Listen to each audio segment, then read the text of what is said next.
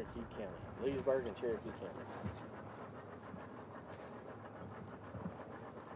Welcome, everyone, to the Alabama Bass Trail Championship presented by Phoenix Boats. Weiss Lake, we've been waiting for this day in 2023, and it is now upon us. It's a big tournament because these 170-plus boats that qualified to get here have a chance at a $100,000 prize, or the prize payout's $100,000 plus, and it's a no-entry fee tournament. Again, they do well in the north, they do well in the south, they qualify for this event, and first place is a $50,000 prize. That is awesome for a no-entry fee tournament. Now, back in the day, of course, it was sponsored by Phoenix Boats. They would get a brand new Phoenix Boats, but they're giving $50,000. They can choose to use it however they wish.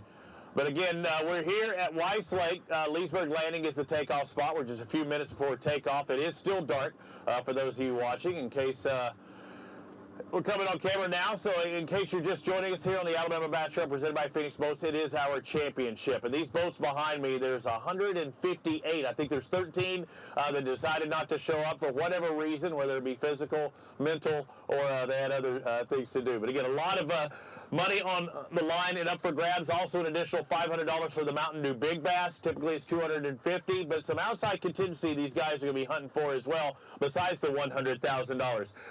It's our championship presented by Phoenix Boats, but I'd like to thank some of our other sponsors like Academy Sports and Outdoors, Alabama Power, America's First Federal Credit Union, American Trailer, Bajio, Big Bite Baits, Bill Penny Automotive, Black Rifle Coffee. I'm ready to taste a new one. I know Kay's got some caramel model that she's going to be testing out today.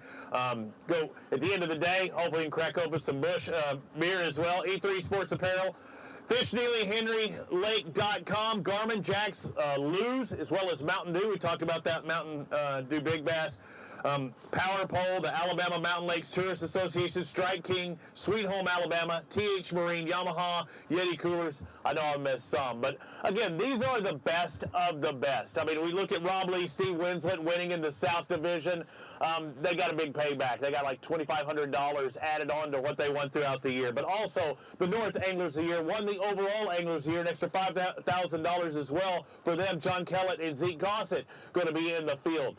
The thing is with this, and now I'd like to bring in Kay Donaldson, the thing is about this tournament, yeah, there's a lot of money on the line as we bring in the program director for the Alabama Bass Trail, presented by Phoenix Boats. A lot of money is on the line on a tournament that I think a lot of people are going to be guessing at, Kay, because with the weather, it really hasn't had that cold front come through for an extended amount of time. Usually when you get those extended cold front, that'll kind of drive some of those bait fish, some of those fish into the shallows and into those pockets. And from talking to these anglers, there will be some guys in those pockets, but they haven't really moved in there as of yet. You know, we've had late fall conditions, Robbie, but this week has really cooled down. Water temps are in like 66, I think, anywhere from 66 to 68. So the fish are starting to go there, and from what I've heard, practice picked up yesterday. So it's going to be interesting to see. You've got a lot of guys that have a ton of time on this water, but you've got some guys that come from the south. They're used to the Coosa River. I think it's going to really be a great tournament out on Weiss Lake today. Water conditions right now, it's calm, Kay. We got our drone shooting over the top. It's a beautiful sight. We've got what is it, decks and docks, I think, right behind us over there with a nice beautiful flag. The temperature pretty moderate. I mean, it's nice. I was expecting rain and cold, but you can see the temperatures, the wind, it's not too bad at all, but that's right now. I'm expecting this 0 to 5 miles an hour to jump up to about a 15 mile an hour sustained, and they're saying there's chance of wind gusts from 30 to 35. So if I'm an angler that wants to go in those pockets, I got to find the right pockets. If I'm an angler that's wanting to fish out there deep because, again, they haven't moved shallow, I may have a tough time today if this wind starts picking up. Yeah, Robbie, the anglers that I've talked to are certainly exploring lots of options offshore, shallow, but where I'm staying on the lake, I saw a ton of boats that were fishing shallow. They were bank beating. I probably saw 50 boats yesterday just close to the house that I'm staying at. So you do see a tremendous amount of the field that are looking at the bank. That's where they should be, and that's where the anglers are looking. The ones that I've seen, I've rode this lake for 3 days now, different parts of the lake, and you see a lot of people hugging the bank. So it's going to be interesting to see if we see any forward-facing sonar playing a role in this tournament like it did last year on Lake Jordan. Going to be real interesting, man. That flag looks good. Real pretty Yeah. morning for you guys out there on the water. Looking forward to seeing you blast off 158 boats. Yeah, it is nice, and I told you last night, it did, or maybe I didn't, it did rain just a little bit last night. We were expecting about a 50% chance of rain throughout the day, but that looks to be that's all the rain out of the forecast. So if the winds will stay down, yes, you're going to have a lot of guys, and as you mentioned, there's going to be a lot of dock beaters. There's people that, that live on this lake that said, how many people went to your dock yesterday? I saw 20-something, but then I talked to other guys that said, man, I can't do the shallow stuff now. I've got to stay out there at some depth, and we're going to see how that works. John, how are we looking for light? You think it'll be about ready when we get to with the national anthem? Yep, I think we're ready. Going to be getting pretty close, Kay. It's time to dip out. I think it's about time to get ready with the national anthem. Again, I'd like to thank everybody and welcome everybody to the Alabama Bass Trail Championship presented by Phoenix Boats. It is our final tour stop of the year. They qualified to get here. $100,000 plus is on the line for these 158 boats that will be taking off this morning. Now, again, boat number 1 today will be the final boat tomorrow. We will flip the order, and that's the other different thing about this championship. It is a 2-day tournament, so you can be a day 1 leader, but you have to hold on for 2 days. You got to learn how to manage the fish. So right now, I'm going to dip off to the side. I'd like to ask all the anglers, if you would, please raise up. Take off your hats. Pay tribute to all of our soldiers here in the U.S. and around the world with the playing of our national anthem.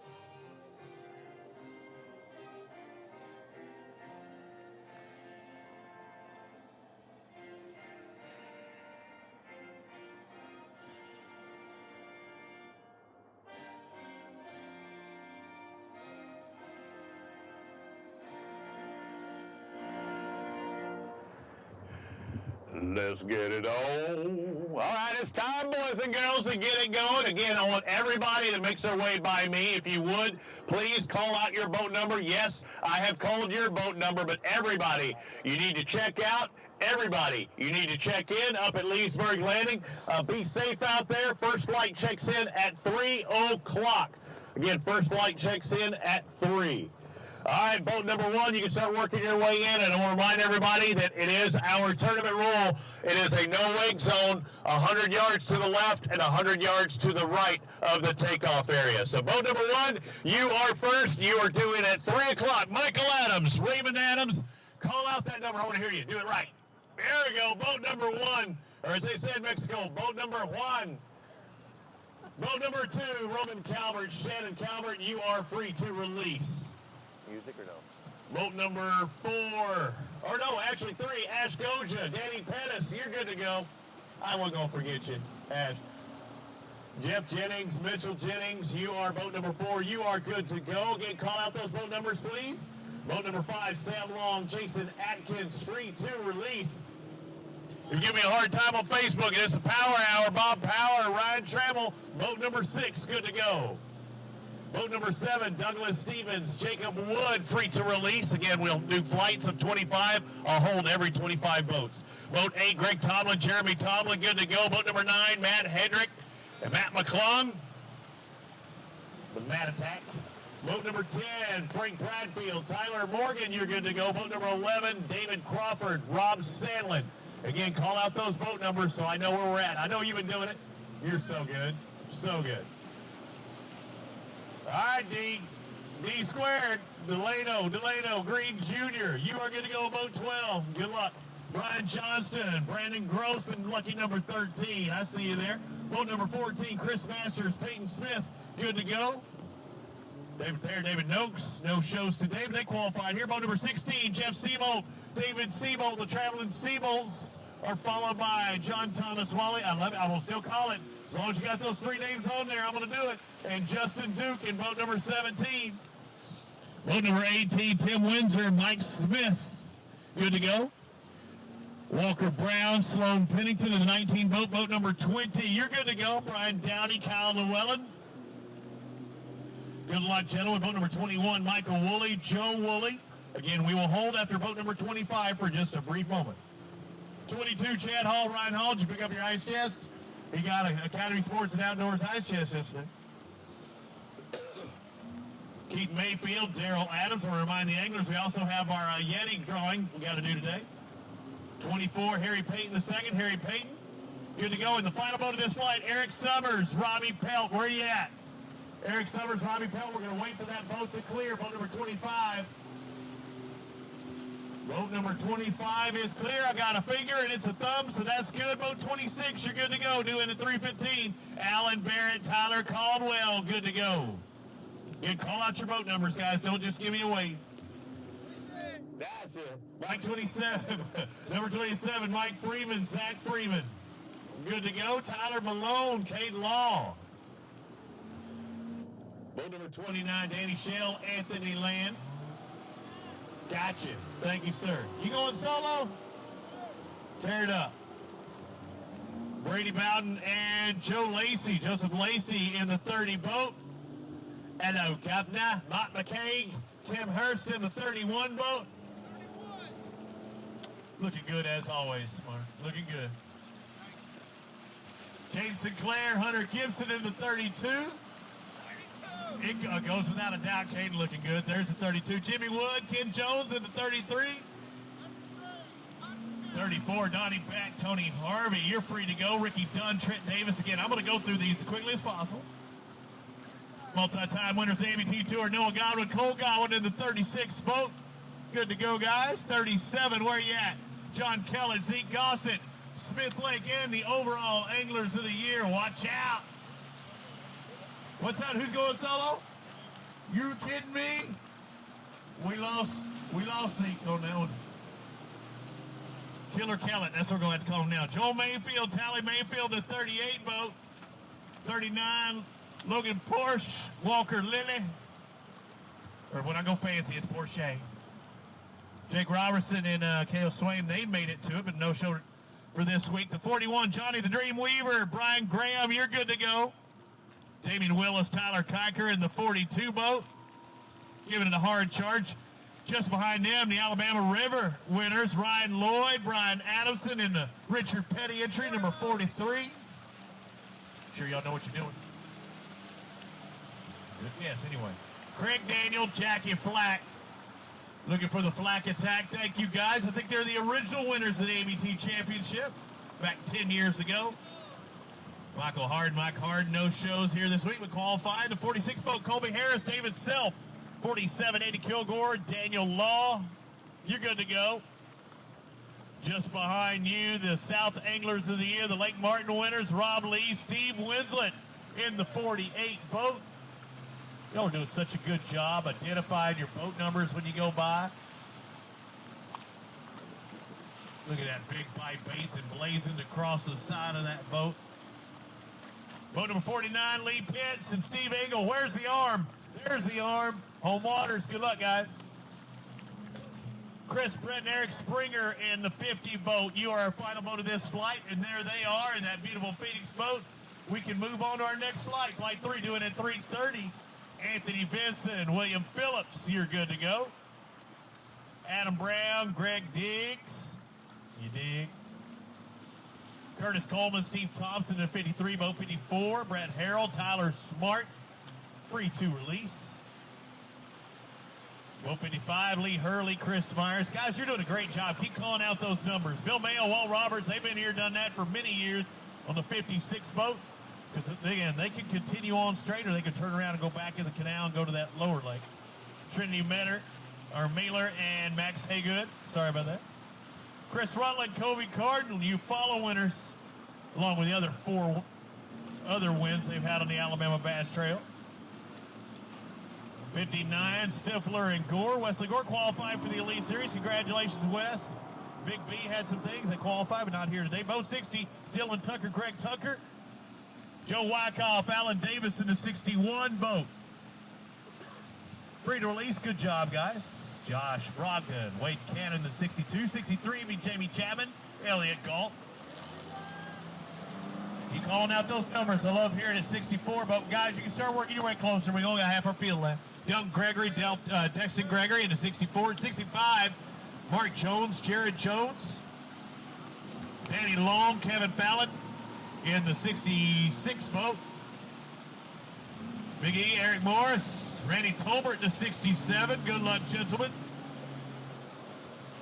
Kenny Smith, R.J. Thompson in 68. 69 boat, Jaron Ware and Shane Amerson. Boat 69, the Pickwick winners, Lance Whitaker, Jeremy Briscoe. Boat 71, Josh Chappell, Paul Davis, looking to win that 50K. I know Fisher and I and Ryan and I will do. They'll go great to that college fund. Fisher, he's been tearing it up lately. Saw some hogs caught last week. 73, Blake Davenport, Zach Lightsey, you're good to go. 74 will be Jacob George and Ryan Sweeney in the final boat of this flight. Again, we'll wait for 75 to clear. That'll be Zach Harrison and Kristen Harrison. Waiting for them to clear with 75. Right there. Good luck, guys and girls. All right, let's do 76. New in at 345. That'll be boat number 76, Gage King, West King. Not with us this week, and they qualified. Dylan Merritt, Lindsey Merritt, the 77. 78 will be Lucas Lindsay and Brendan Holt. Clinton Miller and Joe Miner qualified for here. Not here this weekend, though. John Pollard, Dallas Weldon in the 80. Boat number 81, Nolan Spencer, Jonathan Reese, followed by Tim Watson and David Talley in the 82. 83, Jim Beavers and Michael Wright. You are free to go. Again, call out those boat numbers. Help a brother out. Are they going to be the Dukes of Weiss Lake? Phil Dukes, Bailey Dukes in the 84. 85, Andy Chappell, Mason Chappell. You're good to go. 86, Lanny Guthrie, Chuck Hinton, free to release, followed by the 87, Matt Hurst, Roy Hurst Jr., hashtag Team Hurst. Former championship winners as well. Chris Landers, Brad Pitts, no, not that Brad Pitts, but Chris Landers and Brad Pitts in the 88. 89, Steve McAvoy, Josh Butts, the Lake Gunnersville winners. Let's try to do it again. Mike McCullers, Slade McCullers in the 90 boat, and Team Terry. Been doing it, I think, every year, it seems like. Terry Pryor, Terry Mann, good to have them back again in this championship. Good luck, fellas. 92 qualified, Russell Sapp and Logan Sims not here this weekend. 93, you're next. Chris Hutcherson, BG Marvette. 94 would be Blake Heist, Jonathan Collins. 95 boat, Greg Bearden and Thomas Shelton. You are good to go. Couple of tough anglers in the 96 boat, CJ Knight, Anthony Goggins, free to release, Robert Metis and Carlton Alford. Leave him alone, I'm screwing that up today. 98, Ken Sessions, Greg Sessions. Fishing is now in session. 99 is Tom Taylor and Russ Reynolds. And the final boat, been doing it a long time here on the ABT. Nick Turner, Joe Lay in the 100 boat. Let those old geezers go, and then we'll get ready. Hey, good luck, guys. And to be honest, only one of them is an old geezer. 101 boat, qualified but not here. James White, Eugene Davis, as well as 102, Joey Adderhold and Tim Hatcher. This is flight 5 doing at 4 o'clock. 103, you're good to go. Lee Brown, LJ Brown. Down with the Brown. 103. 104, Lanier Burton, Kelly J, the Lake winners. Newest entrants in the ABT taking a victory. I think half of our tournaments won by rookie teams or new teams to the ABT. Definitely no rookies there, but they're rookies in the ABT. Jake Hendrick, Chuck Hughes in 105. 106, Marty Giddens and Kim Giddens not here with us when they qualify. 107, Walter Lawrence, James White, good to go. Wes McKellar, Adam Currington in the 108 boat. Good luck, gentlemen. Tim Peake, Byron Smith in the 109. Keep calling out those numbers for me. Help a brother out. 110, Ben Lakey, Jordan McGehee. Again, everybody checks in this afternoon, the same place over there at Leesburg Landing. 111, Jamie Smith, Michael making it rains. 112, Austin Archer, Charles Estes, you're good to go. Shane Thompson, Tony Campbell in the 113. 114 boat, Bobby Sharber, Charing Geiske. It's been a long time since I said it, and I'm second guessing myself now. Mitch Mitchell, Chandler McCollum in the 115 boat. 116 qualified Alan Martin and Langston Martin not here this week. Clay Jens, Ty Solis in the 117. What if he's got a Moto America racer relative, Ben Solis? 118, Tim Griffith, David Ayers, you are good to go. Winners on the Alabama Bass Trail. Wayne Boyd, Billy Brindle in the 119. 120, Charlie Cummings, Sammy Bailey. Good luck, folks. 121, Tracy Robinson, Dustin Robinson, Bo Terrell, and Matthew Daniel in the 122 boat. 123, Todd Sims and Travis Stuck. Let's hope he's stuck with a 5-fish limit of about 20 pounds. Wouldn't that be awesome? He'll take 16, though. Harry Parkerson, Jason Turner in the 124 boat. 125 will be Brandon Blackwood and Clinton Blackwood. That'll be the final boat of this flight. Looking for 125. Where you at, 125? I see you, sir. I'm going to wait for you to clear in that beautiful silver Phoenix boat right there. Again, it's the Alabama Bass Trail Championship presented by Phoenix Boats. Looking good. 126 not here, but they're doing it 4:15 if you're in this flight, flight 6. William Darby, John Greenwood. We got 127, Andrew Hall, Michael Allen. 128, Tony Keefe and Brian Gregory. You're good to go. Justin Lane and Luke Mason in the 129 boat. We are flying through them now. Justin Mott, Randall Hamilton. Never count them out. Heard the tracker. Oh, yeah. We got some skinny water plans, fellas. Oh, look at that right there. That showed a little something, something. Jeff Ritchie and Matt Ritchie in the 131 boat. 132, Terry Stevens, Kyle Dorsett. Good luck, guys. Kyle Thacker, Carter Woodall in the 133. Chris Webb and Ricky Campbell just behind them in the 134. Adam Bain, Chris Colley. Good luck. They don't need no luck. They're pretty damn good at what they do. But good luck anyway. Good fortune. 136, Joey Davidson, Tullis Lanier, good to go. 137, Phil Harrell and Clint Gilbertson. 138, Kent Keys, David Campbell. Followed by the Lynn twins, William Lynn, Donna Lynn. They're really not twins. 140, Ben Phillips and Cody Brandon. You're good to go. Just behind you, you got Team Seaborn, Neely Henry winners, Benji Seaborn, Jonathan Seaborn. Good luck, guys. Tim Taylor, Philip Morris in the 142. 143, Wesley Sams, Jordan Wiggins. Wiggy on that diet program looking good. You don't want to mess with him. He's a lean, mean fight machine out there on the water. Corey Alexander, Bobby Irvin, the 144. 145, Eric Farnham and Cameron Gibbons. You're good to go. Kendrick Gordy and Hunter Farish, they're in the 146. Bradley Jones, Brooks Goza, going to have some people want to see what they do today. They're a favorite, there's no doubt. But that'll last as long as you can throw them. They've got to perform today. Lolly, lolly, we like to party. They don't cause trouble. They don't bother nobody. We're just two fishermen out on the lake. There they are, Sean Lolly, Davey Lolly in the 148. 149, Bobby Pritchard, Lynn Pritchard. 150 boat, Shane Mears, James Mears. Thank you, guys. They have cleared. Let's bring on flight 7, doing it 4:30.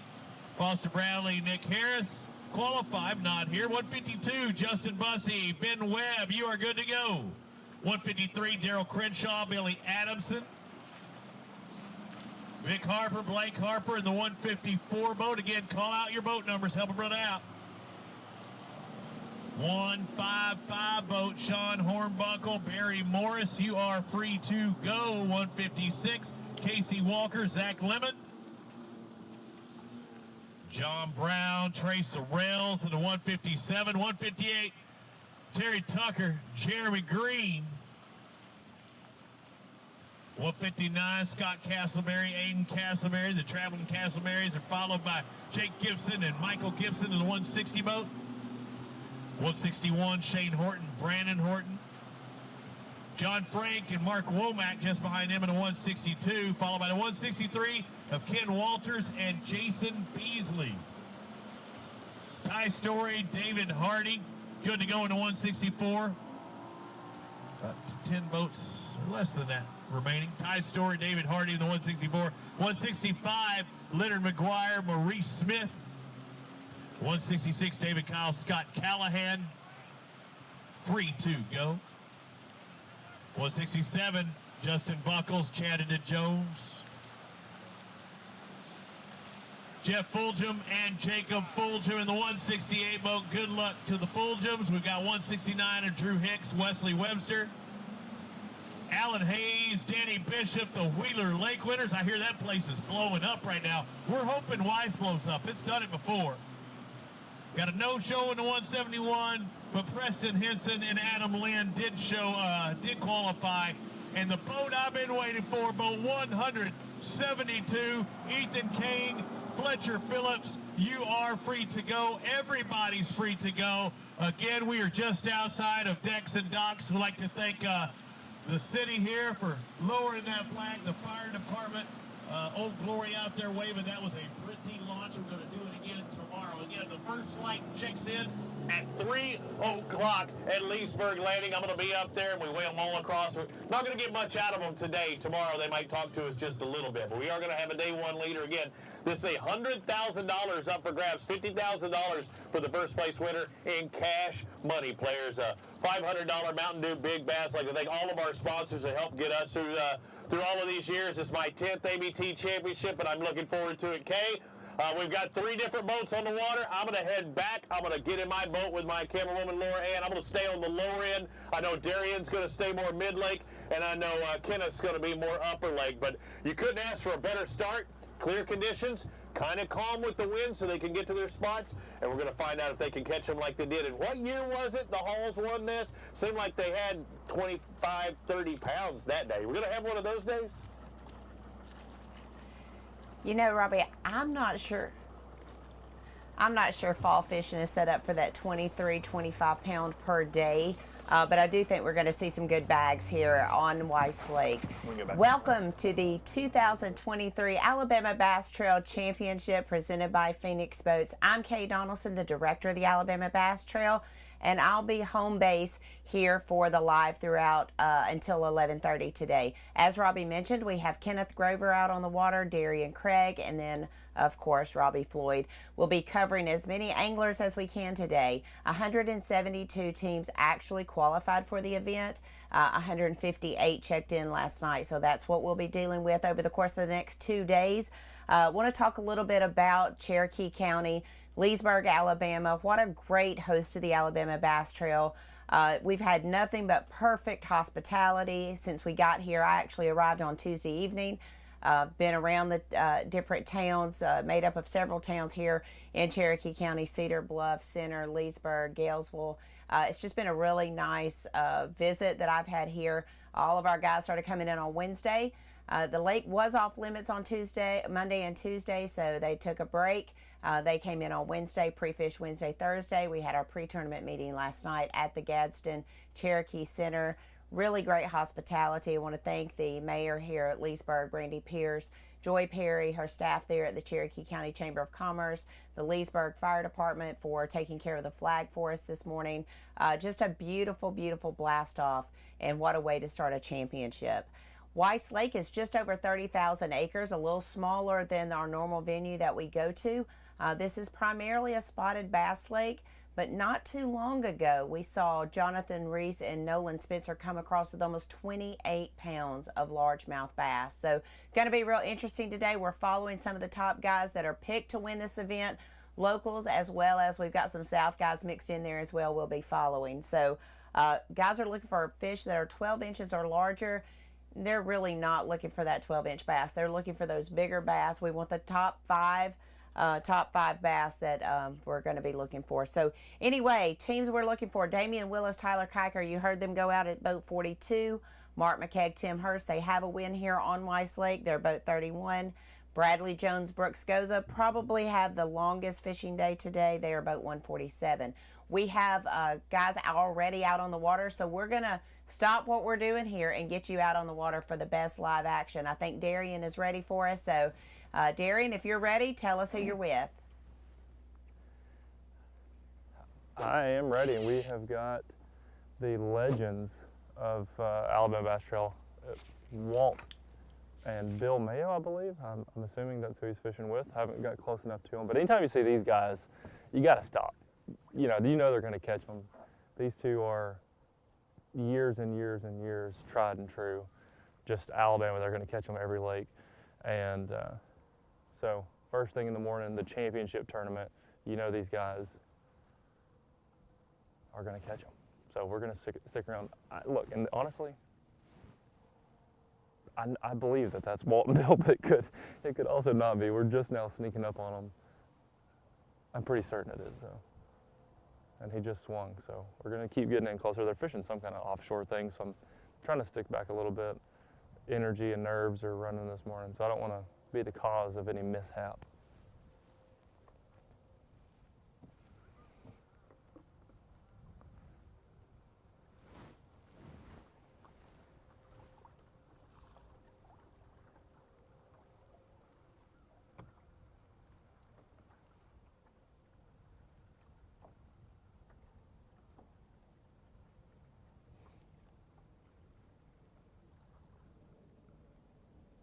I'm a fan of the American flag themed bass boat wrap with these rolling mountains of North Alabama in the background. Fall, a little bit of haze on the water, just a little bit, just enough to make you know if they're going to bite today. A little wind early. These guys are dialed in. This is exciting. Alabama Bass Trail Championship Day 1.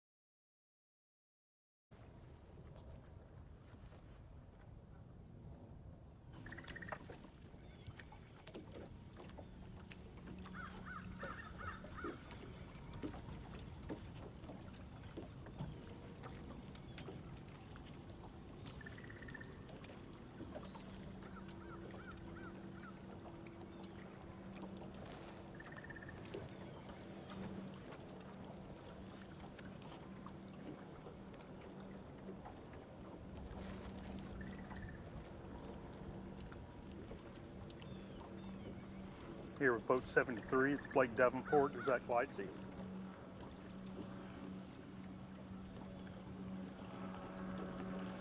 These guys have just got started. They're pretty much fishing down the bank, fishing pretty quick. Buzz baits, spinner baits, shallow diving crankbaits.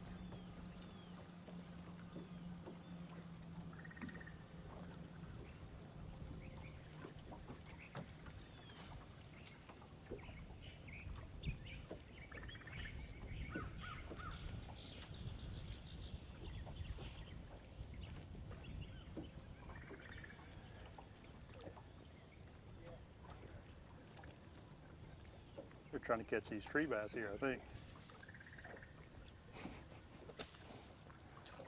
Boom, lost that bait.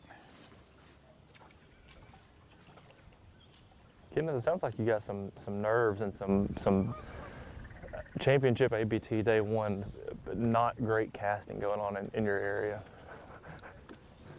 Well, Darian, when these guys hit the water and they're fighting for $50,000, it can get them a little worked up. Trust me, I could imagine. I'd blow my bait caster up first cast.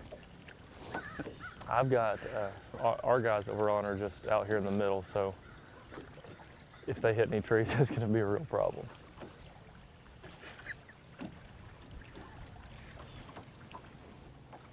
That may be a good reason to start out in the middle of the lake. Let your Yep, nerves get calm your down a nerves little out bit, and then- just make bad casts. Yes.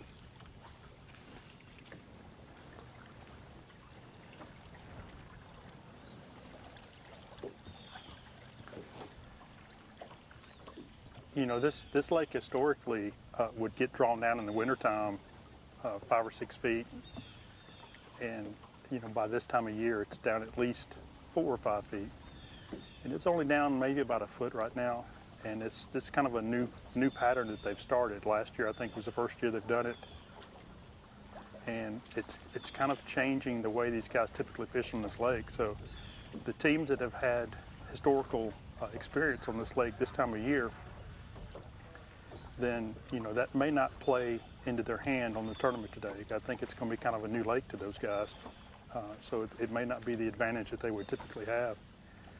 But it's going to be interesting to see how the patterns pan out today between boats like the one we have here that are, you know, fishing along the bank, fishing docks, things like that, and you know, teams like Darian's on that are kind of out in the middle of the lake. There's a lot of ledges on this lake, a lot of opportunities to fish out in open water. I think we'll see a combination of the two. It'll be interesting to see which one, you know, pans out, or which one's better than the other, or if it ends up being kind of a combination of the two.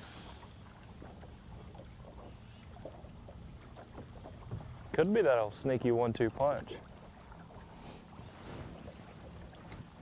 Yeah, you know, game of decisions. It's going to be a matter of how they manage that, and you know, their time out, their time, you know, shallower. And, you know, current could play a role in that as well. I think they're supposed to run some current later on this afternoon, and that may make a difference as well on what these guys target.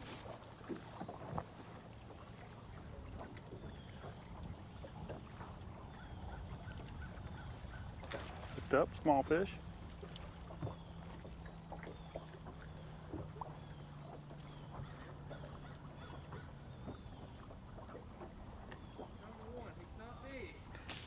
But it's a start.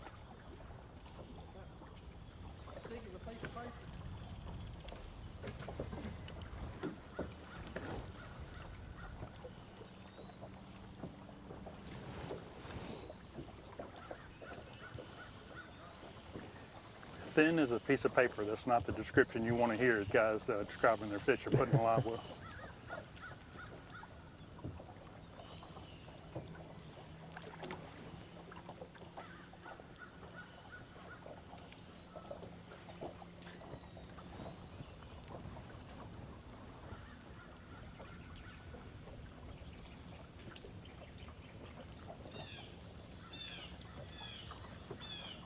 Kind of see in the background there, you know, the shoreline grass along the Coosa River, especially, you know, Weiss Lake when the water's up, and we see it a lot at Neely Henry. That's a lot of time is the target, and you can see there the water's like just barely to those weed lines. So I'm not sure they're really going to have an impact on our tournament. It'll be interesting to see if that's the case or not.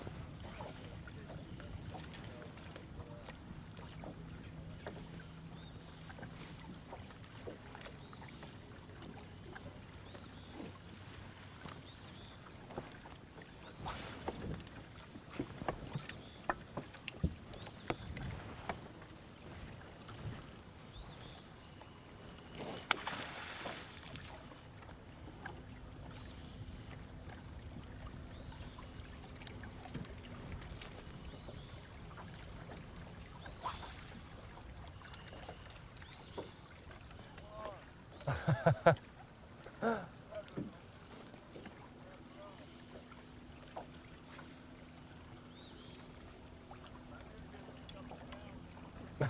know it.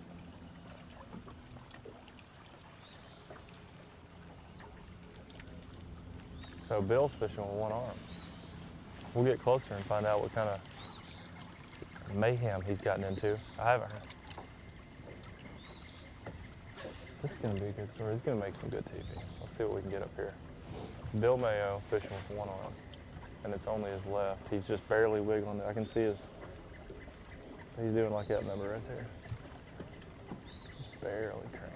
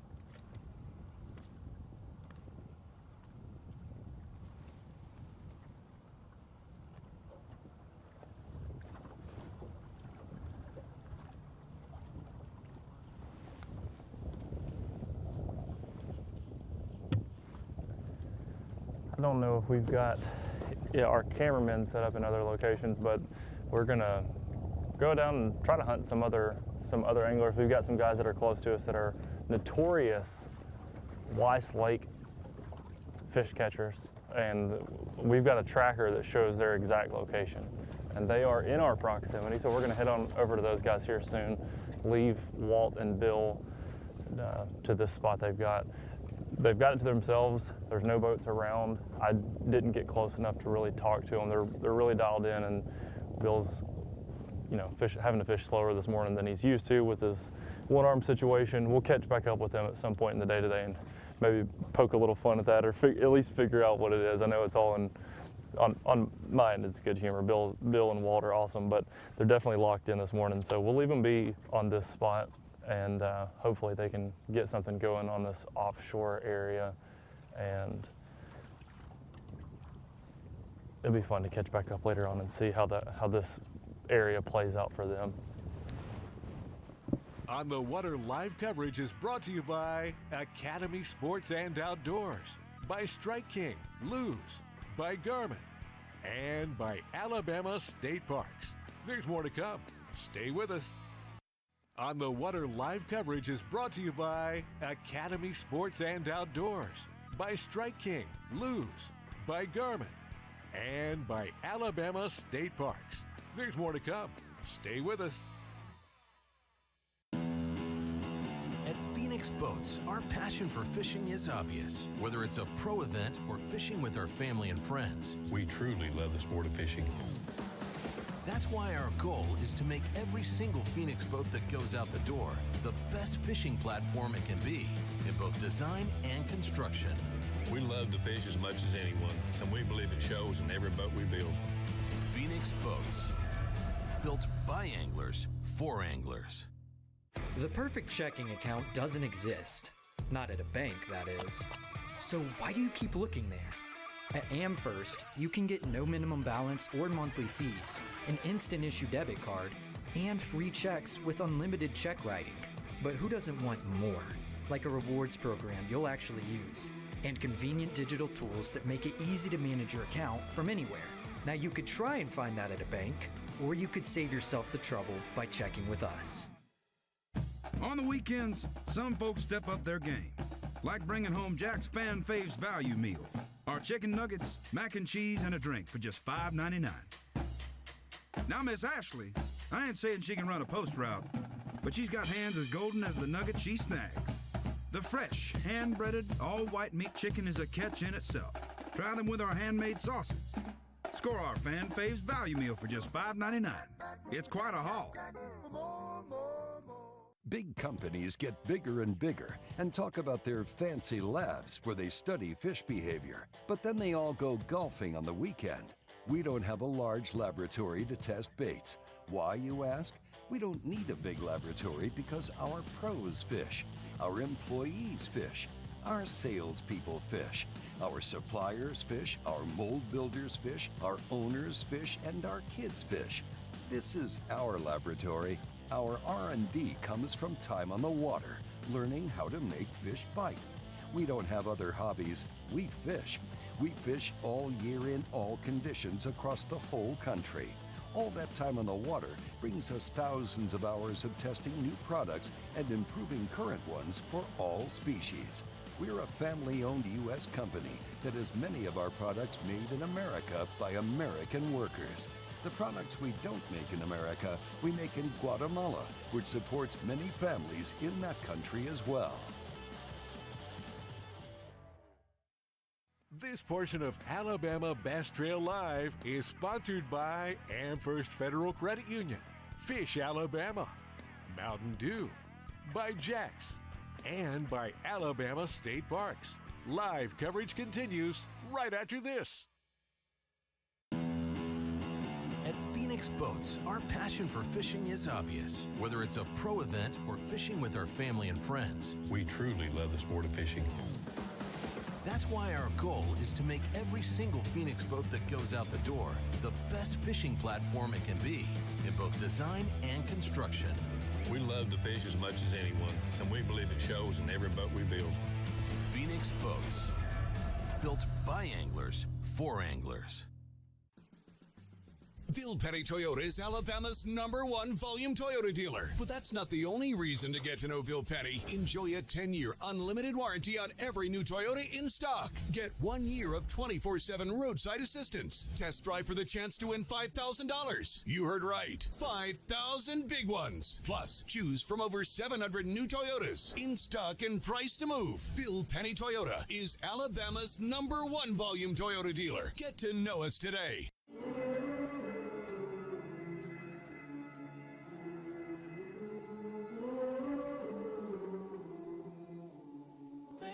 You let me see.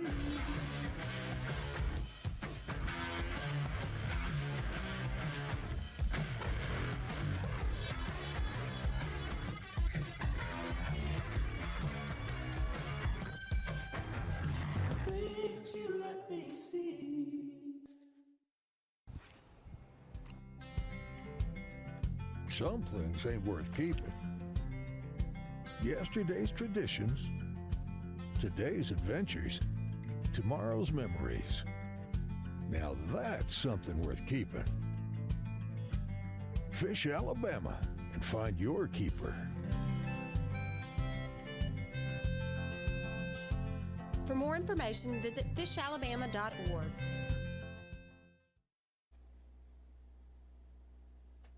Welcome back to the Alabama Bass Trail Tournament Series presented by Phoenix Boat. It is the 2023 Alabama Bass Trail Championship.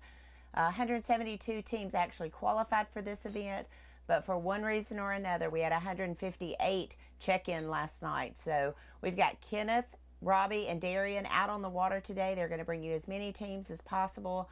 You know, the lake's rather small. It has a lot of miles, shoreline miles, but it is rather small, just over 30,000 surface area acres. So it is a smaller body of water, but the guys are really spread out. I'm just looking at the trackers that we have on 30 boats, and the guys are certainly spread out. So we're going to try to bring you as many teams as possible, certainly those teams that are picked to win. I know Robbie is on his way to a team right now. Kenneth is reestablishing his camera connection. Let's talk about the championship. $100,000 will be paid out here on Saturday. $50,000 to the first place winner, and all kinds of boat contingency money is in play. $7,000 Phoenix First Flight money. If you win that, you win the America's First Federal Credit Union highest finisher bonus, the Garmin highest finisher bonus, that's $500. You've got the Black Rifle Coffee highest finisher bonus, it's another $500. Guys could literally walk away with over $60,000 in for a 2-day no entry fee championship. So it's an exciting time to be on the Alabama Bass Trail. It was a great time to see everyone last night after being off the road for about 3 months. 17 weeks without an Alabama Bass Trail tournament is almost too much. So we're glad to be back. Thank you for tuning in today. You can watch 5 hours of live coverage right here on Alabama Bass Trail Facebook page. Go over to the YouTube page, Alabama Bass Trail TV, or, of course, on the website at alabamabasstrail.org. We are excited. First flight's going to be in at 3 o'clock this afternoon, so make sure that you tune back in for the weigh-in. Looking forward to some big bags of fish coming in. I had some talks with some guys last night that said Wednesday, Thursday practice got better. They thought we could see a 20-pound bag weighed in, and even on some of the guesses this morning, we saw a 36-pound 2-day total is what some people were guessing. Myself, I said 33.5 pounds, so we'll see how that shakes out. Funny though, just a couple years ago, we saw almost a 28-pound bag brought to the scales with a 5-fish limit. That was Nolan Spencer, Jonathan Reese, and I think that's who Darian is trying to find right now. So we're going to pull up on them. They had a good practice. We'll see if that kind of equates to a good tournament. So exciting time there. I do want to go ahead and publicly recognize Mr. Wesley Gore. He's not here today. He fished the Bassmaster Open EQ Series this year and qualified for the Bassmaster Elite Series. He will be fishing that in 2024. We wish him all the best. We're going to miss him on the ABT South, but we certainly wish him all the best. He joins a long line of Alabama Bass Trail guys that have made that jump to the pro circuit, and we'll see how it plays out for him next year. So we did want to wish him a very, very good year, and congratulations on that. Also, just want to give a little bit of extra recognition to our Anglers of the Year. Overall Anglers of the Year, John Kellett and Zeke Gossett. John is going solo today. Zeke is on Lake Hartwell fishing the Bassmaster Federation Championship, trying to make his way to not only the Elite Series, but also to that 2024 Bassmaster Classic. So a lot of fishing going on this week, but I do want to recognize them. And then also your South Anglers of the Year, Rob Lee, Steve Winslet. We do have a tracker on them. We'll try to find both of those teams today to see how they're doing in the championship. Weiss Lake, from what I've been told, has never hosted a tournament this large in the fall. So going to be interesting to see what the fishing's doing. This lake doesn't traditionally turn over. It's just not that type of body of water like you would see on the Tennessee River. But things are changing and conditions have changed throughout the week. We practice under bluebird skies with almost no wind. We've got gusts of up to 30 miles an hour today. Surface temps are between 66 and 68 degrees. Started off the morning at 56 degrees. Air temperature high today is around 74. We got a little bit of rain throughout the night, but I don't think it's going to be enough to really get things moving and cause a lot of current out there. But that's kind of how it's setting up today. I'm on the banks here right at Leesburg Landing. If you didn't get a chance to see that on the drone this morning, Leesburg Landing is one of the premier fishing destinations. Great project through the Alabama DCNR, this town of Leesburg, and also with Alabama Power. Just a really, really cool venue, and thankful for them, thankful for the Cherokee County Chamber of Commerce for being our host this week, and all the help that we received from the town of Leesburg, the fire department, the mayor, and everyone there. They had a crew of volunteers out here this morning running the golf carts and everything, trying to get our anglers to and from their boats and trucks safely and timely. So thank you to all of them. I know Darian is on another team. It looks like it is Nolan Spencer and Jonathan Reese, just by what I can see on the boat, and I think it is those guys. So we're going to try to get out to Darien just real soon. If you have any questions, please post those in the comments in Facebook and YouTube. We'll be happy to ask those to the anglers and get you some answers of what you're looking for. But we're going to try to bring you 5 hours of really good coverage here on Weiss Lake. So if Darien will let me know he's ready to go, we'll get back out to him and get you some more inside scoop of what's going on out there on Weiss Lake. So Darien, if you would, verify with me, are you with Nolan Spencer and Jonathan Reese? Yes, I am, and we just pulled up and slowly trolled up to them. They're both fishing off the front deck. I imagine they're both throwing at the same thing, so wanted to take a slower approach up to them. But yeah, like you said too, we've got a Facebook Live and YouTube Live on right now. So if there's any comments from the fans, y'all drop those comments down below in the live chat, and Miss Kay can read those out to us periodically to the day, and we can try and ask the anglers directly those questions. And the cool thing about the ABT and kind of doing what we're doing on the live is we've got an iPad. It has all of really the top, not the top anglers, but the kind of guys who just historically have caught them or have maybe mentioned to us that they're having a good practice. So we've got the opportunity to go cover some guys who should be catching fish.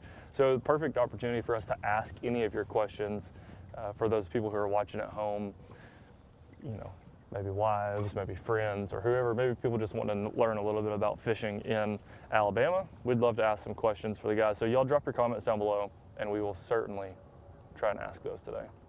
But yes, this is the two, and they got a beautiful Phoenix too, must add. I'm gonna scoot in a little bit closer here in a few minutes and see what they got going on.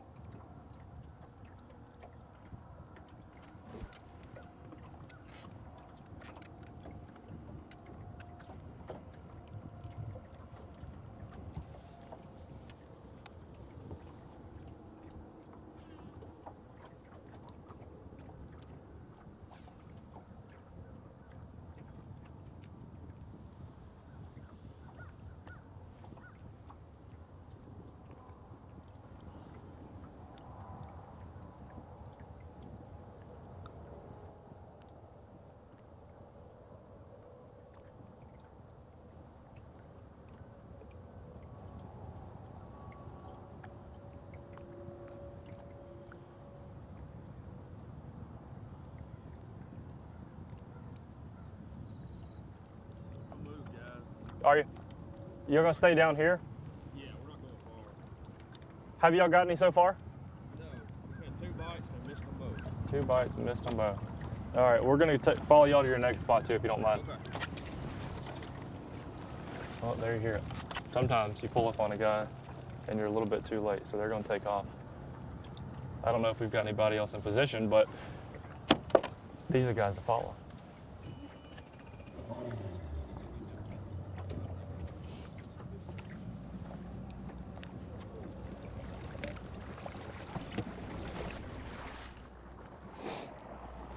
Darian is certainly on a team we need to be watching. I do see that Kenneth is pulling up on a team. We're going to get back out there in just a little bit. Going to find some statistics on Nolan and Jonathan. They fished with us several years. They're out of Tennessee. There's a big game coming on tomorrow that they're interested in as well. That Alabama versus Tennessee game. I bet they have that playing somewhere in an ear pod or something because they are very, very big Tennessee fans. So Kenneth has pulled up on a boat. We're trying to make sure he has stable internet. I think there's a couple more boats in the area where Darian is, so we'll get back out there as well. I know that Robbie is looking for Kyle Dorsett and Terry Stevens. So we're, okay. Robbie just let us know he is on Rob Lee, Steve Winslet, your 2023 ABT South Anglers of the Year. So we're going to get out to them and see how they are dissecting Weiss Lake. Had a chance to sit down with them as we recorded the Best Of show. Practice has been tough for them. But these guys are used to the Coosa River. They've won tournaments on Lake Martin and Logan Martin, so they're very used to lakes similar to Weiss Lake. Again, they remark they've just never been here at this time of the year. So going to be interesting. There's just not a lot of information on this lake at this time of the year, especially the amount of boats that we have and the amount of pressure that this lake has seen over the last 2 weeks. So we're going to get out on the water just as soon as we can and get people established and make sure that they've got good cell signal and good camera connection. So I'm monitoring your comments here on Facebook and on YouTube. So will the boats line up again in the morning? Yes, Helen, the boats will line up again. They will be just above the 411 bridge, so you can go there to watch them if you'd like to, or tune in here to the Alabama Bass Trail Facebook page, and we'll be happy to show you the blast off then as well. So I do think the people at Decks and Docks are allowing people to come there and view the blast off if you'd like to. So feel free to go there if you'd like to view the weigh-ins or the blast off. Weigh-in will take place here at Leesburg Landing on 3 o'clock today and on Saturday at 3 o'clock. So you're welcome to come down, bring your lawn chairs. There are a few bleachers here, but make sure you bring your lawn chair for your comfort. I think the rain's moved out. I think we've got clear blue skies the rest of the day and as well as tomorrow. So should be a pretty weekend for bass fishing. So I do see that Kenneth is on a team, but unfortunately we just do not have good cell phone signal there. So again, if you do have questions, please put those in the comments and I'll be happy to answer those for you or pose those to the guys out on the water. All right, Lee and Winslet currently reporting that they have 3 fish for 5 pounds. We're trying to get their camera connection up so that we can report that to you and let you hear what they have to say about their day so far on Weiss Lake. Blastoff took place about 6:35 this morning, so anglers have been on the water for about an hour. Some of these guys will get to fish till 4:30 this afternoon, so it's going to be a long day for a lot of them, but the way they talk, they're going to need every minute they can get. So I know that we've got some drone footage geared up for you guys, and then we'll hopefully get back out on the water and let you guys see the anglers. I know that's what you're looking for. You're wanting to see them, not me sitting here. Although, Robbie, I will say it's really nice and warm here in the live studio. I've got my Black Rifle Salted Caramel Latte. I have to tell you, it is super good. You don't have to add anything to it. No sugar, no creamer, no protein coffee. It's just salted caramel, Black Rifle. Loving it. Robbie, you pulling up on a team. Looks like you've got your handy-dandy Yeti in your hand. Yes, I do, and I'm about to take my Black Rifle coffee first sip of the day. It's not necessarily a sponsored mention. It's just they're our sponsor, and I wanted to mention them, but it's going to be bad because I'm keeping it in my Yeti, and it is super hot. It's going to be nuclear. It's hot and it's delicious. Thank you, Black Rifle Coffee. Yeah, I was looking for some of our top teams, and I stumbled upon Rob Lee, Steve Winslet, the South Anglers of the Year. I was trying to identify who it was because I was looking into the sun, and I saw a net coming out. I believe they're boat number 48 today, right? 48. Yeah, boat number 48. I saw a net come out. I'm like, okay, this is good. And even if that's not the team I was looking for, even better, because we only have 2 Anglers of the Year, current Anglers of the Year in this tournament. This is one of them. 3 fish for about 5 pounds. That's a good start for the first hour. About what you expected, or better, or what? We thought we'd catch a few more, but like I say, it's fresh roll right there. Now, some of the fans, you see what they're doing here. I'll ask them about what they caught them with, but it looks like spinner bait, light breeze. Not much wind right now. Actually, it's about as calm as it's going to get all day. Is that what you caught them on earlier?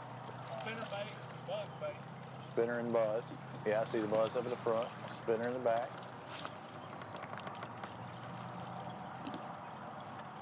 So while we're on camera, I do got to tell my little boy happy birthday. Today's a birthday? Actually tomorrow, but he's watching. We'll knock he's it at out. Disney. How old? He's 5. 5 years old. That's a milestone birthday. And he's at Disney. So. What? You're out here doing this? He's at Disney? He's at Disney for his birthday. Golly.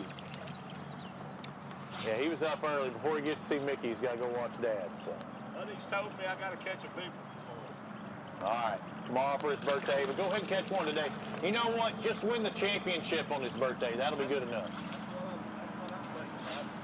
All right, fellas. I know one of your areas wasn't what you wanted because some of the boats were having to run through there. What do you do in a case like that when your area might be blown out a little bit and you got to make an adjustment? We're going to let it settle down. There's a lot of fish there last couple of days. We're going to let it settle down and get it, off. Let's go turn the water on the deck 12.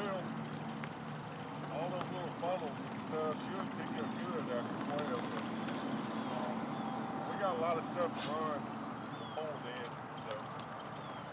Well, you're the first guys I've talked to. I think Darian was supposed to be in this area, but he hole shotted me and turned right instead of left. What about the water? I know yesterday I heard it dropped about 1.5 feet. What did it look like today compared to the past few days? It's down 2 to 3 inches since Wednesday, since we started. Okay. That's probably going to hurt a little bit. Should position the fish. I think they're going to be shallow. We're pulling toward the end of the lake. We're just trying to catch it early when it's real shallow right now. We'll have to back out a little bit. What'd you get the bites on, the spinner or the buzz? Spinner bait, both.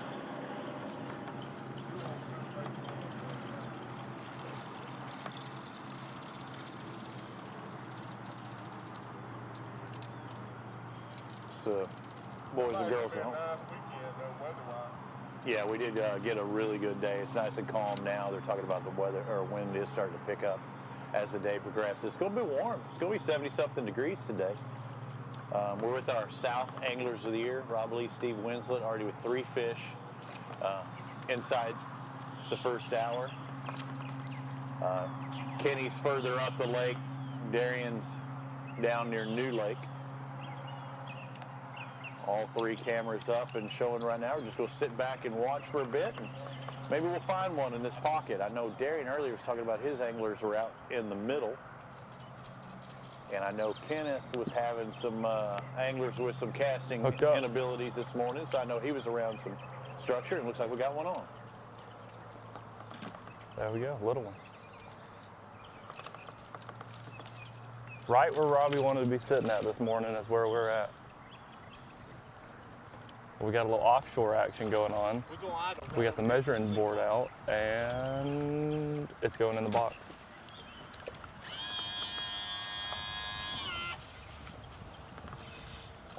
Did you have your poles down? Whoa, you did your troll. I thought.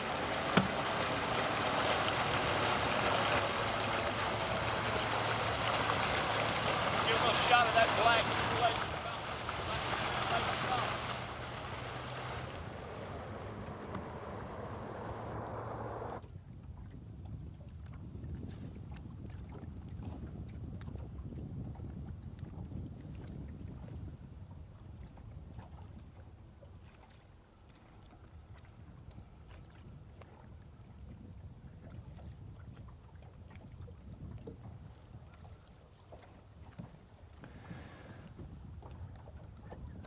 So we've been to 3 different spots this morning, and all 3 spots were offshore.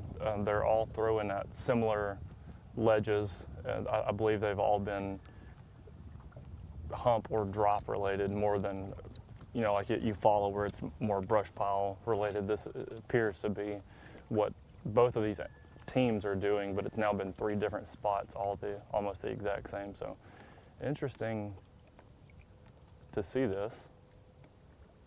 But like Kay said, these guys have a long history on the ABT, and they definitely catch them everywhere. So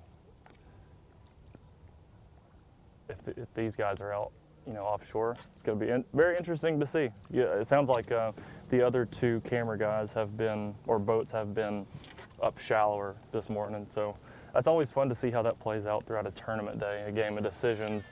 And do you go shallow or do you stay out deep and sit on a school or try to wait that long game out hoping for a flurry? But you know, if you can get a flurry, you know, oftentimes it happens quick, and a lot of tournaments are won just in a few casts when those flurries happen. So maybe we'll get to see that this morning. But Kay, you mentioned the big Tennessee fans. That's the only sticker they've got on their console is a Phoenix First Flight and a Tennessee Vols tee. So there you go.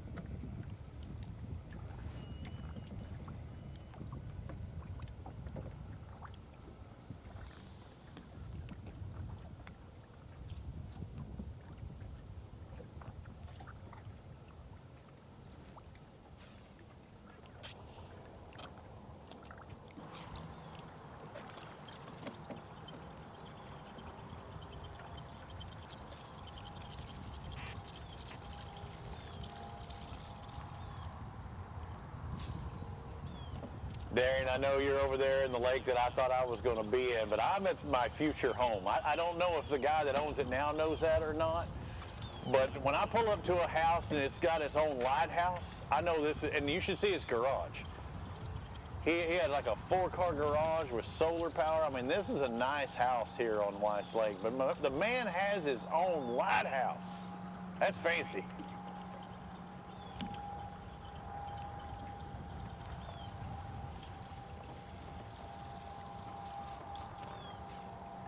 We made the move from bank beating a little bit to this bulkhead. Same general area. It looks like it might be soft plastic. Might be going to a little soaker underneath the dock for a second.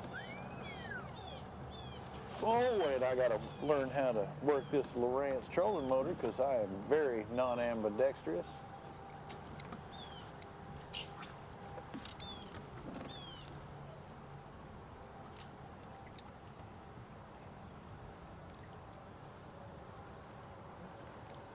I know we took off from decks and docks, but you're going to be seeing a lot of decks and docks today as well.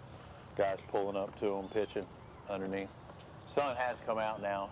Things are starting to warm up. I'm going to have to go to my ABT pullover after a while.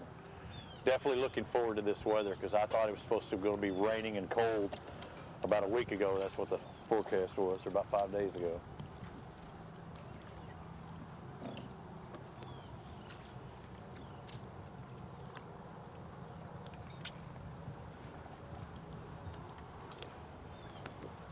All right, so now that I got you by myself and the fans at home watching, I know it's a 2-day tournament. You don't want to let in on too much stuff.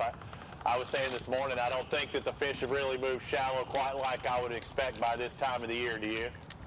I don't think all of them have. They've had a few cold snaps up here a little bit, dropped the water temperature 7-8 degrees. And shad has started moving fast. Right.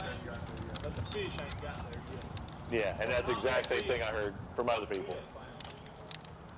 And the thing is that those bass will chase the shad. So the shad will go, they'll get inside those pockets, and you'll see them. I mean, like waves. You don't have to have high-dollar electronics. You don't have to have a full-blown Garmin forward-facing sonar to see this. You can actually see them, you know, in the water sometimes coming in these pockets at fall. So the shad will come in, and then there's just usually a wave of bass that'll follow behind them. So we're right on the edge of that. And I think if it had gotten colder and more extended, that might be the case in a lot of those pockets. But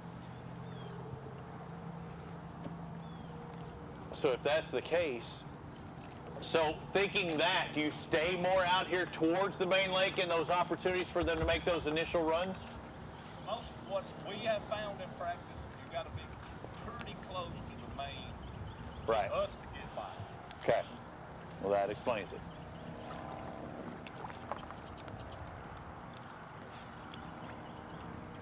So that kind of holds true. So if these bass that have been living their summers out there on the main lake, if that's where they are and they haven't made that transition into the pockets, into those shallows to get into those feeding, they're going to be coming to some of these shallower areas just off of the main lake or those deeper areas. So that's why you're seeing out of these guys. And again, everybody's going to have their approach, because I promise you, you're going to see plenty of boats in the shallower water inside those pockets saying, the bait's here, I just need to find the fish. But they're looking at, I know the fish were here, and I think that the bass are going to move into these, you know, outside places first before they get to those pockets.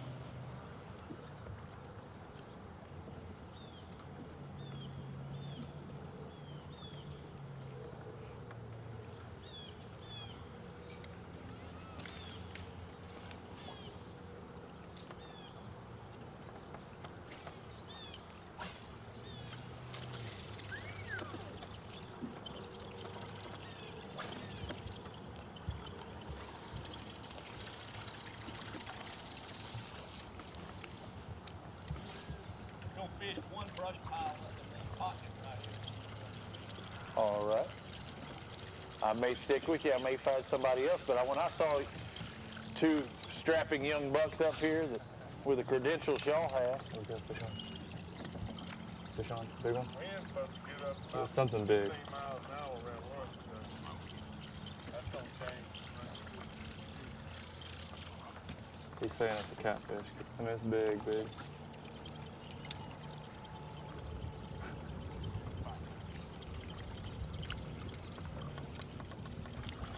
Trying to learn the old school trolling motor. My trolling motor blew up wind. Oh, so you had to go for the backup? The guy up here had an old one. He swapped the trolling motor out. Same voltage? Yeah, 36 volts. Yeah.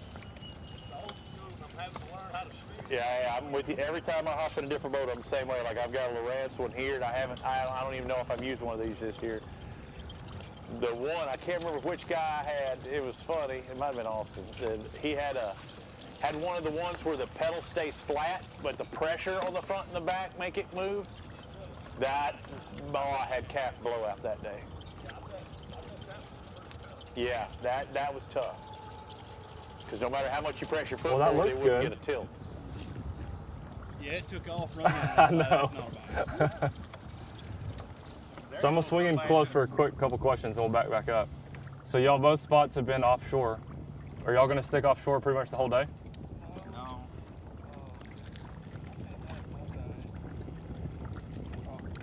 We're offshore. I haven't checked any of it all week.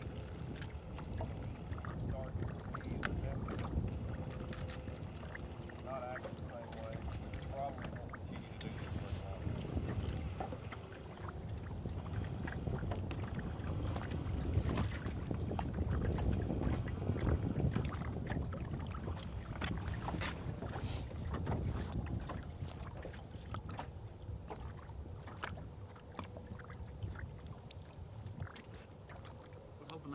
least going to be a rockfish instead of a drum. Something.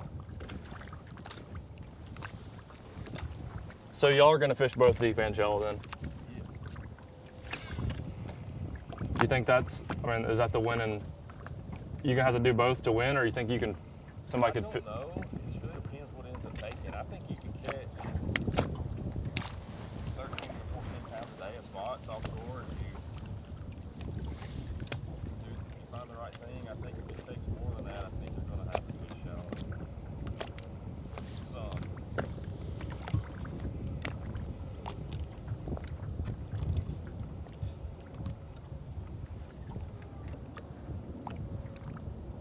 So it sounds like the big bags could be a mix or fishing shallow, but what about the predictions for the Alabama-Tennessee game?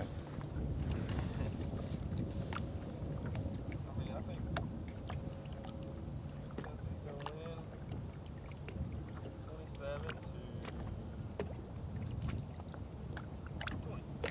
27 to 20. 27-20 Tennessee. You heard it here first.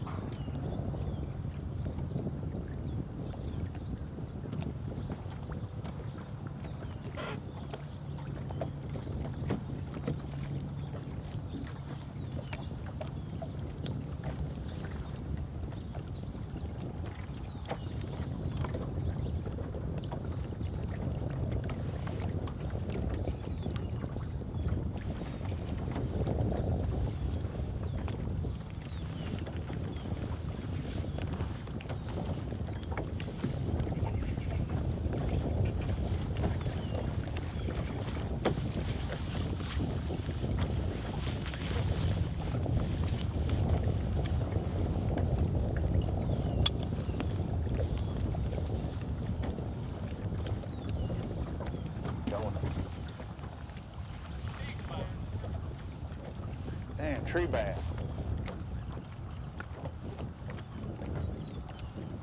You know how much it weighed? It was a tree pounder.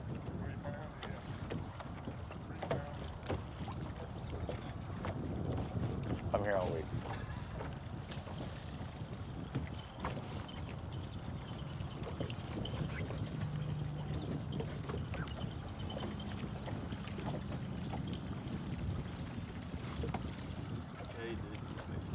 That's another location for Casey. Who is it? Randy Coleman. Does it put a boat number?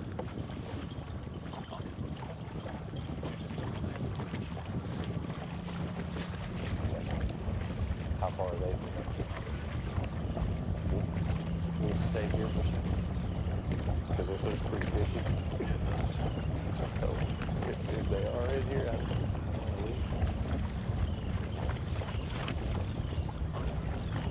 Yeah, no, thank you. Yeah, please do.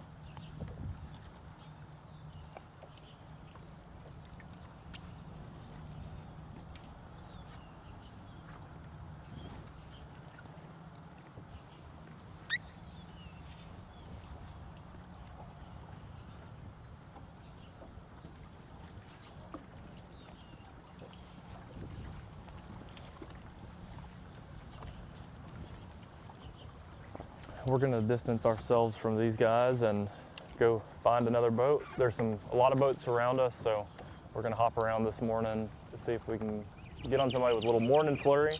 Sounds like we've got a couple other guys set up on the spot, so.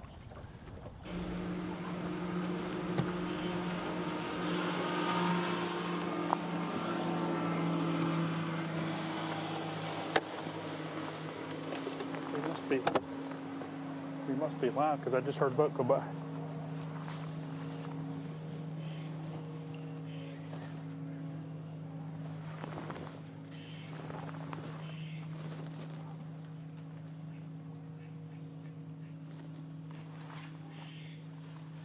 Here is boat 107, Walter Lawrence, James White. Trying to get unhung from the back side of the dock here.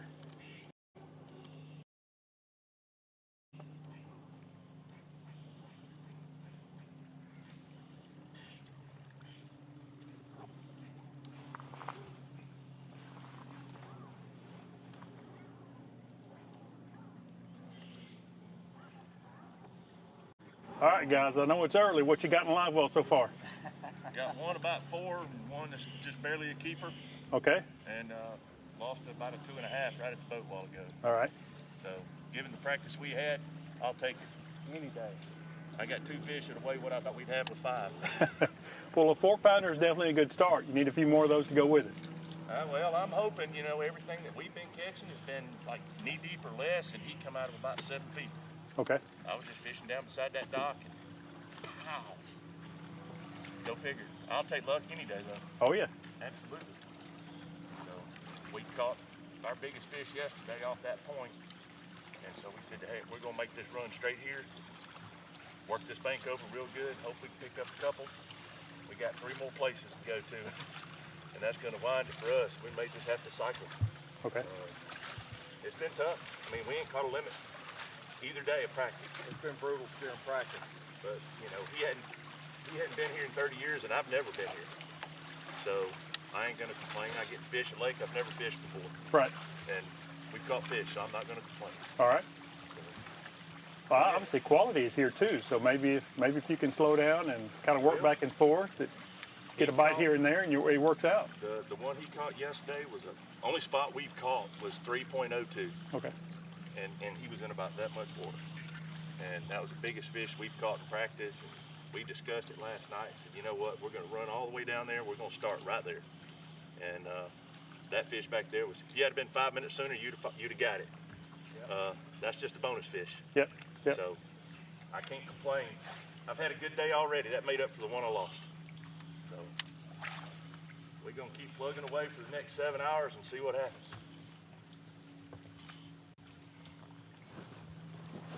We'll hang out for a few minutes and watch it then. Maybe we can see another 4-pounder. Let's ease on up to that corner then, because that's probably where we're going to get hit. We've had 3 bites up there. Yeah, on the point. Maybe we get lucky and they get to get one.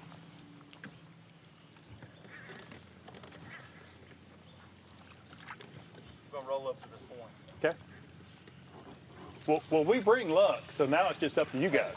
Well, hang out with us all day. I say you can camp. I'll give you lunch. Break it off. We ain't stopping. Break it off. We got plenty.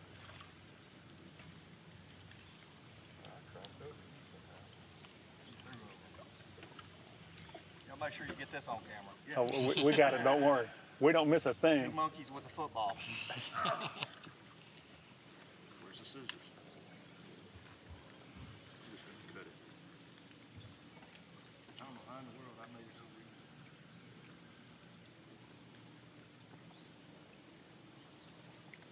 Darren and I talked about it earlier today. When there's $50,000 on the line, it can add a little extra excitement to your day on the water.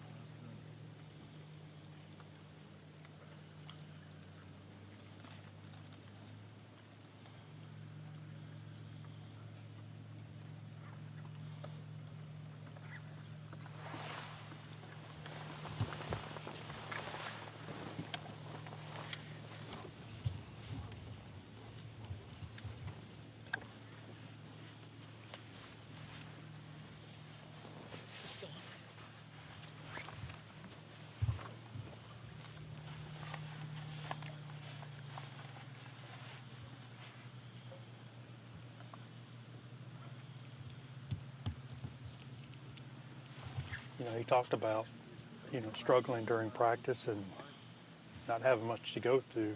He's got 3 spots, and this is where they caught their best fish in practice, and he kind of got here. And it's tournament day. You can kind of slow down and work the area. And sometimes it's good to not have too much going on. It kind of forces you to stay in an area and really take your time and work it. They were assuming most of the better fish were shallow. He says he caught the 4-pounder in deeper water, but he kind of gave himself that option because he was kind of bound to this area and just kind of wanted to slow down and fish it more thorough than obviously he did in practice, and it's starting to pay off for him.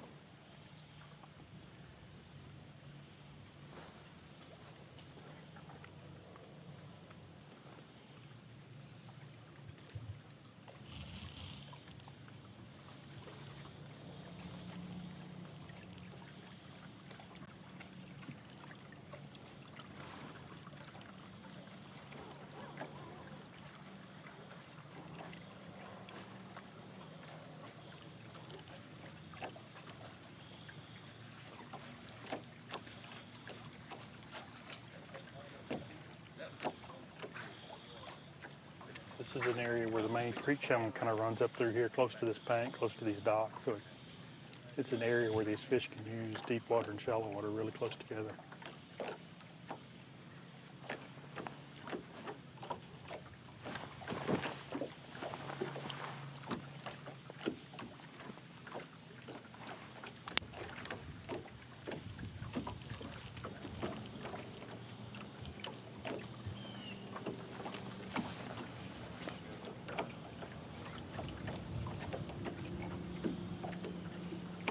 All right, I've got boat 67, 2 fish for 3 pounds.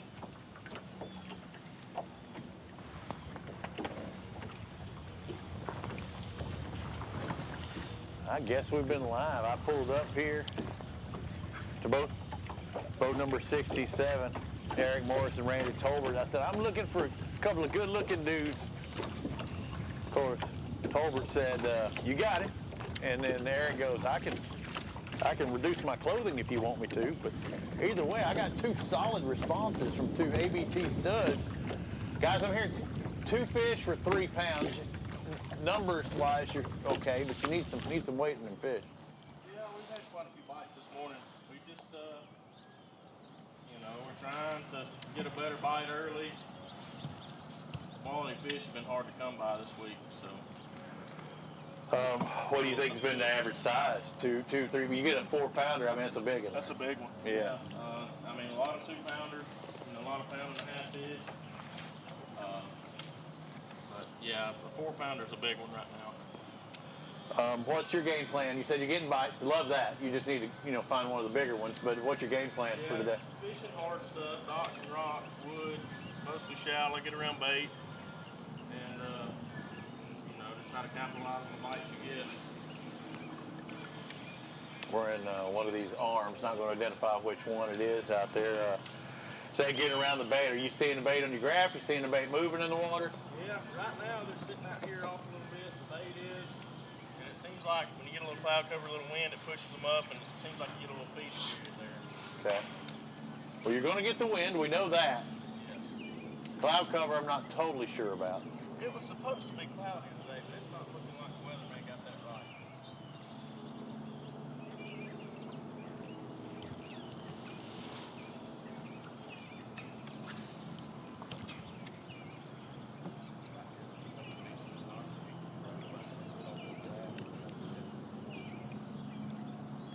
Yeah, and those of you just joining us, Eric Morris, Randy Tolbert, boat number 67, a couple of fish for about 3 pounds. Seen many people in your area yet this morning? There was actually a boat right back there that started. That was where we were going to start. We had to kind of call an audible. And then they left, so we slid on in there behind them. I don't know how far down this bank they went. They didn't stick around long. What's going to be your approach as far as that goes? You going to spend some time in certain areas and just like beat it up, or are you going to hop around a bunch? We'll see how it goes. We get around some fish, we'll settle in. If not, we'll bounce around so we can, hopefully get in a good area that fish is What you throwing back there, Eric? Going behind him with small jig. My whole deal during practice was trying to catch as many or find a group of fish, you know, put together, and I was getting 25, 30 bites in practice. But you know, I'd only have 4 or 5 that would be over 2 pounds. But you know, that's going to go a long way today. I'll put a couple of 2-pounders in here to go with a couple of 4s. Now, were you getting 25 bites behind him? No, I fished out of my own boat. Okay. I was fishing more. He was fishing a different way than I was fishing. I was more maybe the nest fishing, stuff like that, to try to find over. Yeah. I was like, man, you were really on to something if you're getting 25 behind him. I'm like, damn, I'd go back to that. This morning, he, like Yeah, man. power fishing. He's like, we're big enough trying to pick up Doing anything good. that we leave behind. Right. But hopefully some of it don't be swallowed. Kind of how our game has worked last year. Trying to do that, you never know how it works out. We'll come in sometime. We did. We followed 2 guys. Yep.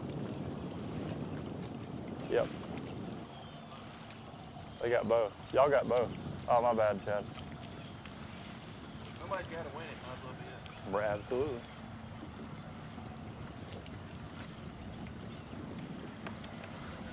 I mean, every fish is worth something, but I mean, you get outside, you know, that 25 spot. I mean, you're in it for free, for one thing, but there's a lot up for grabs in that top 25. Oh, absolutely. I think, you know, today, I think you got 10? I think you got 12 pounds. You could be in contention for the win weight today because it's going to be hard for somebody to back up 2 days really good. But So you think if you got 12 at the end of the day today, you still got a chance to win? I think you still got a shot. Okay. I think 10th place is probably going to be 13, 14 pounds, maybe. yeah, I think after 2 days, 25, 26 will probably be. Yeah. And you had some really good hammers the last couple of weeks down here fishing. And you take their numbers. A lot of those are in this tournament today. It'd be one thing if you had a consistent, you know, weather pattern, but it keeps going hot, cold a little bit. It changed a lot from what they were early on because, you know, we practiced Sunday. It was 68, 69 degrees, and it got excited Wednesday morning when we put in because it was down to 61, but now it's back up to 66 or so.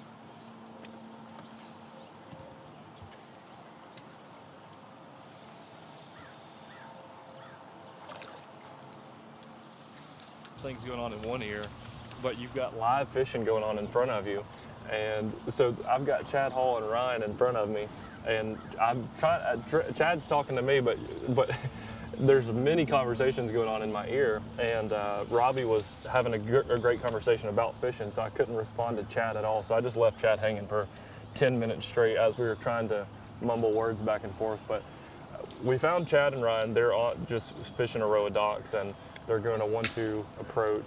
Some mostly crankbaiting going on and a little bit of skipping stuff, so just mixing things up. But they're definitely doing a 1-2 approach. They're not doing the same thing together, and just kind of picking these docks apart. But it was funny. As soon as I pulled up, I didn't realize that Robbie was already in the middle of a conversation. I think he was in a little break, so I said something to Chad, and then he started talking, and we couldn't go back and forth. So always fun on the ABT. But one thing I did want to bring up, this is directly for the fans watching live.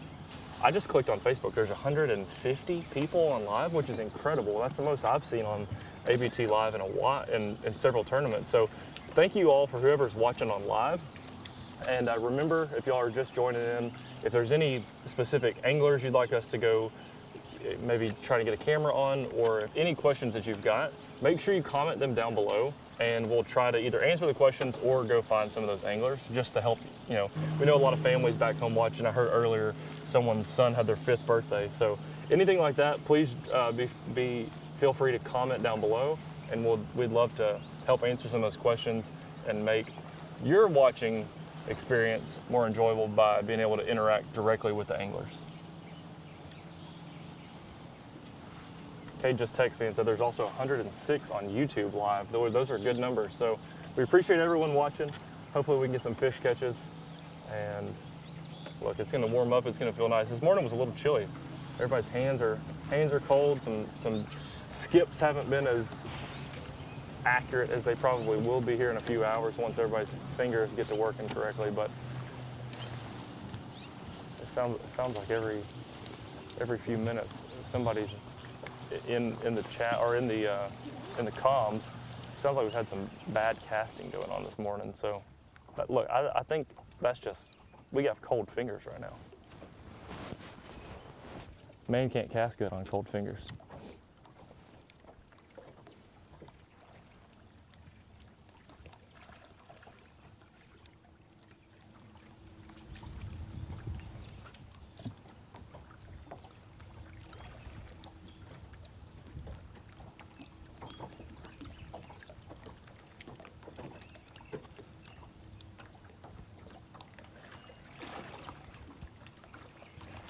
When you came around that last dock over there, Robbie was doing a full interview on live, and I couldn't respond to anything. So I just left you hanging.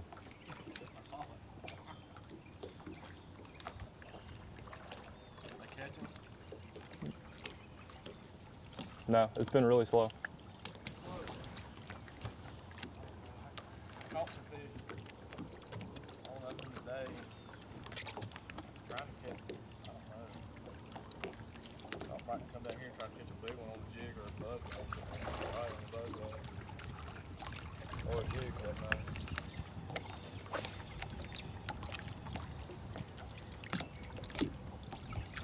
Fish 4 or 5.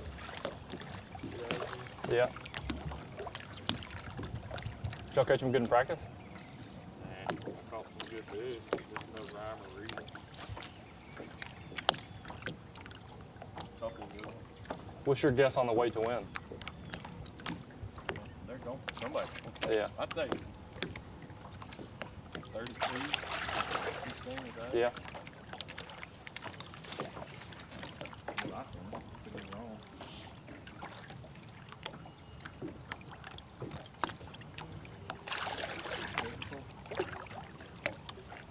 Hooter River, all fish. Oh.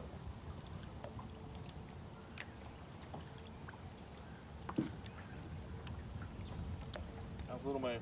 He's awesome, man. It's been a lot of fun. I just got a picture of him just now. They say he's growing. Yep. Talking? Oh yeah. Well, trying to. Right.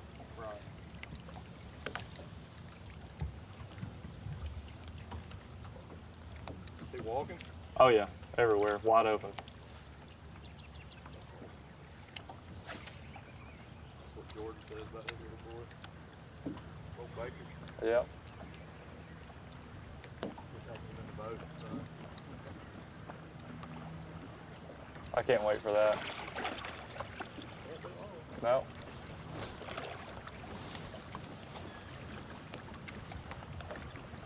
Well, you can tell Chad's been fishing here for a while because he keeps casting at old docks that haven't been here for about 15 years. He's throwing at stuff that naked eyes can't see.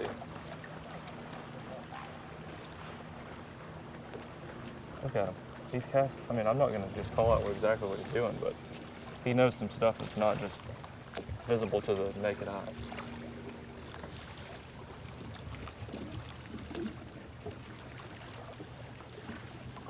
Gonna let these guys get on ahead of us, and again, go try to find another boat. So I keep saying this, but we want to make sure it is known. If there's people who you want us to try and cover, Miss Kay is texting us and in our ears, trying to get as many comments as we can answered, and the anglers that y'all are saying to go look for, that's our mission today. So if you have any anglers you'd like us to go look for, drop it in the comments down below, and we'd love to help out. Otherwise, we just appreciate y'all spending your Friday morning with us watching bass fishing live.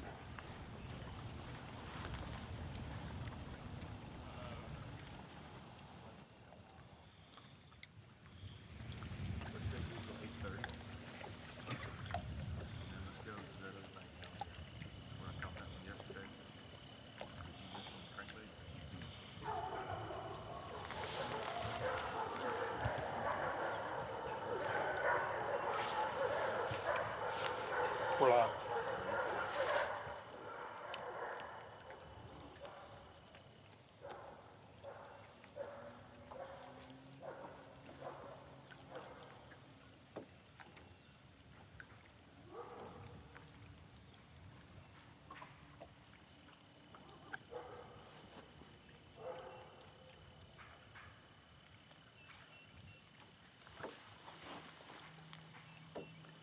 These guys are still along this bank that we saw them earlier. Had one more bite that he swung and missed on. That's all they've had since then.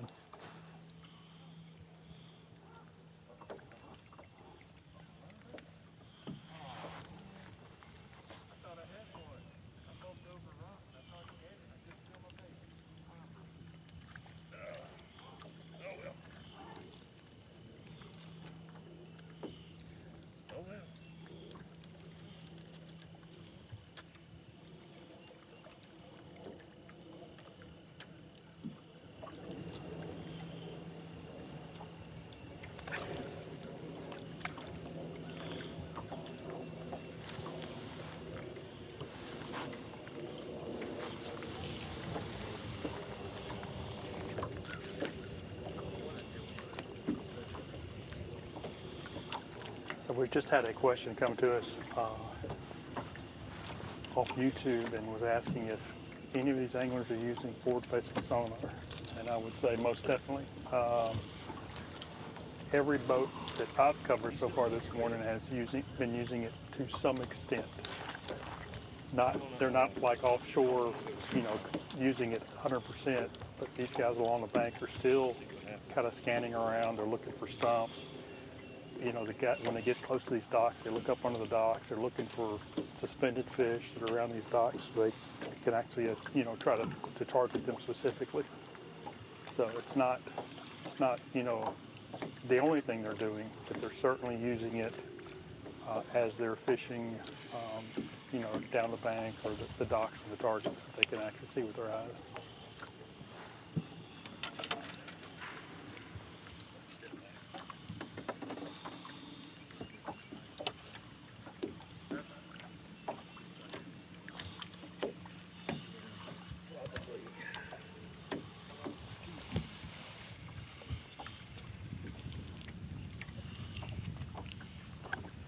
And, everybody actually refers to it as forward-facing sonar, but that's not really the biggest advantage. The biggest advantage of it is the fact that it's live sonar, and Garmin calls it live scope, and I think that's really the appropriate name for it, because all of our other traditional electronic devices, it's either a transducer that's kind of giving you a picture at the moment, or it's scanning in a broader range.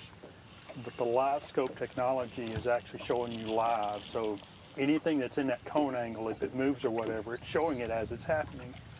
And to me, that's the greatest advantage of it, is you can see the bait fish moving, you can see the fish moving. And traditional sonar that's basically taking a snapshot at a time, you actually will miss things that you won't miss on the live scope. So it's the live aspect, being able to see your water your lure in the water column, and the fish, whether they react to it or they don't react to it. It gives you feedback that we've never had before.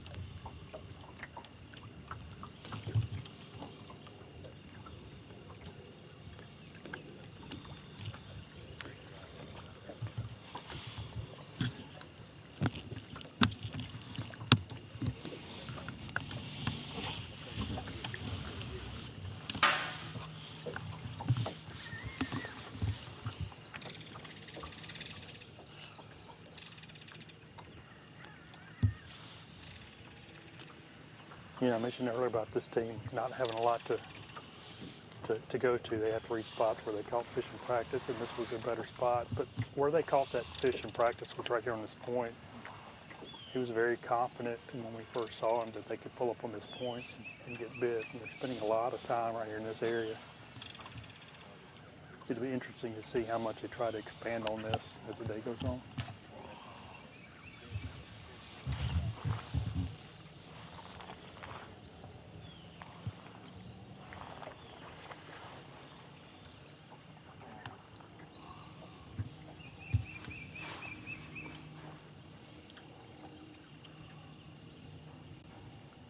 Alabama Bass Trail Live, presented by Black Rifle Coffee, is brought to you by I don't know Phoenix what Boats, Vince is doing here. Bush Light, Bahio Sunglasses, Bill Penny Automotive, and by TH Marine. There's more straight ahead. At Phoenix Boats, our passion for fishing is obvious. Whether it's a pro event or fishing with our family and friends, We truly love the sport of fishing. that's why our goal is to make every single Phoenix boat that goes out the door the best fishing platform it can be in both design and construction. We love to fish as much as anyone, and we believe it shows in every boat we build. Phoenix Boats, built by anglers for anglers. Stetson Blaylock, Todd Orton, Hank Fury, let's go! Garmin Live Scope, I tell you right now, if you don't have it, you are behind. It's just wild. It's like a video game. If you do not have that Garmin Live Scope, you are definitely missing out. Bassmaster Classic Champion!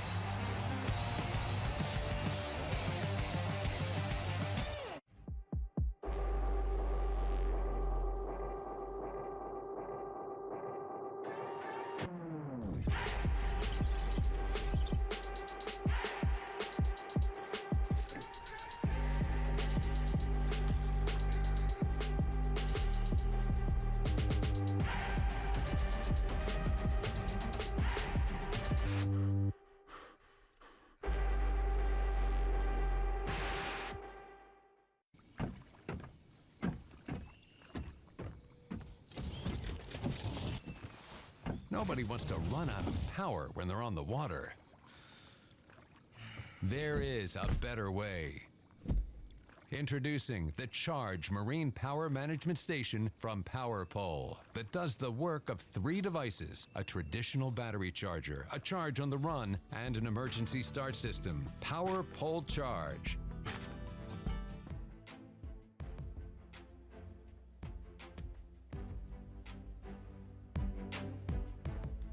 Welcome back to the Alabama Bass Trail Tournament Series presented by Phoenix Boats. As you see, we are showing you a little bit of the drone footage from this morning. That chair on the dock there at Decks and Docks, located right here in Leesburg, right off of Highway 411. They allowed us to use their dock this morning to use our drone there to be able to capture all the images. As you see, what a beautiful sunrise we had this morning to raise up over the bridge there at 411. Displayed the beautiful red, white, and blue, our flag. Very proud of our country. You know, a lot going on in the world, but today it is Alabama Bass Trail Championship Day 1 action. We've got 3 live cameras out on the water. I know that Darian is set up on a team. He's going to get over to them so that we can interview them. Robbie's currently running. Kenneth is trying to find a new team to set up on. Just coming out of commercial break, I do want to say the people that you see in those commercial breaks are vital to what we do here on the Alabama Bass Trail. Without those sponsors, we could not bring you live coverage on the water. We pay out over 113% to our anglers, and so sponsorship dollars are very important in us being able to bring you live coverage like we do, live weigh-ins, and present the show to you the way that we can on Valley Sports Southeast. So thank you for tuning in. Thank you for supporting our sponsors. If you get a chance and you need to do business in the fishing industry, please make sure that you do it with those sponsors. We're very proud of the sponsors that we have on our slate of sponsors, and we hope that you'll show them some love when you get a chance. So Darian is set up on another team, so we're going to go right back out on the water and see who he's with. Darian, who you got right now? Well, I've got boat number 80, which is Pollard and Weldon. and haven't got close enough to them to ask what they're catching.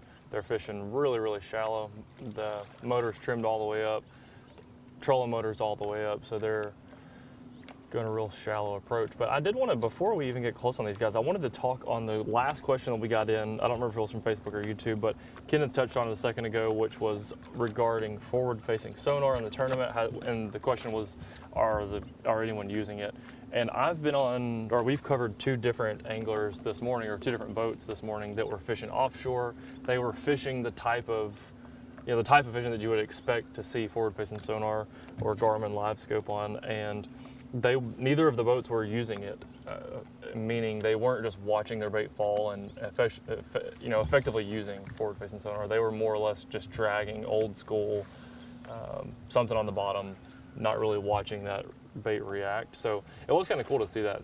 There is still a little bit of old school fishing still going on, and those are two of the guys those two teams are historically do really well offshore. So interesting to see. You don't have to use it exclusively to catch fish offshore.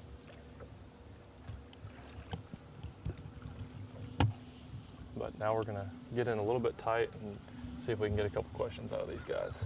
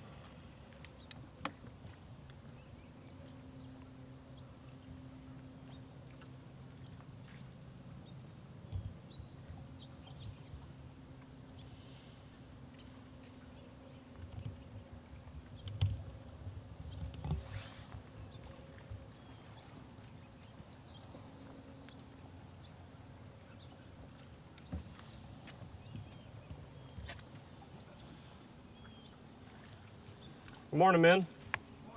What have y'all got so far? One for about 3 pounds. Yeah?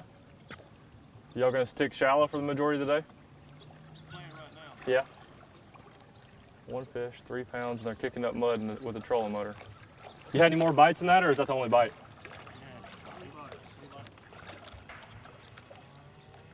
This one caught a short and caught 3 pounds. There you go.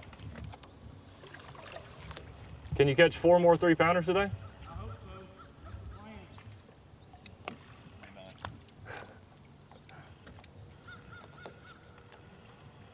It's kind of random, man. I mean,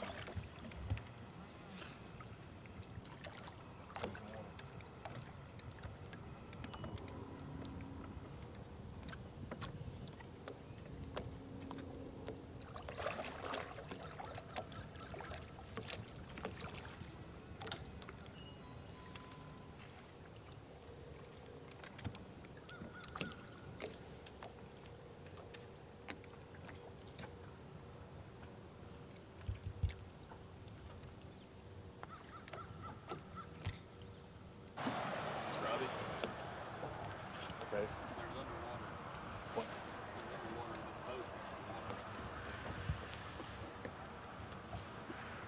Trying to do some navigating here on my end here. Sorry about that. I've got Mark McCaig and Tim Hurst, boat number 31, but evidently there's something underneath the water here that I can't see. I was just alerted to, so I'm going to make some evasive maneuvers really quick. I don't think I've heard you say or Kenneth say that it had anybody with a limit, but McCaig and Hurst do have a limit, but it's about 7 pounds. So said they had a couple of them that are all right fish, but they got some more that they need to get rid of. But I do like seeing that limit out of them. Looks like it got crankbait throwing on front, maybe crankbait in the back. Yeah, that's the case. So double crankbait for these guys hitting a riprap around a bridge opening.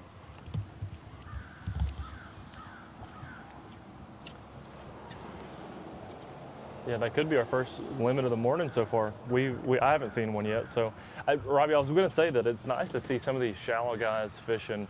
Recently on the live fishing tournaments that you watch, professional tournaments, there's been a lot of forward-facing sonar tournaments. It's cool to see these guys that are fishing shallow and they're picking up 4 or 5 different rods a piece as they're working the bank and just fishing old school. And I think those tournaments are a lot of fun to watch. Hopefully this is going to be one of those where a really fun tournament to watch. So we appreciate everybody who's joining us on live. And Robbie, but it sounds like you're on a really good team and they've got a limit, so that's going to be exciting on your end. Oh, we got one on right here too, Mark McKay. This one might help a little bit too. This is almost back-to-back casts. Tim had one. It let go at the boat and got stuck in the gunnel. Over a pound, pound and a half. That's going to probably help your 7-pound though. Yeah, for sure. We got one that's 12 inches. They got one 12-inch, and that is what it needs to be at least. They want to get that bait back out in the water. There's actually somebody right around on the other side of the bridge that cannot see us. He probably can't hear us either because we're blocked out from that. But Tim had a fish on, got it all the way up to the boat, and right as he was boat flipping it, it shook off, and the bait got stuck in the ball flange there in the little rubber siding, the molding.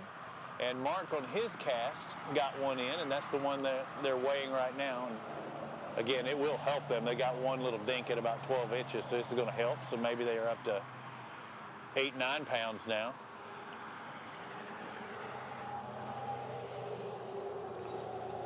But yeah, you know you're doing the right thing if you've got a limit. Now you just need one of those right size fish coming in.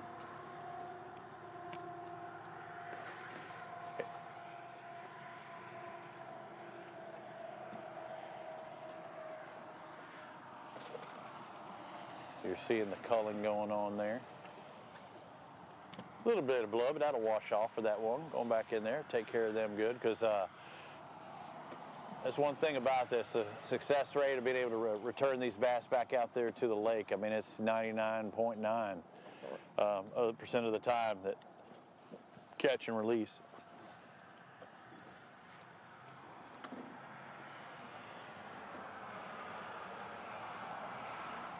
But catching that limit early here in the first hour and a half, 2 hours. And did y'all catch the other ones on crankbait as well? Yeah, I don't want to last too loud. Cranking for the other ones? Okay, caught one jigfish then, so. I don't want to say it too loud because there is somebody, and you'll see them probably. I will have to swing over here. You're going to see somebody around the right-hand side. Yep. I don't want to talk too loud, and you'll see just how close they are.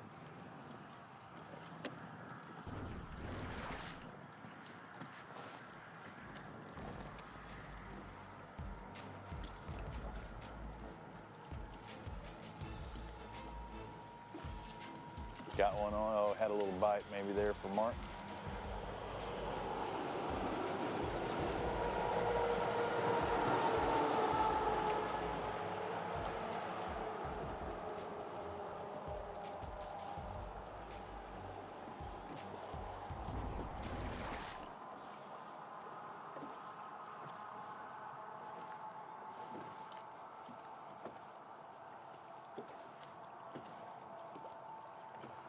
So you saw how that went down on a replay here with Mark and Tim. Again, both anglers had a bite, had a fish on back-to-back casts. Got another pair that's just beyond in. Kenneth, our guys are catching fish, riding some riprap, like where you pass through under a bridge. Getting some success right now. Where are your guys at, and who are you on now? We've caught up with boat 49 as Lee Pitts and Steve Engel. Lee, how's it going so far this morning? Got one this morning. Okay, what kind of weight? He's small. Okay. Yeah, it's just, we're waiting on that sun to get up a little bit. Push you fish on some of this wood. Right. Get on some of these docks. So we hit a few open water places this morning before that wind got up. You know, our plan is to head on upriver. We were just trying to pick up a couple before we left. Just okay. More or less calm down a little bit. Right. I see there's quite a bit of color to the water here. Is that normal for this time of year? It is with the wind that we've had. Okay. You know, we're a typical stained lake anyway. some of your bigger creeks, Yellow Creek and Little River is a little cleaner, but it's about normal. Okay.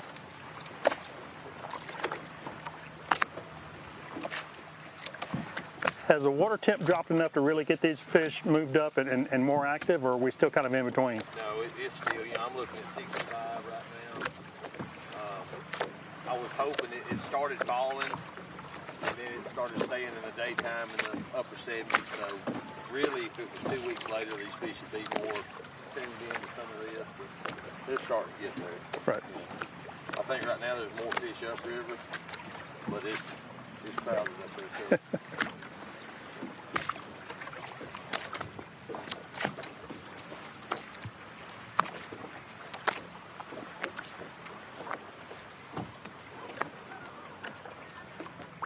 Lee, I know you got a lot of experience here, and this is the second year of them not drawing the lake down as much as they used to. How much of an impact has that had on the lake?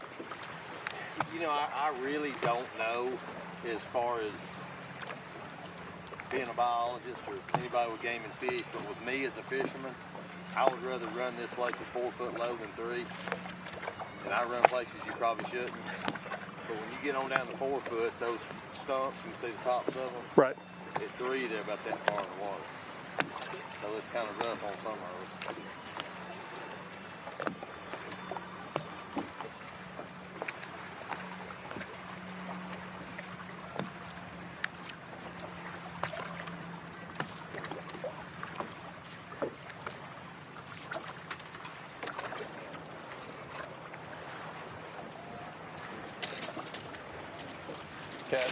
Kenneth, I heard you talking about that drawdown and everything. I've got Mark McCaig with me. Mark, the sunny side's been better. The shady side's making any difference? He said, hey, making a difference this time more. He said he likes the shade normally.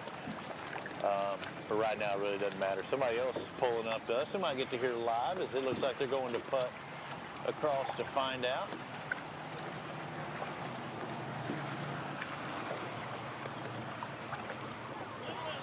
One little. What's your boat number today? Boat 34 with one little one. Not quite. Not quite 20. Hey, to get 5, you first got to catch 1. You're already there.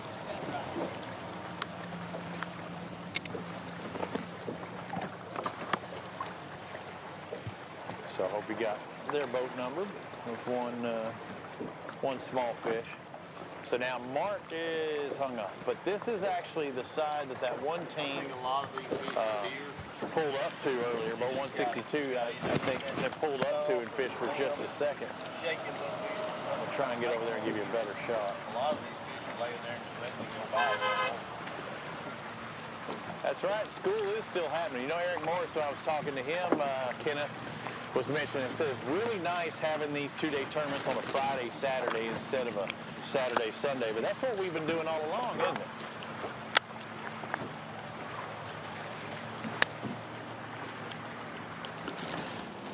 Yes, sir. Alabama Bass Trail Championship's always been a Friday, Saturday, and I think it certainly helps. At least allows these guys to get on the water on Friday if it's a lake or time of year that the particular lake gets a lot of pressure. That's going to happen on Saturday. At least gives these teams a day to kind of get a jump on that.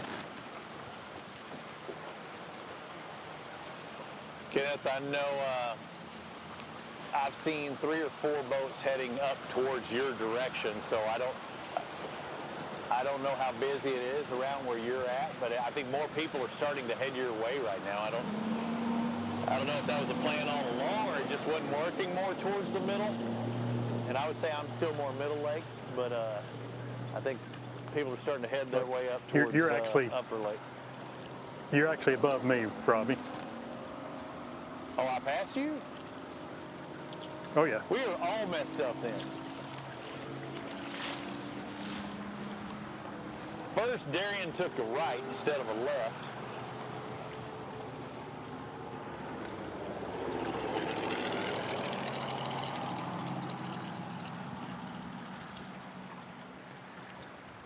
Robbie, it's kind of like these fishermen. You know, you start out with a game plan and you let the fish tell you what to do. So we're just letting the anglers tell us what to do. Right. Looks like Lee and Steve are leaving here. The arm. You can't just call him Lee Pitts. It's the arm. Good luck to Lee you. the armpits. I want you to know. I think he gets that enough from you. I'll let you have that, Robbie. Could you show him what I got going on here? You see these?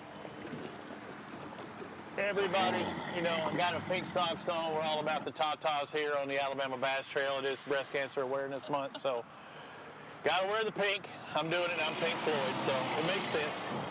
Let's go back to this side. I don't want. They're still casting.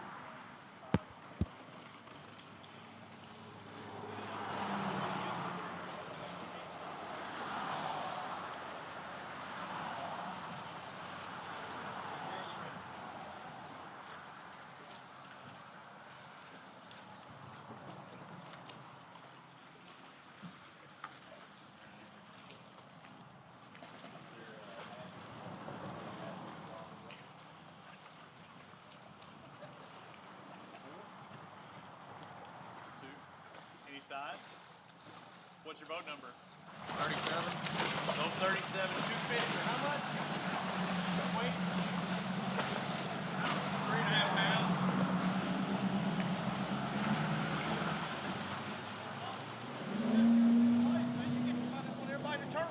If I just stay right here, everybody's going to pass me. Come on, Cletus. Come on, Cletus. Did you get a hit? I had something happen.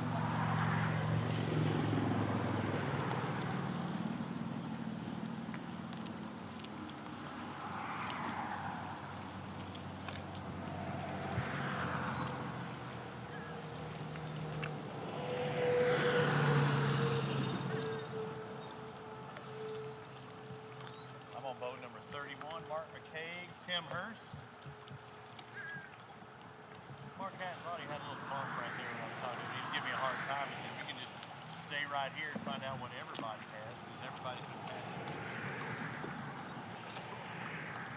Production bridge for them, almost the same angle they were at. See what Mark both got hooked up.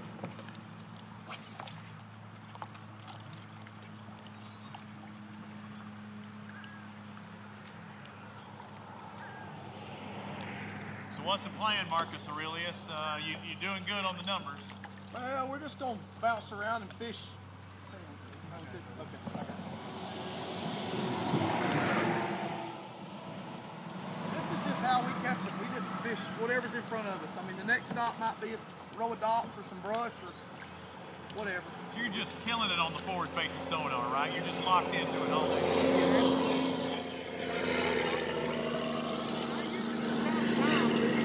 Yeah, you look at it a little bit, but that's not what you're... No, I'm not out fishing for them suspended, I can tell you that.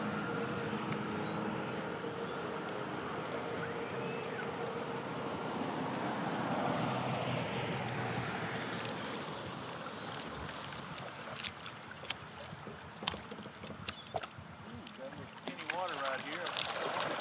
Let's fix my microphone as well. Here, just shot.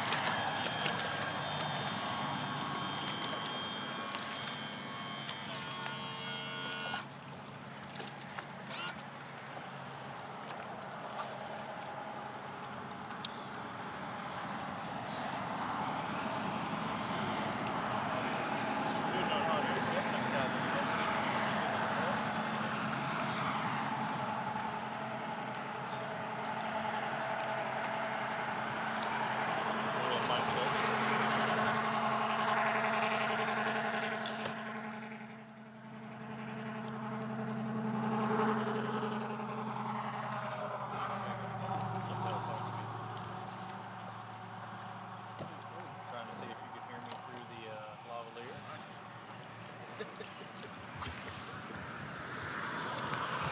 Not hear me on the lavalier because I'm showing full volume.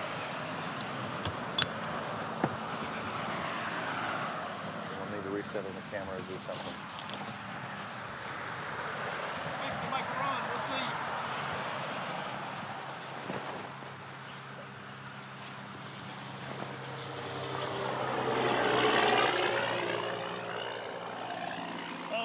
looks like we got things sorted with our microphone. Mark says we are out of here. I guess I'm gonna find the group we were heading towards just a moment ago as well. I know Darian's pulling up on somebody. He should be good to go. You know, there's always these hidden dangers out here. I see these little bushy telephone pole tops, but evidently something's around them I was guarded from. And then when I got past them, I saw shallow water. So, you know what time it is. It's time for our Black Rifle coffee. I'm gonna take a little sip. Darian, you can take it away because it's coffee time. Yeah, man, enjoy your coffee. I don't have a coffee, so I need one. I need to run back and grab a coffee, but I do have a Phoenix, a very pretty Phoenix, and a matching, we got a matching hoodie here. If you go hoodie, match your hoodie to your boat color, that's always guaranteed for good luck. And I haven't got close enough to see if you guys have got any yet, but they are notorious fish catchers on the Coosa River in the fall, so hopefully they will have some fish. But these are the first guys that we've seen out kind of on the main lake, I guess, main lake docks, versus the ones that we've seen so far have been really, really shallow docks. These are a little bit deeper.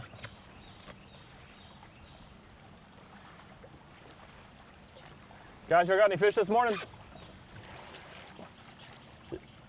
Y'all got any fish so far? Two little ones. Two little ones.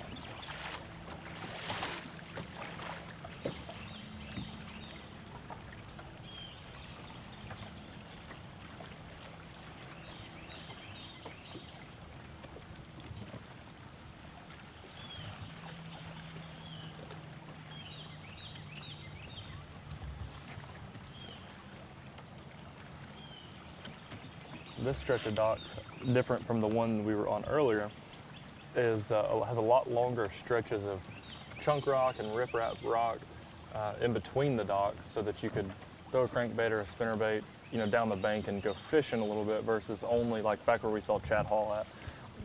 They really were just skipping docks. The docks were really, really close together. This one has long, you know, 60, 80, 100 yard stretches in between each dock, so you can see them picking up different baits, moving baits, and kind of working the bank fast. Throwing different colors between the guy in the front and the man in the back. And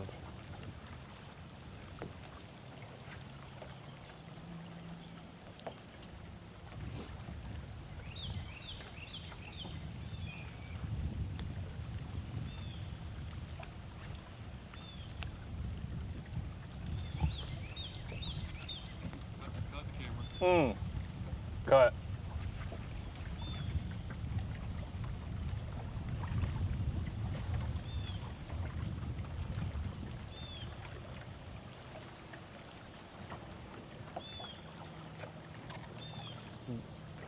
And again, this is boat number 80 we've got here.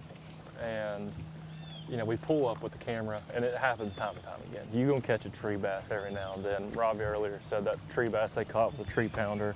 It's gonna happen. You know what I mean? It's gonna happen. It happens to the best of us. And it is what it is. It's part of the game. You're gonna throw in a tree, get wound up. You got all hyped up on Black Rifle coffee. And you just get to bombing that thing down the bank, and treble hooks and trees never mesh well. He still got it too. That's one of the things too. You hate when you pull up on live and that happens, but I think you just own it. I heard him break it off, and his bait's still in the tree. We could see a little climbing activity right here. And the man that was running the trolling motor, he just said, you know what, I'm gonna go just sit down because this one's gonna get mad. And that is a big fella up front. I imagine if he doesn't get that crankbait back, he may get to swinging stuff and breaking stuff. So my buddy just said, I'm gonna go to the back deck and just chill.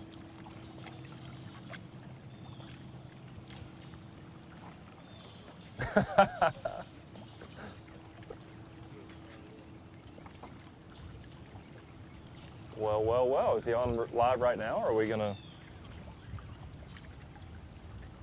we're bringing him in later? I believe that's the truth.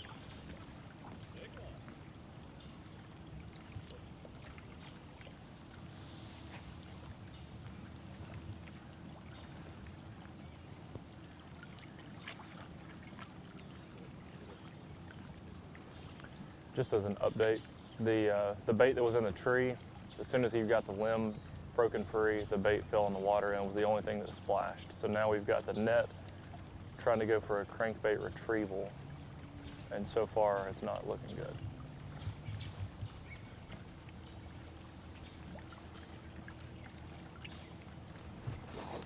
We may get in a little closer for this, because now that he's dropped it and it's officially gone, we can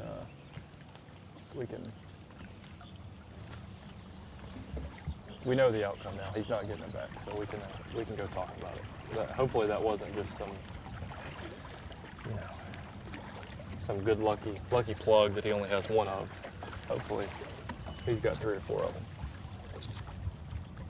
He hasn't quit giving up. He's not giving up on retrieving this thing, though, so it must be something special.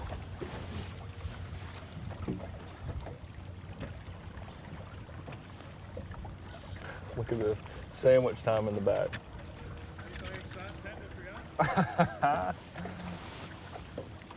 I'm just hoping he catches I'm just hoping he catches the crankbait back. For real? I don't have one like that. It's like the only one we have. Dang. Good trout, so we didn't pack any of those. No. And then that's what they ended up biting. Yeah. What boat number, y'all? 129. 129. So he's officially give up on it now. And he's probably a little angry. He's gonna drive fast and. I told him this is embarrassing. You guys pulled up on us now. Dude, the funny thing is that it's happened with 3 different anglers this morning on the live. Or getting hung. Getting hung. It's been a rolling joke this morning. Maybe you guys need to pull up on someone off the bank. Yeah, we did. They didn't catch any, so we tried to go to the bank and see. So give us a quick rundown. You just broke off, but you got 2 fish. And some shorts, yeah. More than we've caught by this time. Yeah. How's practice been? Not too good. Not too good, but we're here. We're swinging, and we're fishing for 50,000. Well, there you go. Well, y'all take off. My AirPod just died, so I can't hear anything. Everything echoes back in your ears. And my AirPod died, so now I can't hear me or Kay or anyone. But y'all take off. We're gonna run around and try to find some more boats. Good luck.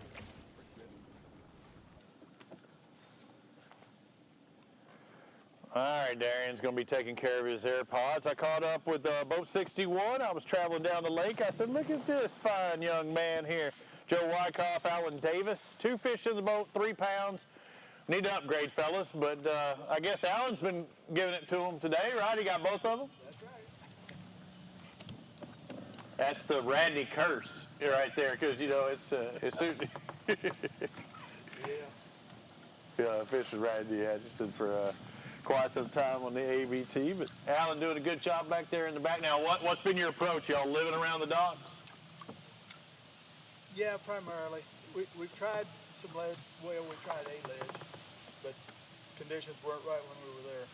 But found a few around the docks. Okay, they moved in here. You're actually at the mouth of a pocket. You working in deeper into the pockets, or you staying more to the outside? We've been all the way to the back, but the back gets pretty skinny and yeah, not much air yet. Alan, what's the bait of choice? What are you doing well on? I see some finesse action. You got a favorite weapon? Finger. That's what they come on. I'm throwing a trick worm right now, but they do that. So far, Cinco's been the bait of choice.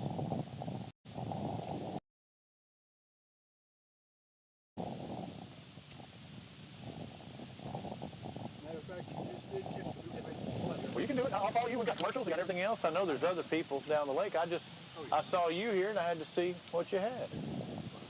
We appreciate you coming. Well, I'm glad you qualified for another one. How many championships is this for you that you made? Out of the 10, 7 or 8. That's awesome. I'll give you 8. Gives you a full. That's like a B plus.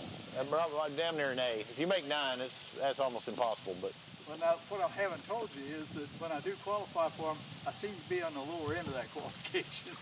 Why'd you have to go there, Joe? Come on. You got to get in it to win it. And that's, whether you qualify first or last to get in it, you have just as much shot. That's right. You're right about that.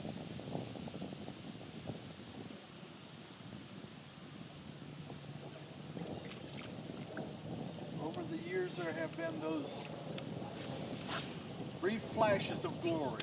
Yeah. Well, when all's said and done, you still look better than that boat boat dock over there. I don't know. That looks pretty good. I got to hit that before I leave.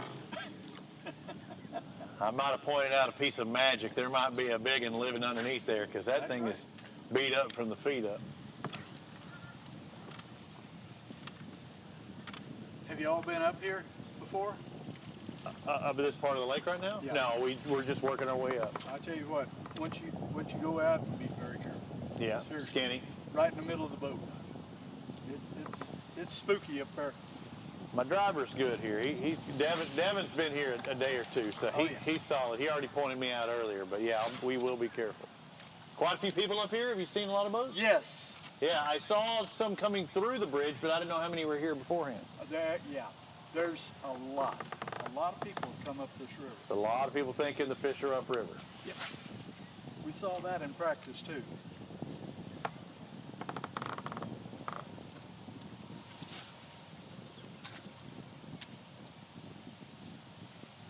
I know while Darian's moving around, Kenneth might be moving around. We got to see.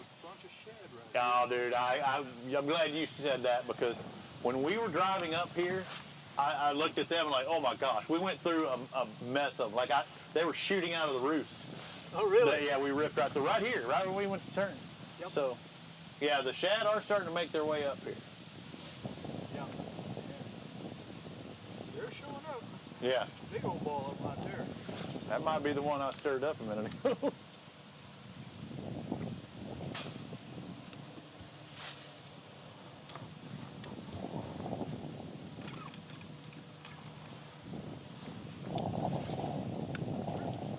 How many times you fished Weiss Lake?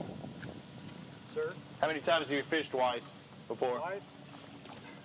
Quite a few times about 15 years ago.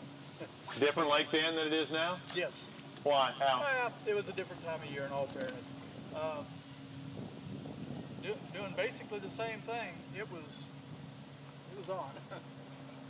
Yeah, it's a great lake.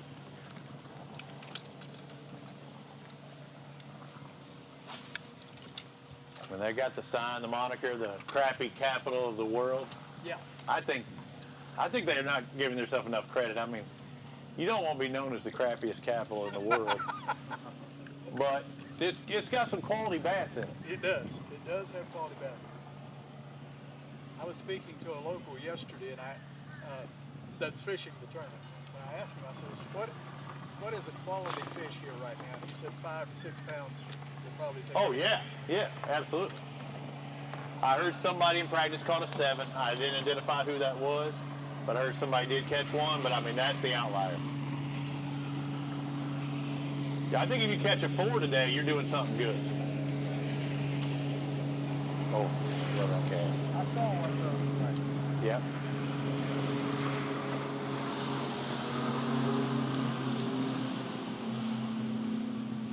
But that seems to be the way it works.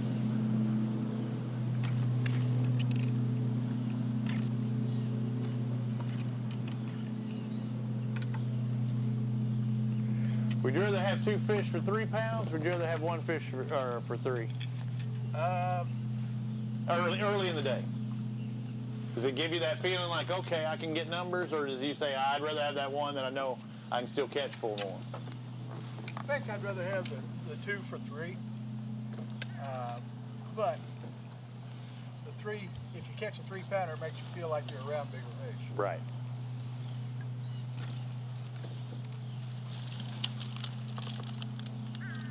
And I can see how that would go, and fans at home probably going, of course I'd rather have the 1 3-pounder because then I could catch 4. That's right. But in the morning, if you're getting bites, it kind of gives you confidence too that you can catch more. So it's all about the mindset, and it's still the same amount of weight, and you can still cull. No. One of his partners says that a 2-pound largemouth weighs more than a 2-pound. Yeah, no, we're not going to go there. Unless you want to, and you want to tell us who this partner is and what's his name. I'll leave that up to him. What he said. Come on, Alan. You can let us in on it. Is he an Alabama guy, Georgia guy? Well, let us say his name is Joe. not this Joe. Okay. Not this Joe. Yeah. He's always shooting at me. I was questioning what statewide education system was doing that.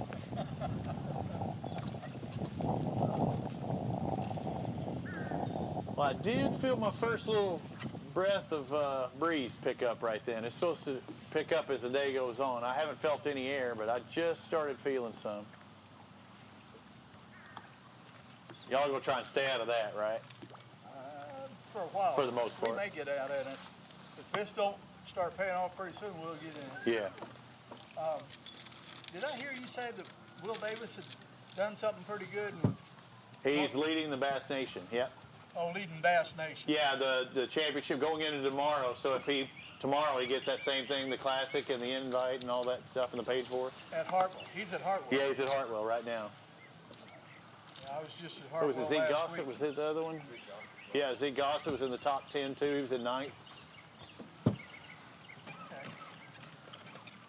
Oh, that's where Zeke's at. Yeah. He's there instead of here. Yeah, if he wasn't doing well, but I mean he's in top 10, so has a chance to win there. So that's good for him.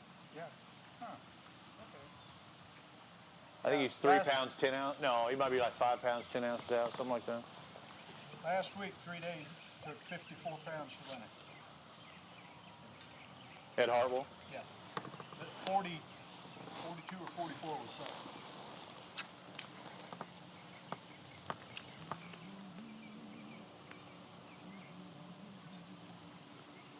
Well, It's a good lake. I think we're going to run to the next spot. Sounds good. And I heard Jordan Lee was watching. You know, I've been in the classics a few times there at Hartwell, and I heard Jordan Lee's been watching. He's going to give you a hello. I'm sure we'll be back to the classic there fairly soon again sometime. But all our watchers, all our viewers, however you're doing it, we're going to take a little commercial break here. Let Joe and his partner take care of business. We're going to go find another pair. We're going to find out where Darian's at. We're going to find out where Kenneth's at. We're on Weiss Lake. It's a great lake, great conditions today. We've already seen one limit out of McCaig and Hurst, but not a big limit. We're looking for some of those bigger fish, and we're hoping to see them. We're still on for about another hour and a half live from Weiss Lake. It's the ABT Championship presented by Phoenix Boats. On the Water live coverage is brought to you by Academy Sports and Outdoors, by Strike King, Lew's, by Garmin, and by Alabama State Parks. There's more to come. Stay with us. At Phoenix Boats, our passion for fishing is obvious. Whether it's a pro event or fishing with our family and friends, We truly love the sport of fishing. that's why our goal is to make every single Phoenix boat that goes out the door the best fishing platform it can be in both design and construction. We love to fish as much as anyone, and we believe it shows in every boat we build. Phoenix Boats, built by anglers for anglers.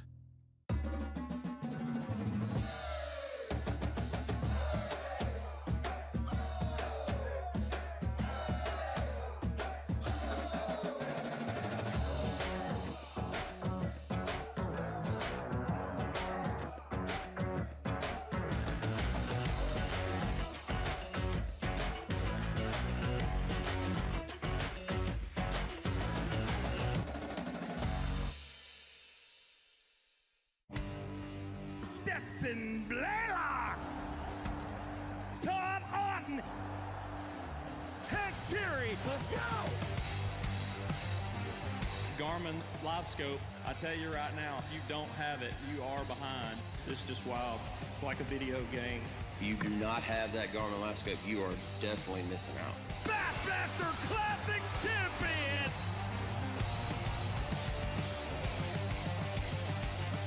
The TH Marine HydroWave H2 KVD Edition is a surefire way to ignite a feeding frenzy. The HydroWave utilizes a sound-emitting technology that imitates bait fish and other feeding fish below the surface that preys on the competitive nature of bass and other game fish to get you more bites. The HydroWave is another way that TH Marine has you covered from transom to trolling motor.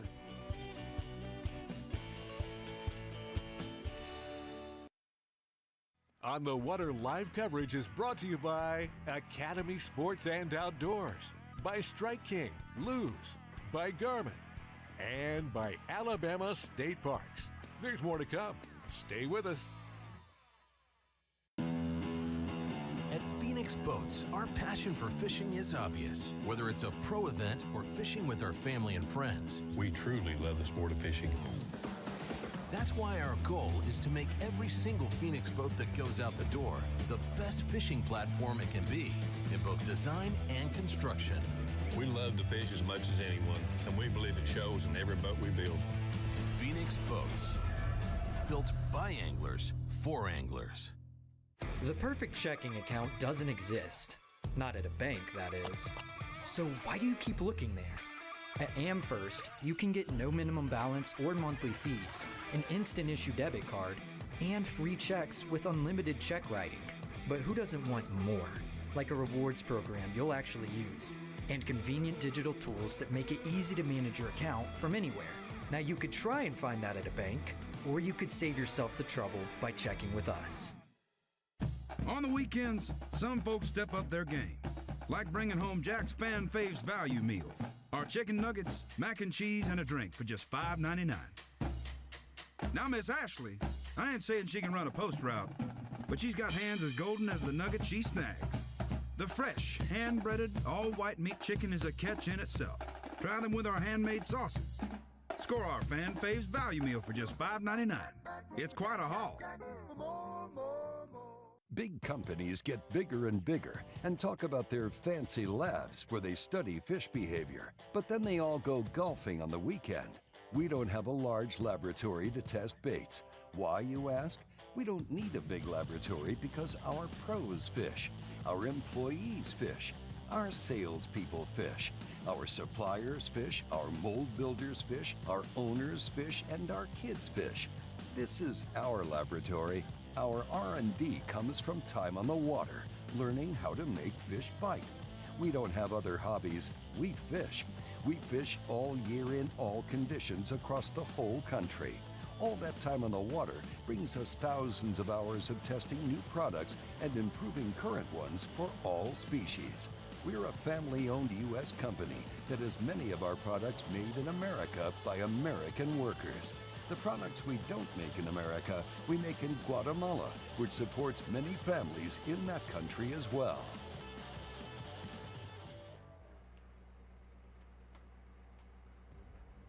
Welcome back to the 2023 Alabama Bass Trail Championship presented by Phoenix Boats. I'm Kay Donaldson, the director of the Alabama Bass Trail, and you are watching Alabama Bass Trail live here at Weiss Lake. We are on the banks right here at Leesburg Landing, one of the premier fishing destinations in all of Alabama. Probably one of the easiest boat ramps, parking lots, everything that we go to all year long. It's just a phenomenal facility. Thanks to Mayor Brandy Pierce and all of the volunteers that showed out this morning to run the golf carts and the side-by-sides to help our anglers get from their trucks to their boats, back to the docks, everything so quickly, and get them on the water so that we could have a timely blast off this morning.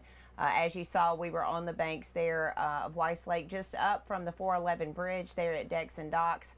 They allowed us to use their deck today to be able to launch our drone and get you that great footage of the American flag there draped over the 411 bridge. It was absolutely gorgeous morning. A busy time for the people here in Leesburg. So excited to be here. Thankful to Joy Perry, the Cherokee County Chamber of Commerce, and everything that they do to bring not only the Alabama Bass Trail to town, but other fishing tournaments as well. North Alabama is certainly a hot spot for bass fishing, as well as the whole state of Alabama. So glad to have you watching this morning. I know that Darian is pulling up on a team that has some history on this lake, a team that has a win on this lake. One of their, I believe, 4 wins on the Alabama Bass Trail. So I believe he's going to try to find Mitch, Mitchell, Candler, McCollum. One of the only 3 teams that have 2 wins in one season. Probably weighed in one of the largest bags of fish we've ever had weighed in there at Wheeler Lake, over 30 pounds, and they had smallmouth, largemouth, spotted bass, and a meanmouth in their bag. So Very, very good fishermen. I don't know if we're going to get to see them. I know that Darian was trying to work his way up to them. Robbie's currently working his way to another angler, and we will get them as soon as possible. So a lot going on here on the banks of the Weiss Lakes. I'm sorry, I heard something in my ear. I thought it was something for me. I do want to remind you the weigh-in does take place at 3 p.m. today here at Leesburg Landing. Please bring your lawn chairs. There's a couple of small sections of bleachers here that you can use, but for more comfort, you may want to bring your lawn chair. We will be going live right around 3 o'clock. You can watch it here on Alabama Bass Trail Facebook and on YouTube as well. So we're going to get out to Darian. I think he has found the team of Mitch Mitchell, Candler, McCollum. Let's see what they've got in the boat. Darian? We're trolling up to them right now. Haven't got close enough to ask them any questions, but yeah, you're right. They are proving themselves over many years on many lakes and resilient. They stick together. They have always had a crazy 1-2 punch where one guy's doing one thing, one guy's doing another, and it has worked for them, like you said, as good as anyone ever has in the Alabama Bass Trail.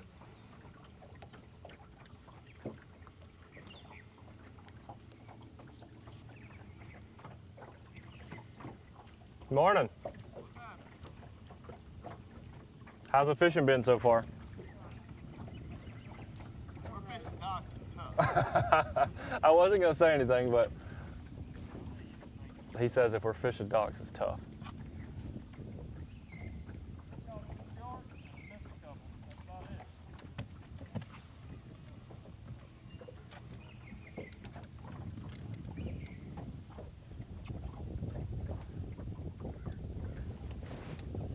Was practice any good, or just? I caught one good one both days, and they were random. Everything else was just small. Maybe when it heats up, we can get a little better.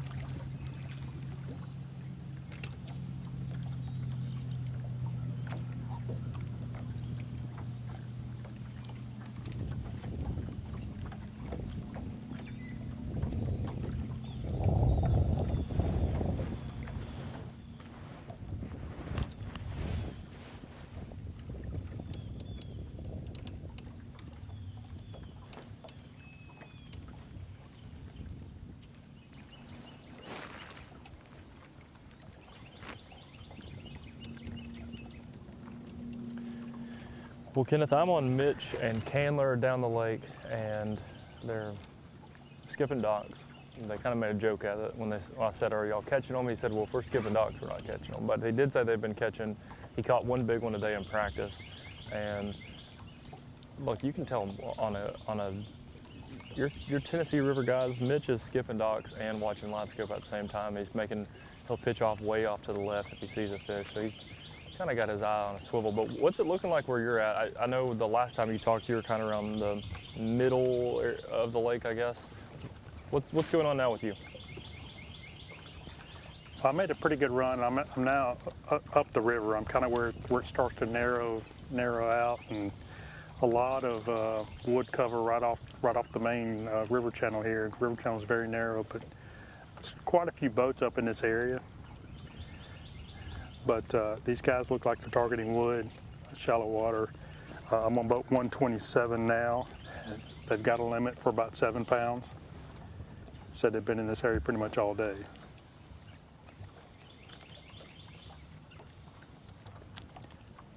Guys are fishing real slow in this wood cover.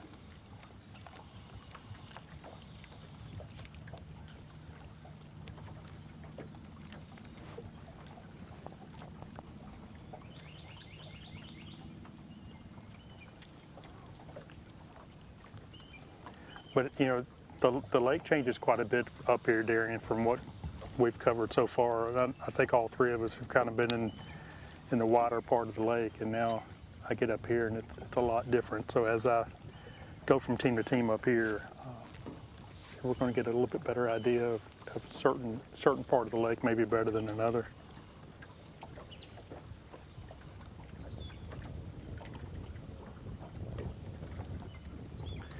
Yeah, Kenneth, that's interesting too. I was wondering earlier, so I heard that Robbie said he was watching a lot of guys passing him, kind of headed up the lake, headed towards where you're at now, and you're obviously way on up there, but even, you know, I was talking about that we've got the iPad where you can see a lot of the trackers, and you're seeing some of the guys. It's not just one or two, and it's not random. Like, there's a lot of movement headed north, so interesting to see if that's random or if there's merit to that. You know, by the end of the day, if it's actually something's going on better up that way. Well, we were on Lee Pitts just a little while ago, and you know, he's got a lot of experience here, and he taught and got hooked up here. Yeah, that's going to be a keeper. So, you know, it's a pretty good little brush pile there. I mean, it's a big brush pile, and these guys have been in that brush pile for a good 5 minutes. And, you know, that's something else Lee kind of alluded to, but it looks like these guys are really trying to be patient and pick this cover apart. But, you know, Lee talked about how he thought that there were more active fish upriver, but he said there was also a lot more pressure up there. And he started down the lake hoping to get a few bonus fish before he moved up here. And I think he's already moved somewhere up here as well by now. But, you know, these guys are fishing very slow and methodical on this wood cover. And Lee said that he thought that the fish were on this wood cover, but they're not active enough to automatically bite. That he says there's times that you can pitch to cover and the fish are there and they're just not eating it.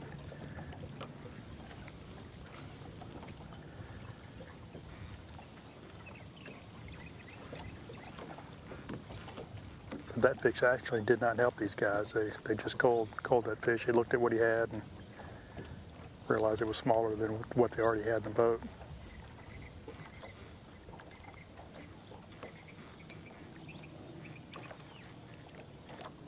If that's the case, they told me I had about 7 pounds. I'm thinking more 8, 8.5 if that's the case.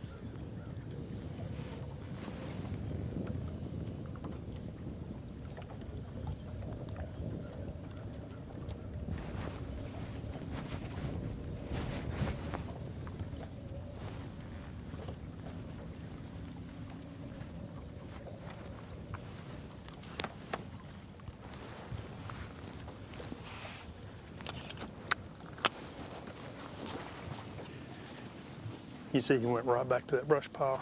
He kind of got away from it, calling that fish, but they went right back to that brush pile.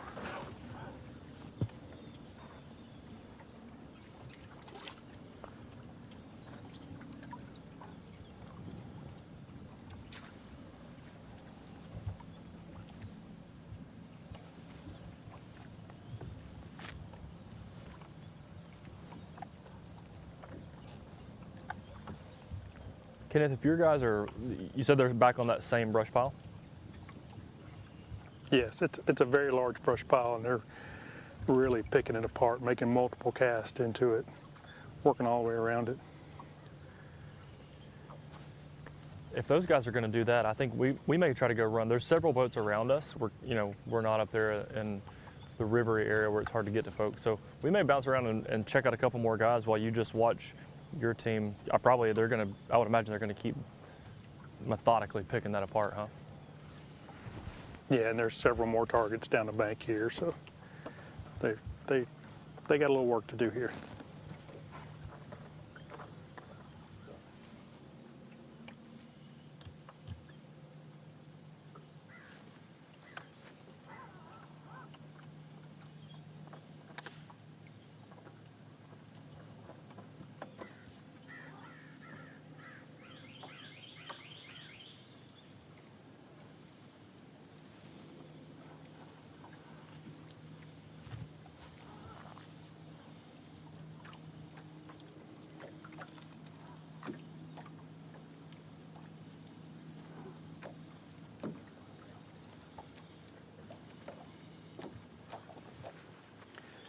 So I think kind of what's happening here is, we're kind of this in between summer and fall. We're not quite, strong fall. So these fish aren't, actively feeding for long periods of time during the day. But, something I noticed, and it's most of the Coosa lakes that we're on, there's so much bait in the lake that these fish really can feed whenever they want to. It's not like, they have to take advantage of it, at certain times just because the bait's there. The bait's always here. So I think that creates those windows of activity that can be really tight. And, I'm sure a lot of these teams have practiced the last several days, and that's probably had a bit of an effect on it as well. But it may take these teams really fishing very methodical and slow and picking this cover apart in order to have some success. And then the key is going to be, can they get in the right area at the right time to catch the better quality? We know this lake has really good quality. We've seen it in the past, and I'm sure a team or two is going to catch them really well. But it's going to be interesting to see what it's going to take to do that. And then I think the difficult part for these teams is, can they do that for 2 days? So the key to this championship is going to be teams that can be very consistent over the 2 days.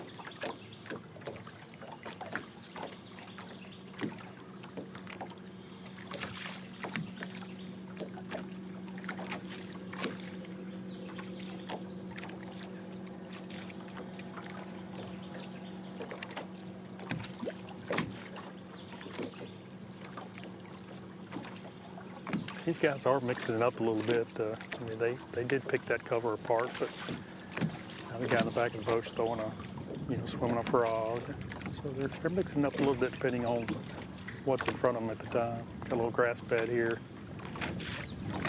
And I've tried to look back in the area that they fish because they said they've been through here pretty much all morning. So it's been a combination of some shoreline grass like you see behind them now, and then the brush piles that are laid over or in the water.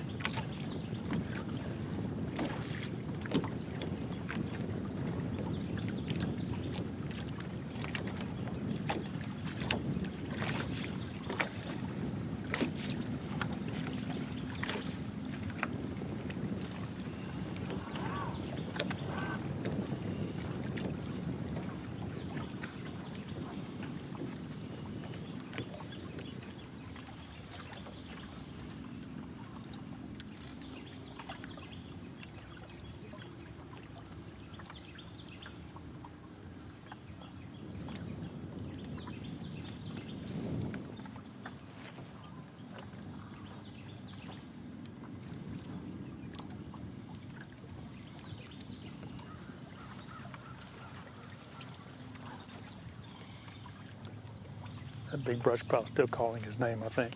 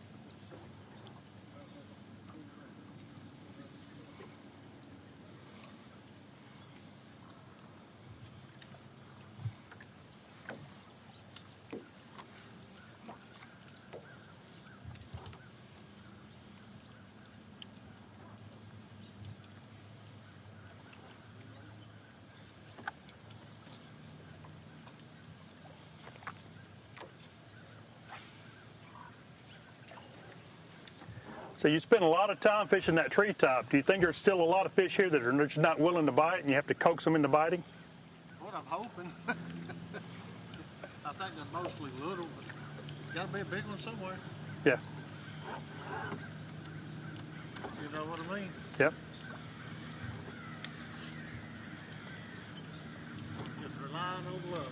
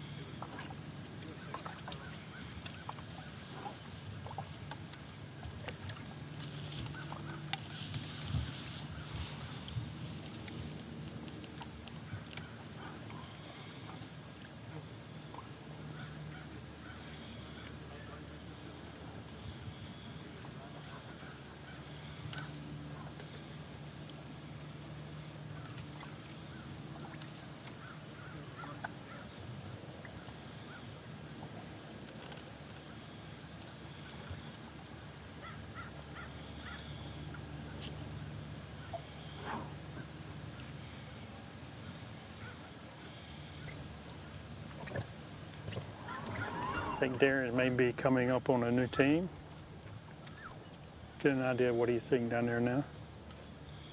Yeah, man, I finally got a boat that's got a limit. I haven't had that all morning, and this is boat number 12, and he says they got around 10 pounds.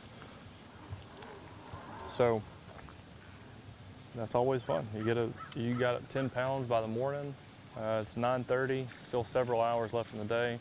And when I said a comment about that, he said, well, it's a 2-day tournament. So sounds like they're trying to, stay humble, but they know they got a road ahead of them. They can't just win with 10 pounds. They know that, but certainly a good start, something to be proud of. And it's, like you said, we haven't heard that all morning. So maybe they'll even be able to put something else to, as the day goes on, looking for that big kicker now.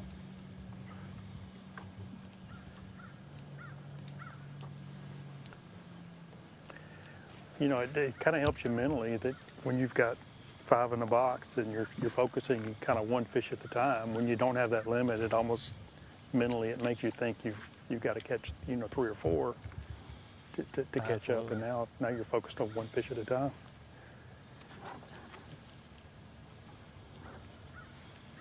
And it's like an instant confidence. Like when you catch that 5th fish, I think you're able to breathe a little bit, sit down, take a sip of Mountain Dew, and calm down and grab a snack. My papa always made me wait till we had the 5th fish in the boat before he'd let me have a drink of anything, which I don't know if that's child abuse or anything like that. We'll keep that to ourselves, but he'd make me wait till the 5th fish so these guys can take their break, grab a snack or a coffee sip or something. But I just think of some of that 5th fish when you get to breathe a little bit. You start fishing a little bit better, thinking more clearly. And like you said, you're now hunting one fish at a time, trying to chip away versus I got to catch 4 fish to fill this limit, exactly like what you said.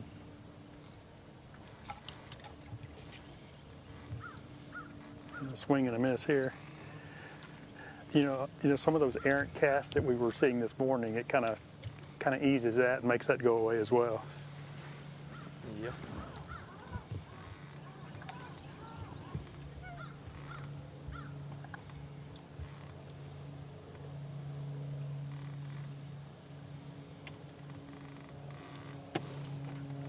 Kenneth, I was talking with the cameraman in my boat. We were talking about this lake and how unique it is, and the fact that there's a lot of shallow fishing, like you mentioned earlier, there's tons of ledges on this lake, so there's a lot of different things you can do. But one of them is that cover up there where you're at on the upper end of this lake. It narrows down a lot, and right off that creek channel or the main lake channel, you've got a lot of, and I know you can see it on the camera probably, but I can't, I'm just listening. But they're huge trees right off the edge of the river channel. And I remember there was an ABT that me and my fishing partner, Houston Calvert, we ran way, way, way up the lake. And on the way back down, every single one of those brush piles that you're talking about had an angler on it. And when we got back to weigh-ins, me and Houston were joking like, oh, we're in trouble because we missed that. We never even stopped on them. And ended up, that's how the tournament was dominated, on that exact brush that you're talking about. And it wasn't this time of year, but it is interesting to see, like you mentioned that Lee Pitts said something about that brush and that there was fish on it, you just couldn't get them to bite.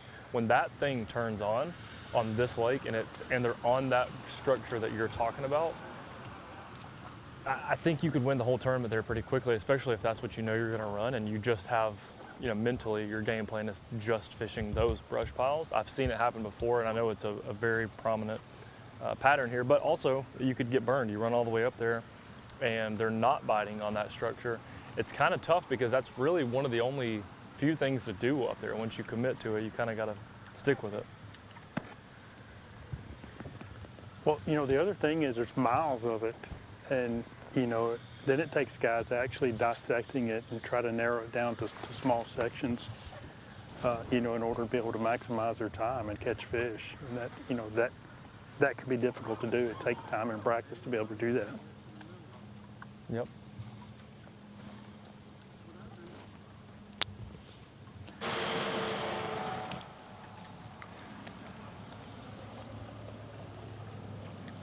Work my way up near the causeway Caught up with Lee Hurley and Chris Myers, guys, and they don't have a limit, but they got some fish the right size.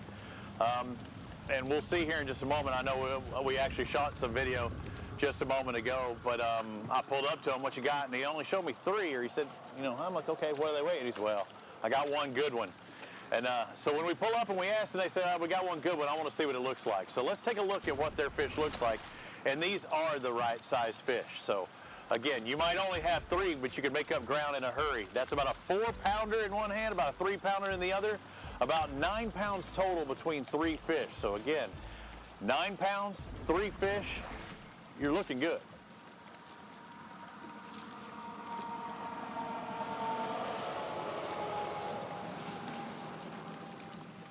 Now we're back live, and they actually just caught one. They pulled up to this spot, and the second they said, we're just junk fishing. You're going to see a lot of junk fish, and they caught one, but it was an under, just shy of 12 inches. So was it junk fishing that caught those 3, or was there a certain pattern that you were locked on? No, sir. We just kind of we have really good practices, so just kind of, I've got my baits on that I love throwing, and it's either going to happen or what. And this right here is my Smith Lake bait. So it's been good so far, so.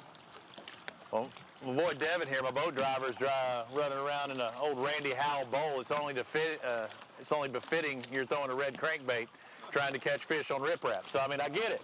Oh, Smith Lake, that's my Smith Lake. I don't care, Smith Lake, Guntersville Lake, whatever else. I'm just saying, I got the presence of Randy Howell right here with me, and you're bringing in the red cranks, you know, from your Smith-centric one.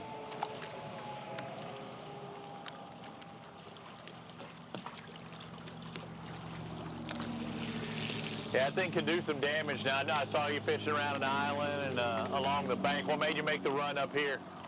Right here? Yeah. I don't know, man. Rocks, I always fish on rocks, man. Got a little color in the water. You don't never know. I mean, it's got some depth to it. And, I mean, the big ones live on rocks. You need to get lucky. How did the big one come about? Can you let me in on that? You don't have to tell me necessarily what bait. It was a clay bank. Had a lay down on it. Kind of come down the lay down, and he smoked it on the lay down. Think it was a bass at first? I thought it was catfish. But it didn't. I thought it would come up. Usually they come up and jump, but this one didn't come up and jump. He stayed down the whole way in.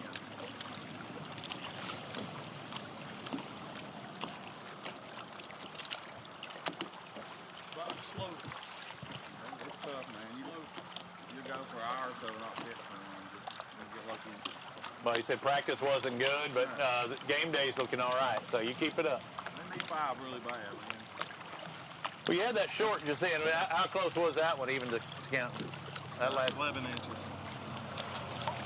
Yeah, they need to be at least 12 inches with their spotted bass or It's a... hard for a lot of these guys to fight fish today. It's gonna be tough, so I'm telling you, it's fishing hard.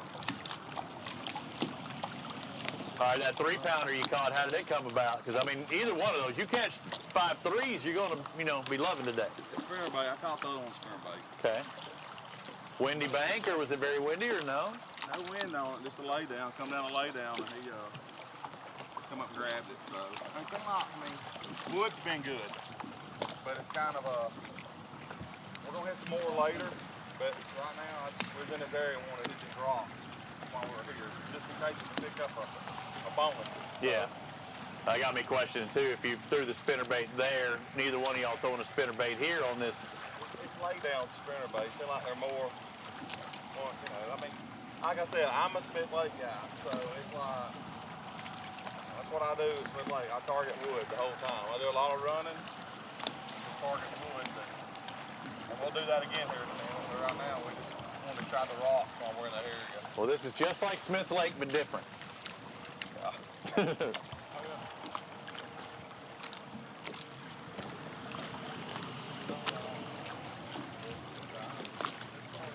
Again, boat 55, Lee Hurley, Chris Myers with 3 fish in the boat, a 4, a 3, and a 2. Should put them around 8.5, 9 pounds. One fish is a good fish. That's a quality fish. To get our Mountain Dew Big Bass each day worth an additional $500. If that 4-pounder holds on for day one, it'll be some extra cash in their pocket. Again, this is a no entry fee tournament, the championship is. They qualify either from the north or the south or a student or a couples division and get to here. And you have a chance at $50,000 cash for the first place prize, second through 25th place, the remaining $50,000. Talked to one team earlier today, and they've already won about $25,000, $26,000 on the Alabama Bass Trail this year. They've won $50,000, $60,000 in the history so far. So it's been a good tour for several of these teams. That's the goal, isn't it, though? Just getting in that championship, you have a chance of some big money and doing what you want to do to begin with. Yep.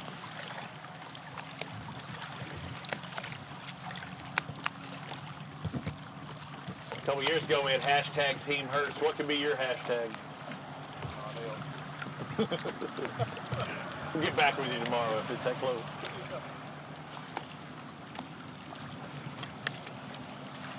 Heard a bunch of limits. Couple, but nothing of really good size. Nobody's running away with it that we know of. You know how that goes. How far down have y'all been to go?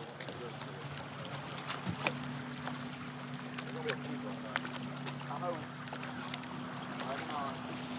We smoking when we hit it.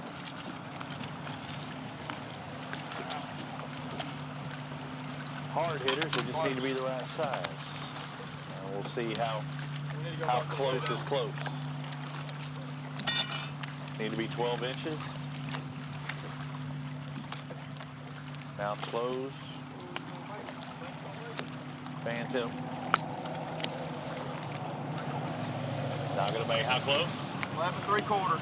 Quarter of an inch shy of being another pound in their live weight. I thought I was doing it. He did it pretty good.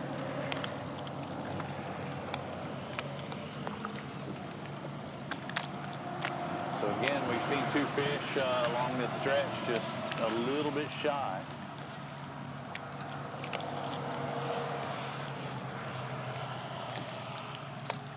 But you said it hit it pretty hard, huh? Smoked it, man. It did. I thought it was really good. This rod's got a lot of action to it.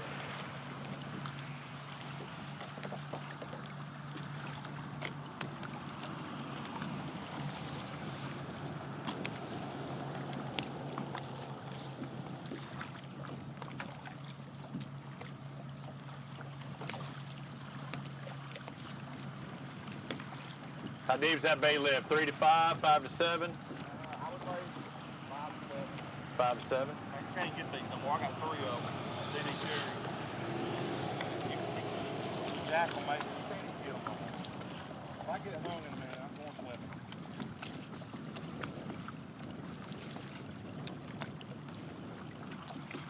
Yeah, it's kind of a rattle bait. That's a good rattle.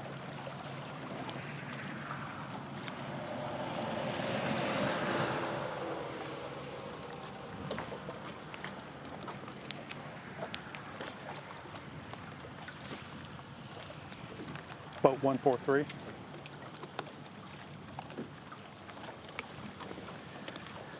We've caught up here with Weiss Sam's Jordan Wiggins.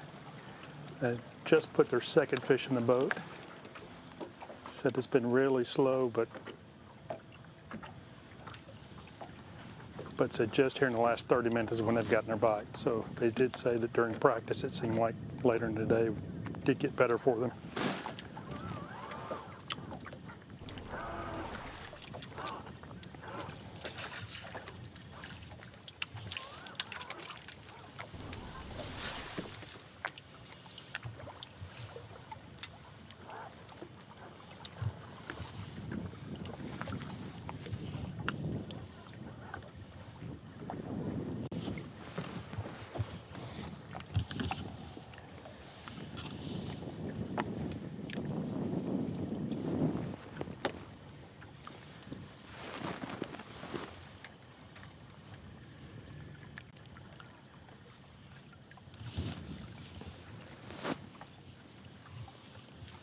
So these guys are like right on the edge of the river channel up here, and you can see the wood cover there, and they're just really fishing real slow, methodical, trying to pick it apart. You know, they feel the fish are here. It's just a matter of trying to get the fish to cooperate and bite.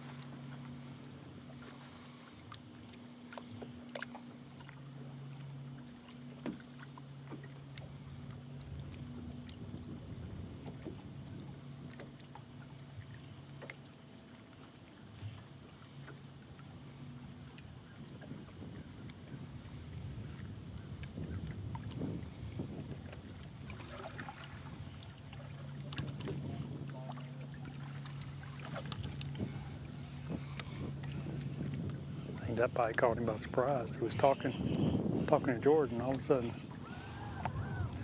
had something biting his cricket.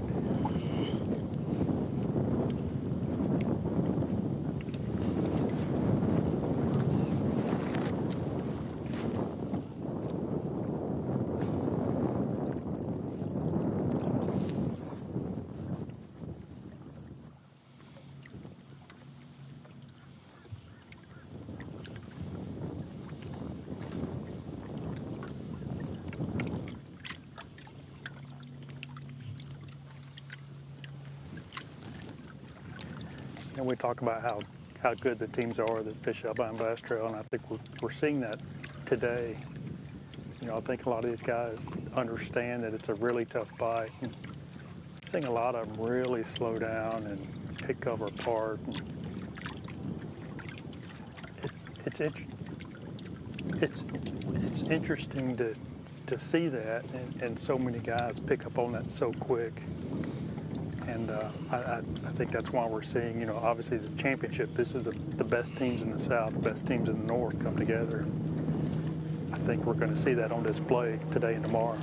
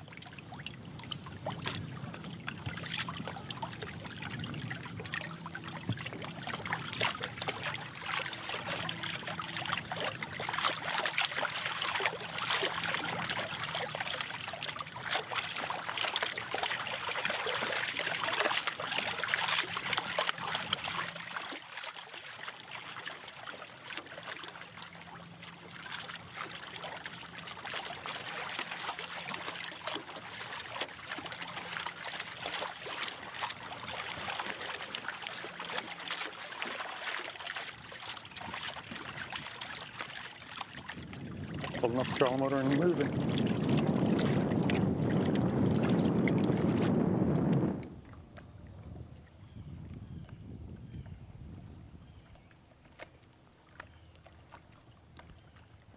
We have made it over to boat number 104, I believe, is Kelly J and partner.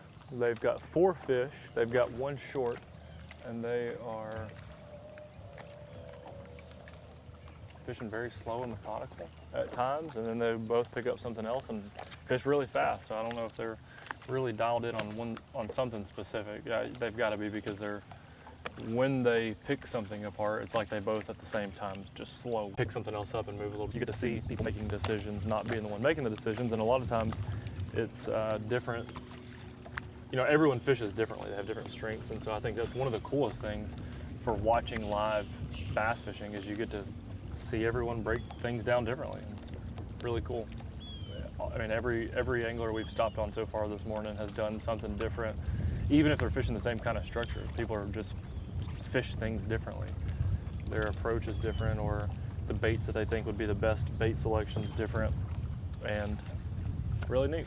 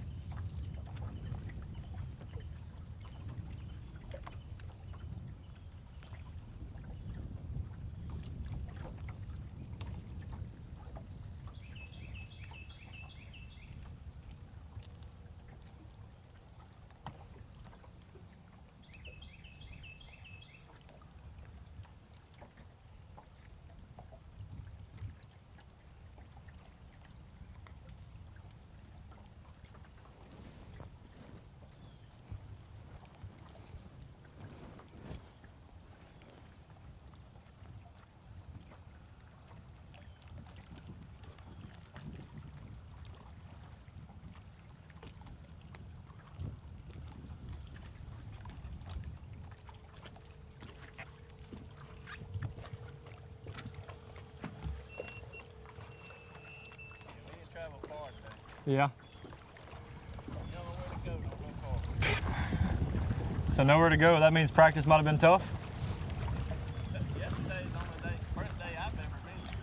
Really? Deer was here 25 years ago one day. We didn't have much practice. So Kelly says this is the first time yesterday ever to come, and partner hadn't been here in 25 years, so he said.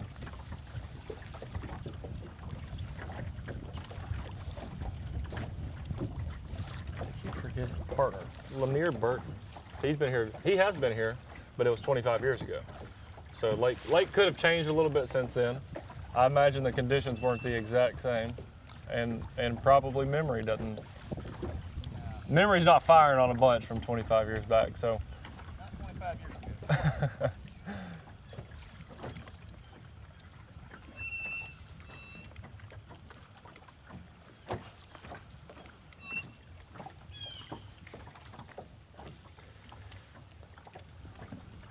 Kelly, on a deal like this where you said you don't have a lot of experience, neither of y'all have a ton of experience on this lake. You didn't run far though. You think that's just a mental thing? Just go somewhere and just. Yesterday we covered a lot of water yesterday. So, but we didn't find anything far enough where traveling to look any. This is where we got most of our bites yesterday. We figured the bite was tough. It didn't take us long to figure that out. Yeah. We just came this morning and we didn't even know if we'd catch a limit, honestly. So we said, let's just go where we got most of our bites at. Just start there and let it. Just start there and we caught 4 keepers first pass and the second pass, and then after this we may go up a little bit towards a couple of the bridges and fishing riprats. I think the ABT, it's probably similar with a lot of people, is they don't get a ton of time to practice, a lot of times with work and life, so it's kind of a... Yeah, it's a big thing. Like I told them, I would love to spend about 3 days out here out on these ledges because it's such a deep and defined channel that I'm sure there's a wad out there somewhere, but you got to have time to find it. Yep. We just didn't have the time to do it, so we just bank beaters. Yep. Yes, this tournament, hope we get a couple big bites. Yeah. So somebody who's, I mean, like people that are watching, if you don't get a ton of time to practice, is just go where you get the most, where you've gotten the most bites at before, just start there and figure it out. Yeah, just start there, and hopefully by the end of the day we'll figure out another area or two or another technique. Because yesterday most of our stuff came off moving baits, and today they'd come off jigs. So now we just start picking up jigs. We kind of figure out where they're at in relation to the dock. Yep. If you see us going around and not fishing either. Yep. But hopefully by the end of the day, you know, we'll find another area, maybe another technique for tomorrow. Something to build off of after today. Because only one day of practice, I mean, you're just shooting in the dark, you know, trying to figure something out. Yep. Well, good luck. We're going to back up and cover as many people as we can today. All right. Thank you. See y'all. There you go. Valuable information. I know a lot of people. We've got a lot of people watching on live that are probably the wives or moms of anglers or husbands of anglers. But, you know, fishing tournaments have gotten so big. High school tournaments have gotten so big. And sometimes we just can't miss. You just can't miss work. You don't have any more days out of school to miss. But you know places on the lake. You might have been there one time before. But even in a championship like this, he said, we didn't get a ton of time to practice, but I'm coming to where we had the most bites, start there, and then just let your natural instinct direct you on where to go. And you heard him say that one technique was paying off yesterday, however, it's something totally opposite today. So then you start putting 2 and 2 together, and you know, one thing becomes another, and if you can do that correctly, you know, there's a lot of people who said, I didn't have anything going into the day, into the tournament day, so I just went fishing, and you know, you've heard that sentence, and a lot of times those people win, and it's really interesting to see. So I think just a cool reminder for a lot of people is you get, you know, I've even been guilty of this, where you kind of feel like you're behind the 8 ball going into a tournament just because you didn't get to practice. But you know, stay headstrong. You see these guys doing the same thing.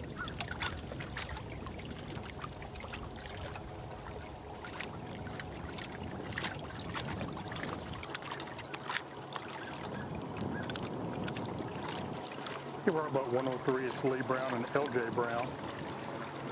He said they've got 3 small ones in the boat.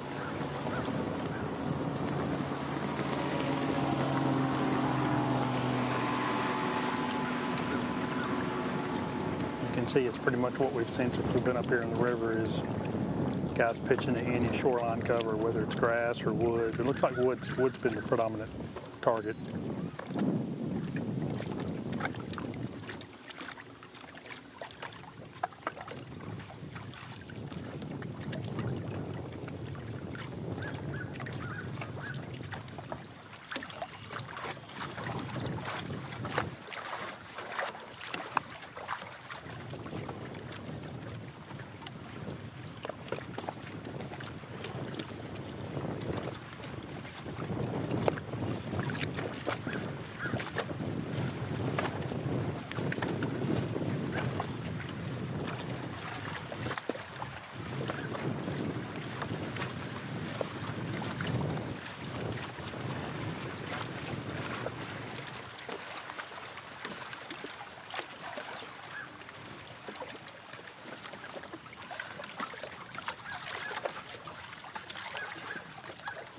guys, based on your practice time, is today gone about what you expected, or has it changed? Yeah, but I was out here Wednesday and I had about 16 pounds. Okay. Grind it out. Do you think there's small windows in the day that these fish really turn on and feed good, or? Yeah. Okay.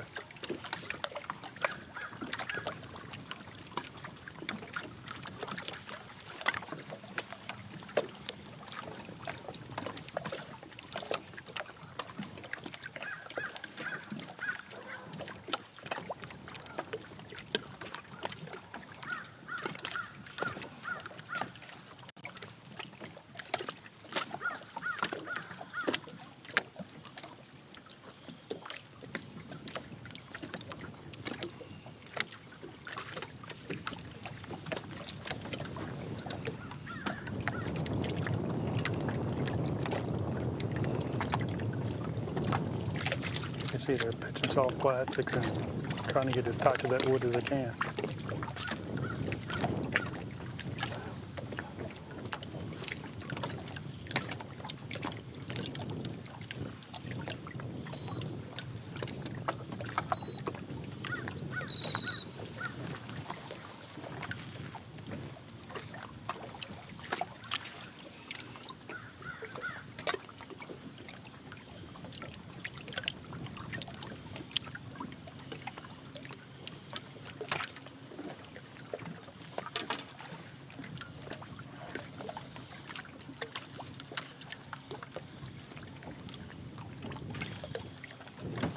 You might be going to a bit of a bait change, or maybe some smelly stuff to put on it. We've seen quite a bit of that today. Bite gets tough urgent with fish. That fish bit pretty much as soon as his bait got in the water.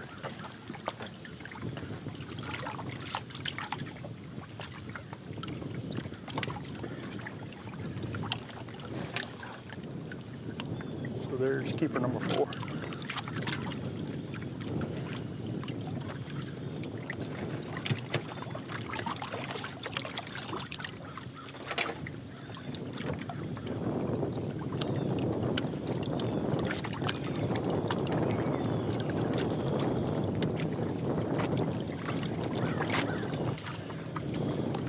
So the bite's slow. It could be few and far between. You cover quite a bit of water, and all of a sudden you get bit. It almost seems random. You got to really stay focused and keep your mind on what you're doing, and make sure you take advantage of those bites. Don't get in a situation where you're daydreaming or you're not really paying attention and you miss an opportunity.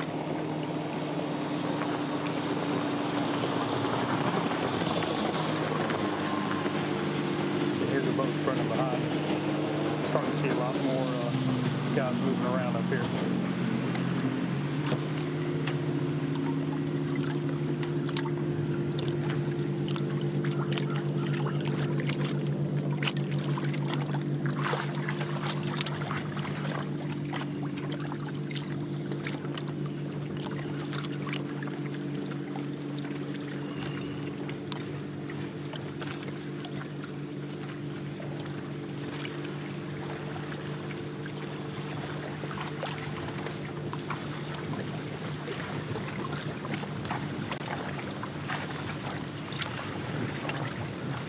Dying the tail of his bait chartreuse, just trying to do anything he can to potentially get an extra bite.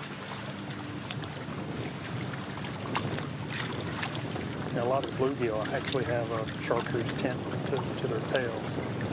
Sometimes there's a lot of bluegill around. It's a good idea to do that. It just looks natural to the fish.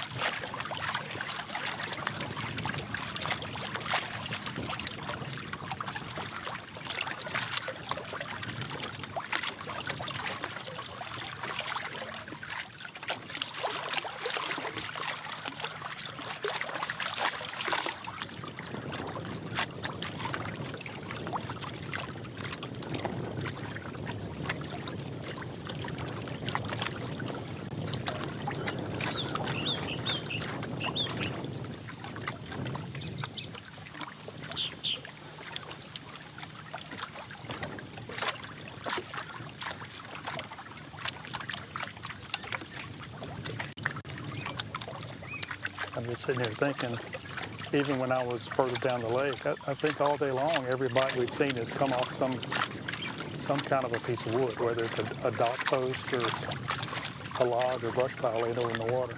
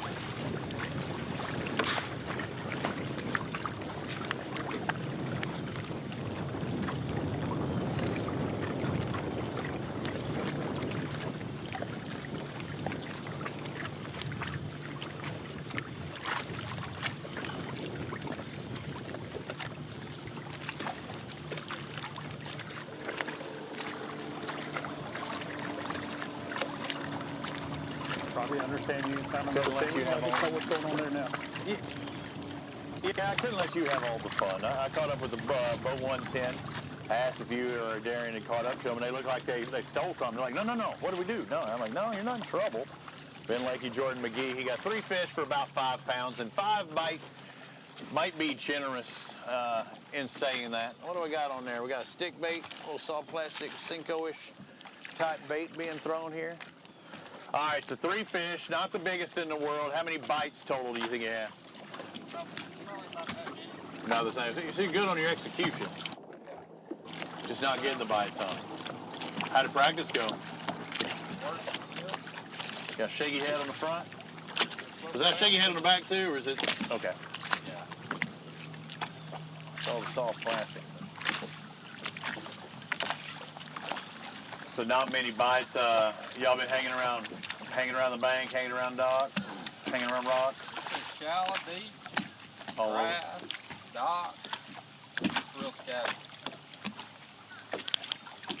Are you looking for anything, waiting for time of day, anything like that, or are you just scrounging for everything you can? We got a place, some rocks we want to get dry when it warms up a little bit. Maybe they'll turn on the shad all over it. Right.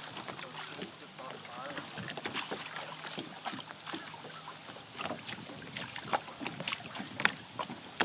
Yeah, I've seen some shad today, but you know, you think there'd be fish around them, but I don't know if that's necessarily the case.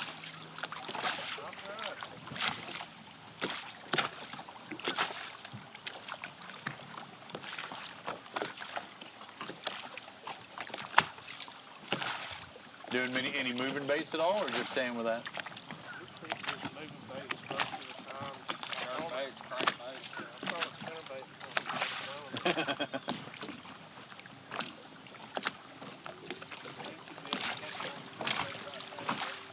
Right.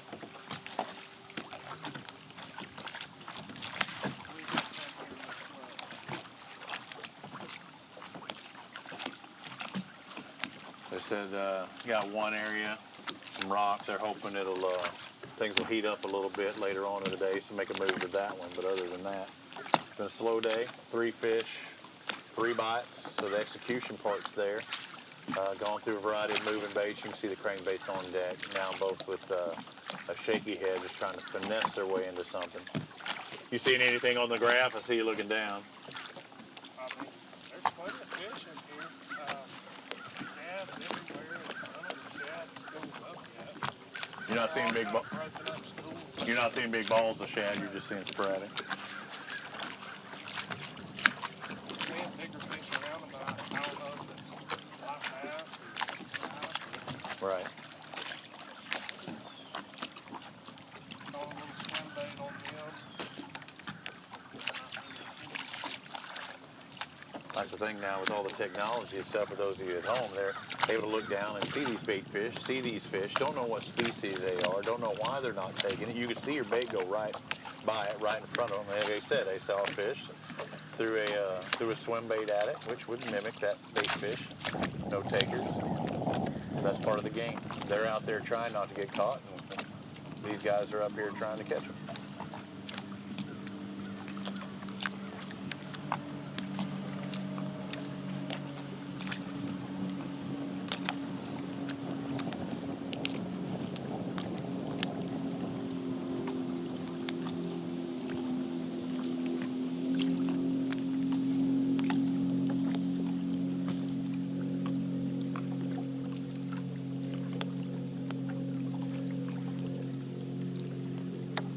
Kenneth and Darian find their pair, get an update on their next contestants, and we'll move on and find somebody else. Beautiful day today. Don't know what the air temp has moved to, but it is nice. Darian, you can't complain about the weather as far as us being out here on the boat. Warm start, things are warming up even during the day. The breeze is starting to pick up now. I don't know if you can feel it where you're at, but you can tell the breeze is starting to pick up slightly. It has definitely picked up, and we're creeping back in on the very first boat we started on this morning, boat number 56, Bill Mayo, Walt Roberts. And Bill is fishing with 1.5 arms today. We're gonna get, when we get closer, we'll get the full scoop on it. Kay said earlier she thinks it was some sort of a water sports type accident, she thought, but yeah, wind's definitely picked up. These guys are spot locked, fishing nearly the same exact spot they were fishing this morning, only about 60 yards away, kind of on the other end of what they were fishing. But this is, you're exactly right. It feels great, honestly. It's warmed up a little bit. We definitely feel that breeze is coming in, but You know, the interesting thing, well, it's kind of gone now. I wanted to pan earlier.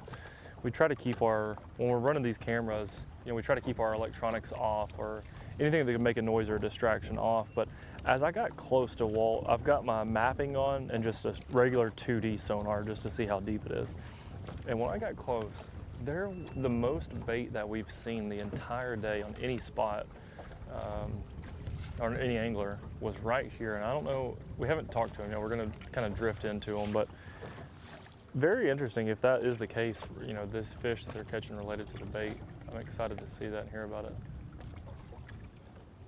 Oh, look at that. Okay, that's a cool tactic. This is what I saw earlier, but I didn't realize what they did. So Walt's reeling in the fish now, but Bill hooked it. Oh, we got to get close in for that. I didn't realize that's what I did earlier. So Bill, you actually can't even fight him, can you? It's like artistry, right? He's just hooking it and has to, so you can't fight him, can you? So actually I catch him, he doesn't catch him. That's right. My wife thinks I'm just observing and netting the Okay, so I didn't realize this earlier. They said it, but I missed what they were saying. No, it might be. Well, it might not be on TV, but it's on Facebook Live right now.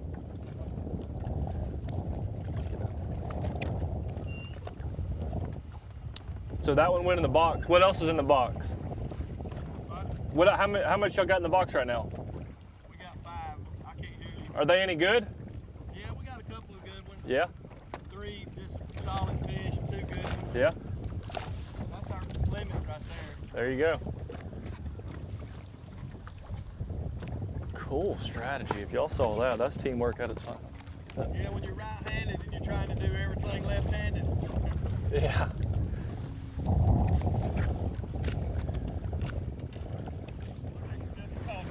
Yeah. That's what I call it. So Bill, what happened to your right arm?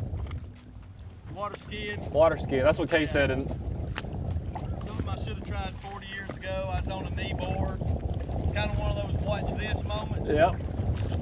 Went head first, showing out for kids and grandkids. Yep, and it bit you. Didn't end up well. Yep. Tore my rotator cuff and bicep. Oh wow. 5 weeks ago, so. Wow. Yeah, it worked better. Like I said, I'm just observing today. Yep. Netting if he catches one. Yep. That's what he said this morning. Oh, heck, that's the camera photo.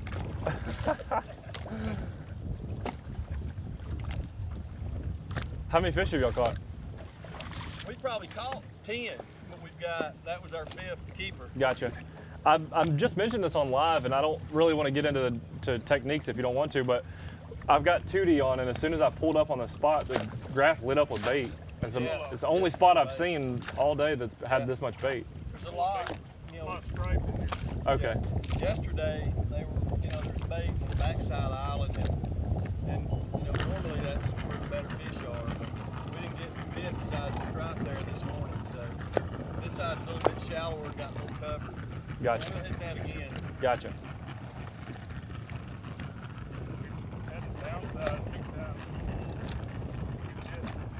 Really?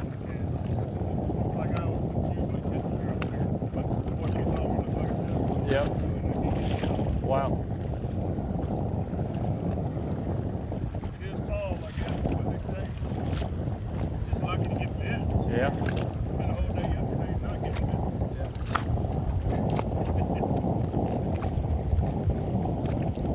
We'd rather be up shallow chasing largemouth. Is that what you did yesterday? Ocean front, bluebird sky, water falling. Gotta come out here and see dependable spot lads. Yeah.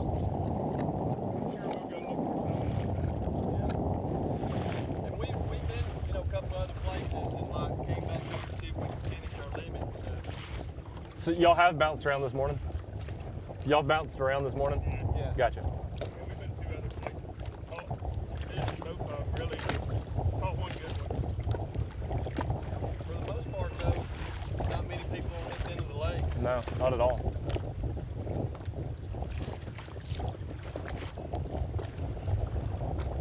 Not fast and furious,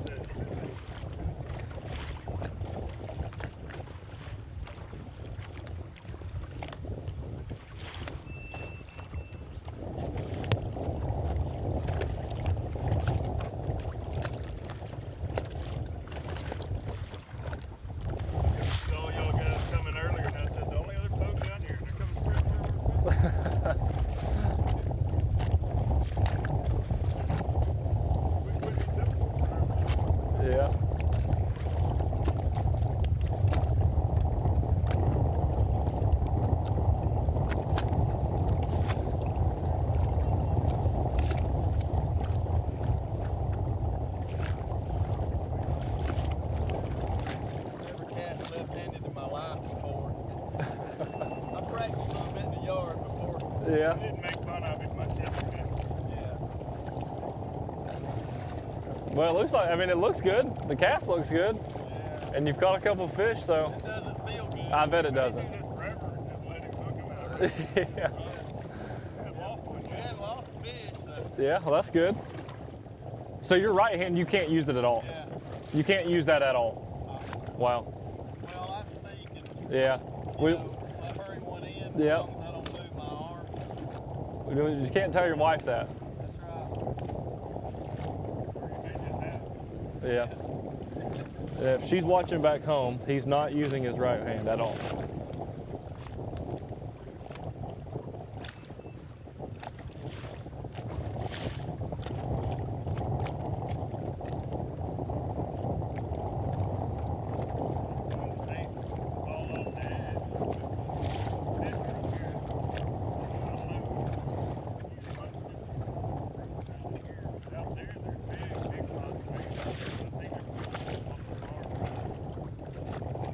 Interesting.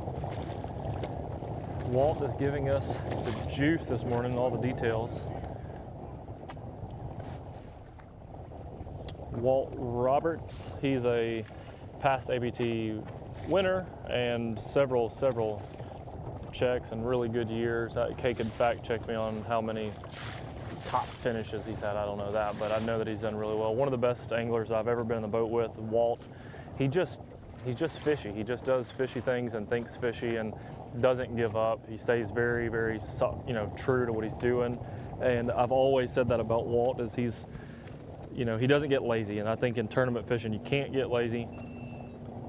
You got to do all the little things, all the retying, make sure you're working your bait the right way and continue that way. Don't slack off and start just dragging your worm if you need to be swimming it or hopping it. All the little attention to little bitty details. He just said that he saw a lot of the bait was out here kind of between us and him. There was a lot of bait balls, and he mentioned that. He already knew they were there, but he said the bass aren't out there. The bass are up towards this target they're throwing out, which is an island, and there's a lot of underwater structure. On this side, they said it's shallower with some, I don't know if it's brush or rocks or whatever, but we can't see it. It's not out of the water. And then on the back side is the deeper side. There's a lot of bait on that side as well, but they said mostly it was just stripers on that side. And that's what Bill caught this morning. And I don't know if y'all were able to see that when we pulled up.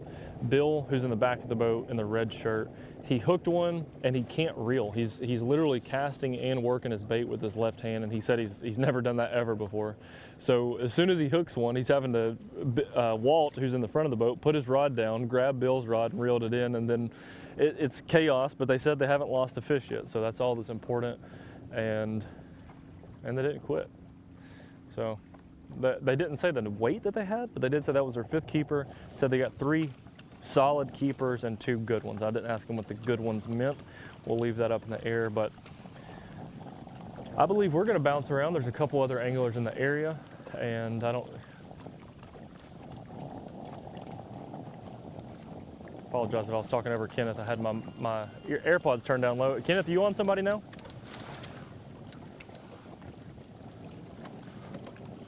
I think it's me who they gone to. Paul Davis. I've caught up okay. with boat 132.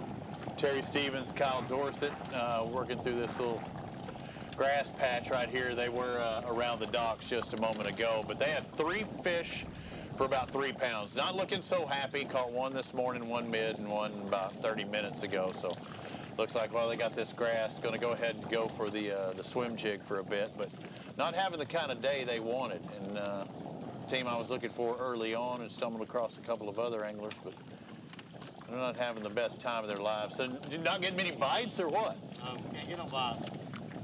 You seeing fish? You seeing bait? Seeing lots of bait, can't get no bites. What's been the modus operandi up till this point? How you been fishing? What you been doing? Fishing. Junk fishing. Junking it around? There's a dock. Oh, I'll throw it that. Some on a jig, some on a crankbait, a couple on that swimmer. Just, you don't never know. Junk fishing 101. Can't get enough bites to tell what you need to be doing, really. So we'll catch some decent ones in practice, so maybe this afternoon will be better. That's where I was going with. Practice was okay, but was it a better afternoon bite? No, Wait, I must be definitely shallow here because I'm a ways off that bank. Well, you weren't or you were? I mean, humble, I get it, but.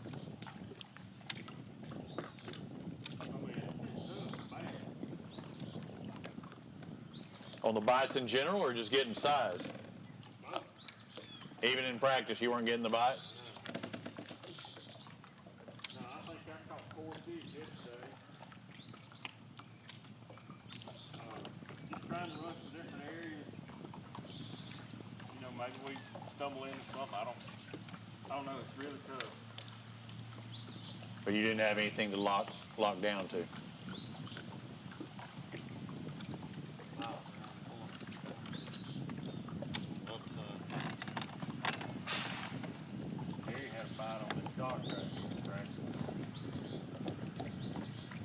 Remember the time of day that was? Was it later than that?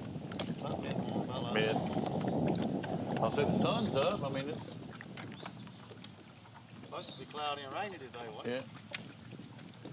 Yeah, that's what I heard. That's another team was looking forward to it being cloudy. I looked up and I'm like, well, or they wanted wind and clouds. I said, well, you're going to get the wind. I'm not sure about the clouds.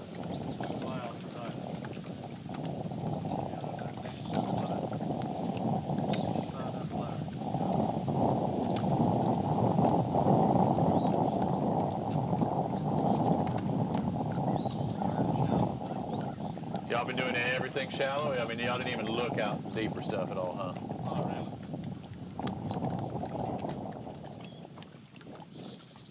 We got a couple spotted bass places. We're waiting for them to turn the water on. When's that supposed to happen? Noon, maybe? Yeah, noon, I think.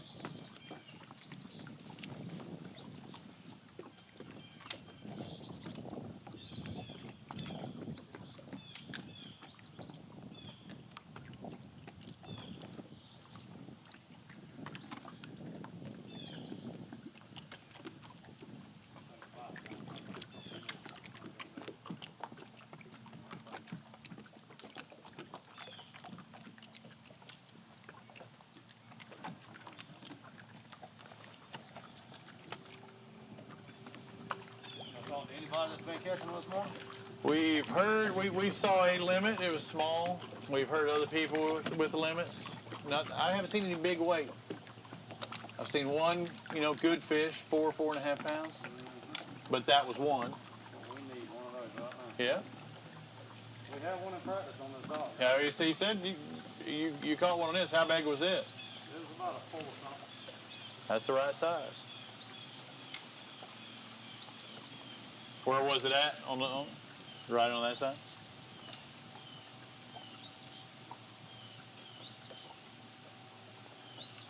That's the bad thing, though, about sticking them, too. If you let it mouth it and let it run off, you're good. If you actually stick it and catch it, then they might not want to bite for a day or two.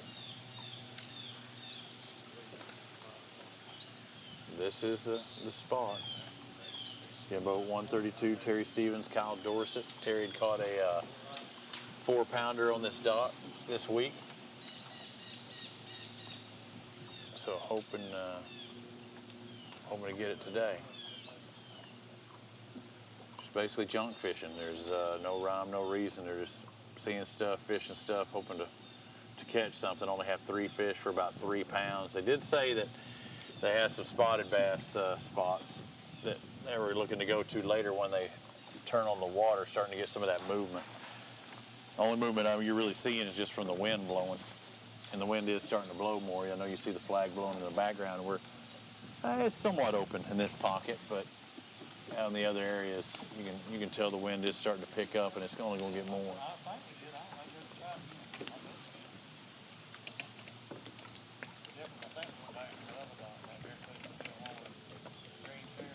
I think we were having some technical difficulties with Kenneth's camera. Darian's running around. I'm out here sticking with these guys. I don't see anybody else in this pocket that we're at.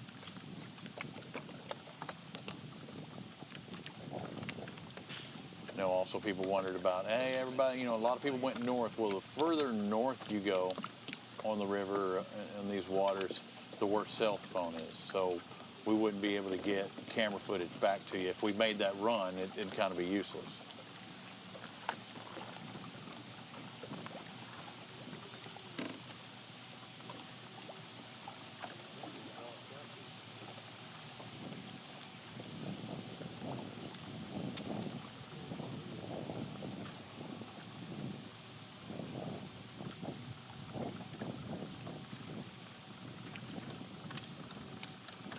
So again, it's the Alabama Bass Trail Championship. It's day 1 of 2. The anglers will start coming in at 3 o'clock this afternoon at Leesburg Landing. We'll have a weigh-in. It'll be a fairly quick weigh-in. There's only going to be 158 boats possibly weighing in today.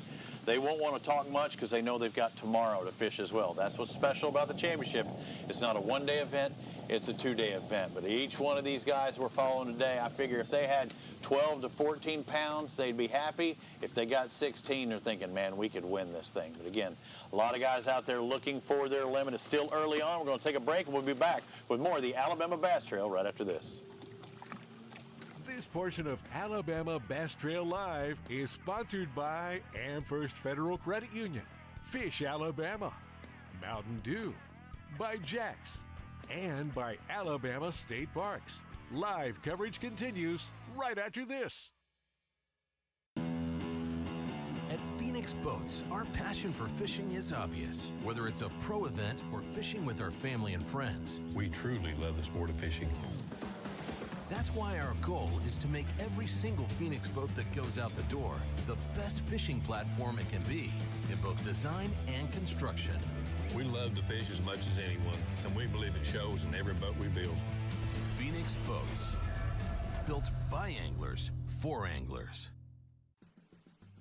Bill Petty Toyota is Alabama's #1 volume Toyota dealer. But that's not the only reason to get to know Bill Petty. Enjoy a 10-year unlimited warranty on every new Toyota in stock. Get 1 year of 24/7 roadside assistance. Test drive for the chance to win $5,000. You heard right. 5,000 big ones. Plus, choose from over 700 new Toyotas in stock and price to move. Bill Petty Toyota is Alabama's #1 volume Toyota dealer. Get to know us today.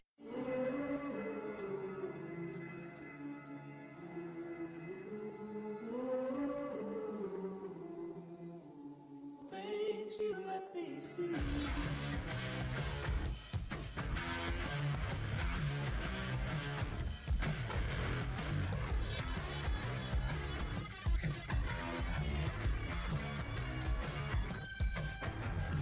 Things you let me see. Some things ain't worth keeping. Yesterday's traditions, today's adventures, tomorrow's memories. Now that's something worth keeping. Fish Alabama and find your keeper. For more information, visit fishalabama.org. Alabama Bass Trail Live, presented by Black Rifle Coffee, is brought to you by Phoenix Boats, Busch Light, Bahio Sunglasses, Bill Penny Automotive, and by TH Marine. There's more straight ahead. At Phoenix Boats, our passion for fishing is obvious. Whether it's a pro event or fishing with our family and friends, We truly love the sport of fishing. that's why our goal is to make every single Phoenix boat that goes out the door the best fishing platform it can be in both design and construction. We love to fish as much as anyone, and we believe it shows in every boat we build. Phoenix Boats, built by anglers for anglers. Stetson Blaylock, Todd Auden, Hank Terry, let's go! Garmin Live Scope, I tell you right now, if you don't have it, you are behind. It's just wild.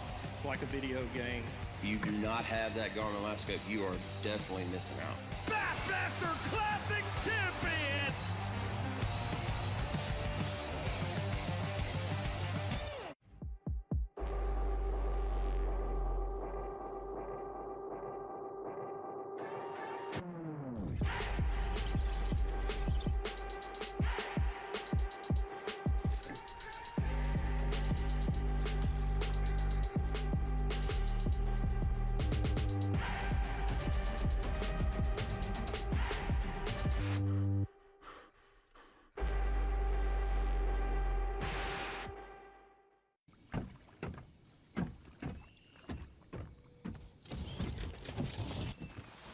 Nobody wants to run out of power when they're on the water. There is a better way. Introducing the Charge Marine Power Management Station from Power Pole that does the work of 3 devices: a traditional battery charger, a charge on the run, and an emergency start system. Power Pole Charge. Welcome back to the 2023 Alabama Bass Trail Championship here on Weiss Lake. 158 anglers took off this morning, and we've covered about 15.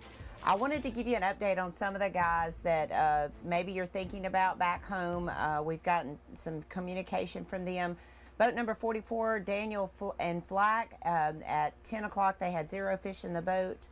Boat number 130, Justin Mott and Randall Hamilton, they had 2 fish for 5 pounds in the boat. We have also checked in with Jonathan Collins and Derek Hicks. They had 2 fish for 4 pounds. We reported that boat 110, Ben Lakey and Jordan McGee, they had 3 fish for 5 pounds. Currently, right now, the unofficial leaders, I would say, is probably Delano Green Jr. for a limit for 10 pounds. We do know Mark McKeag, Tim Hurst, they have a limit for somewhere between the 8 and 9 pound range. We're seeing a whole lot of 2 to 3 fish, and that's what we heard during practice, that we felt like that this was going to be a tough tournament, but a lot of guys like a tough tournament way more than they like just a slugfest. So I think a 3 pound fish could really put someone over the top at this point. Just looking back through some of the notes here, we're going to catch back up with Nolan Spencer, Jonathan Reese. I think Darian's in that area. Robbie is on his way to Randy Talbert and Eric Morris to get a follow-up with them from this morning. But that's kind of what we're seeing, guys. We're seeing that that 2 to 3 fish at this time. Of course, there's still a lot of time left in the day. You've got about 4.5 hours before the first flight is due in, and some guys have until 4:30 this afternoon to get it done. So we're going to get back out on the water to Darian. I'm not sure which boat he is on at this time, but we're going to get a follow-up from him. Darian? Yes, ma'am. I'm on boat number 53, Curtis Coleman and Steve Thompson, and they just caught their 5th fish, or their 5th keeper, and said that we just missed a flurry. I guess they caught several fish in a row. And Mr. Coleman, who's running the trolling motor, says, what in the world did we do before spot lock? He was sitting down retying a couple crankbaits and just laughing and enjoying. The wind has definitely picked up where we're at, and we were having a good time with that. But yeah, the wind is certainly picking up. The offshore fishing that we've seen, the guys who are fishing offshore have done, they've all got limits. And Walt Roberts was the last boat that we were on, Walt and Bill, and I don't remember which one of the two said, we want to go largemouth fishing, but the weather conditions that we've got, bluebird skies, sunny, a cold front moving in or a front moving in, and he's kind of laughed at it. He says, we're just going to stick to our reliable spotted bass. And I think that's what these deep, offshore guys are doing. They know they can catch a limit of spots. Maybe tomorrow will be a better largemouth fishing day once this front kind of moves through and maybe settles a little bit. I don't know, but I think that might have been kind of their strategy, which makes a lot of sense. And it's one of those things that's kind of difficult because you want to go running around and doing all these other things, but you know that the weather isn't promoting just a ton of fish biting. Like you said, it is going to be a tough event, or at least today is going to be a tough day, and they're aware of that. So it's like, let's just fish the conditions, fish the day, and not let our emotions or our minds get to wandering too much, because if that, everybody always says, I ain't never caught one running 75. You get to running around and all this stuff, and you're just not, you're wasting time, or you're not catching fish. So that's where we're at.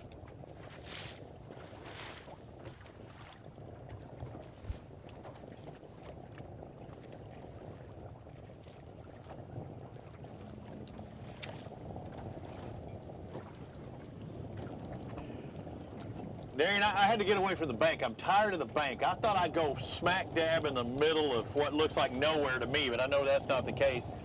And I caught up with Eric Morris and Randy Tolbert, just checked in. I hear 4 for 10 pounds, so we're moving in the right direction. And your biggest is how big? I got one fish 3.5 pounds.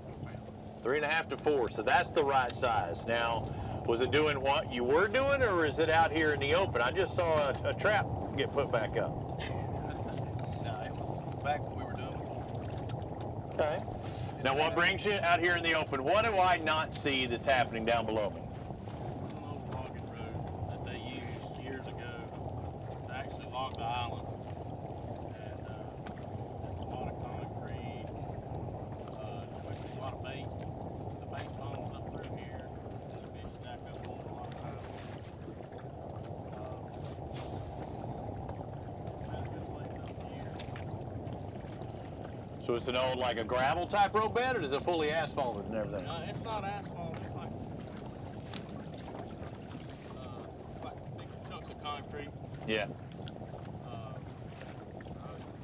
It's pretty rough. I don't know how they drove across it, unless it's kind of busted up over the years. Carolina rigging type stuff during the summer? Yeah, you can. It's real hangy. It's a lot easier to throw a moving bait. Yeah. Keep it above it. Yeah, just kind of stick the top of it. It's really good when the water gets down about another foot, foot and a half.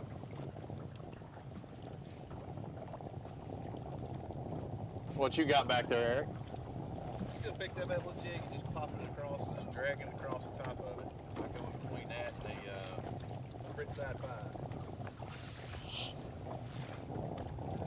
Okay, spinner, jig, crankbait.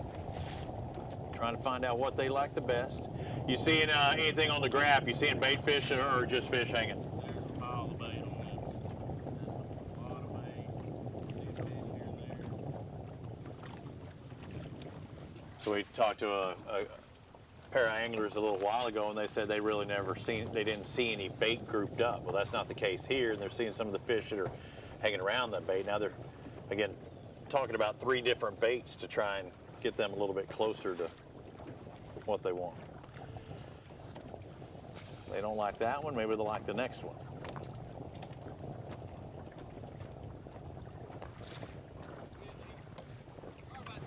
Give you a little confidence though with that bigger fish in there, get you a little closer to your end goal. Yeah, it helps. We lost a really good fish earlier right after you left us.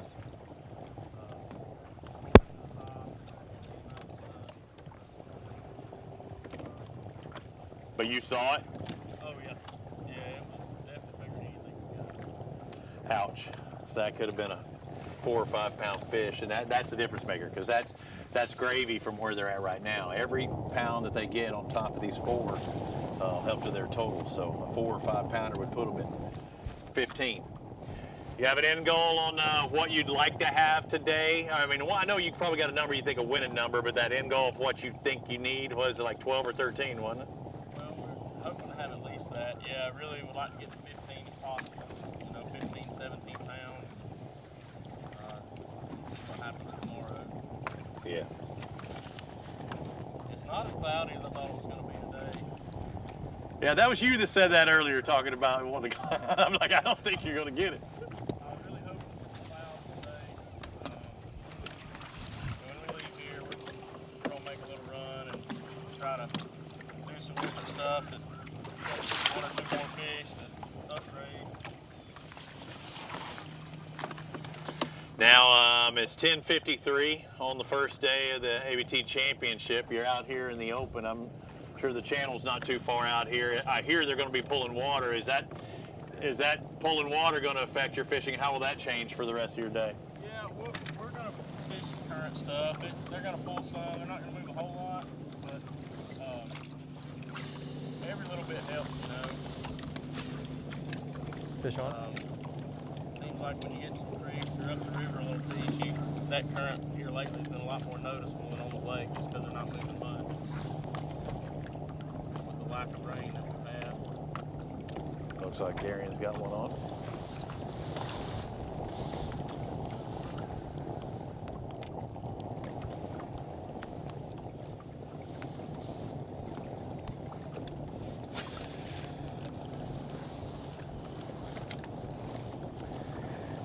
Robbie, there was a fish catch on, but to be honest, the breakdown that you were listening to was more entertaining than the size of the fish that Mr. Coleman caught. Nothing, not hating on Mr. Coleman, but it was just a really small fish. So I opted to just continue listening to your group, they're really breaking down some interesting stuff there about the current.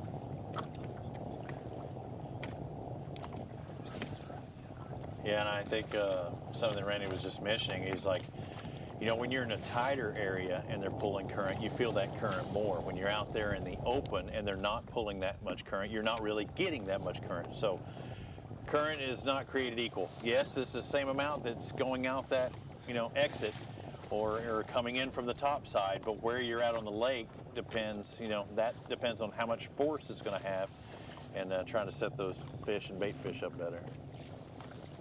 Absolutely. And there's a couple places on this lake, especially down around the canal area, where it bottlenecks down and it gets really, really skinny.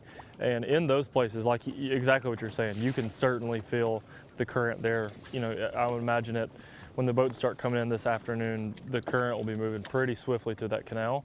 But where y'all are at, the wider areas of the lake, you probably really can't tell. But it does set fish up differently. If you can get on a place where there is current and you can see it and feel it, the fish certainly react differently to it in that current. So maybe that's going to help some guys. I think there'll be some guys moving around. It sounded like he had a plan to move around and then maybe approach things a little bit differently once the current fires up. Scratch golfer yet?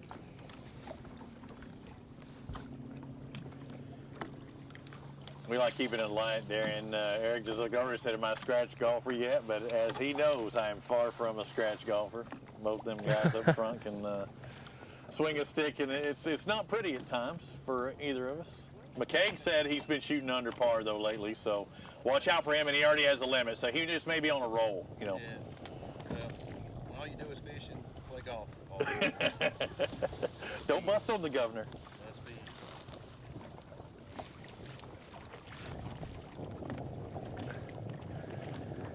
Robbie, I'm gonna make a little run down where I'm at. We've got our team that we were watching. They're making a run now to go catch to go hunt for some bigger fish. We're gonna go hunt another boat. If you're hanging around, Mr. Morris will make a run now and hopefully pick back up with a little fish catch right before we end our show. I think we got about 30 minutes left, right? Yeah, we got 30 minutes. Go ahead and make your run. We're gonna stick with them and see if they can catch something out here in the open. You can go take care of your stuff. I know they were working with some electronic issues with Kenneth, so we're sticking here. It's all good. We've hopefully going to have a fish catch on any given moment. Randy Tolbert, Eric Muller's boat number 67, 4 fish for about 10 pounds. They've got about a 3.5, 4-pounder in there. That's the kind of fish they're looking for. Lost a fish. It was bigger than that, they said. So if it was a 4 or 5, they could theoretically be sitting at 14 pounds or so. But you got to get them all the way in the boat. So it kind of got caught up in some stuff, but they did get to see it. But I know that Kenneth sound like he got his technical issues sorted out. And caught up with boat 158. Let me take a look at my list. Terry Tucker, Jeremy Green. You got the green machine there. How are they looking today, Kenneth? Well, Robbie, this may be the hottest team coming into the championship. These guys have been on fire, winning a lot of tournaments here recently. So they were way upriver for most of the day. They actually passed us, and I was able to get behind him and kind of wanted to catch up to them and see how the day has gone. Really interested in seeing what they've done. Actually, they're behind the dock here, and when we pulled up, I think they caught a fish and just coiled, but about to find out.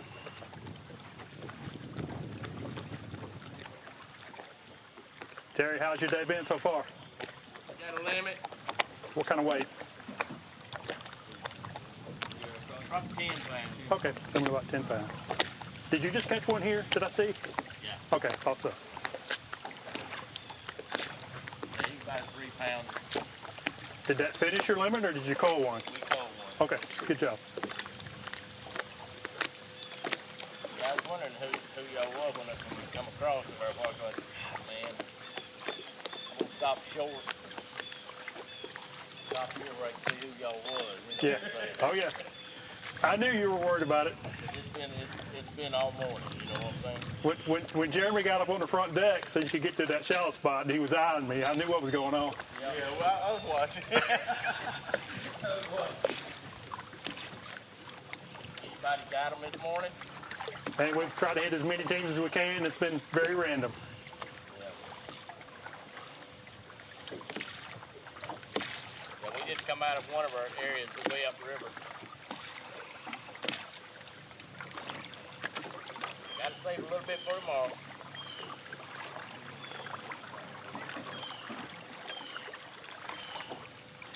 Well, speaking of tomorrow, what kind of weight do you think you need today to have a chance for tomorrow? I think we need 15 pounds. Okay.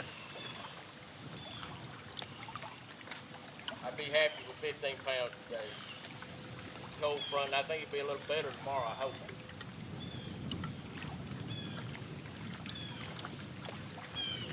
Have you noticed has there been any bite windows that are better late in the day or early, or what's it been? Late today. Okay.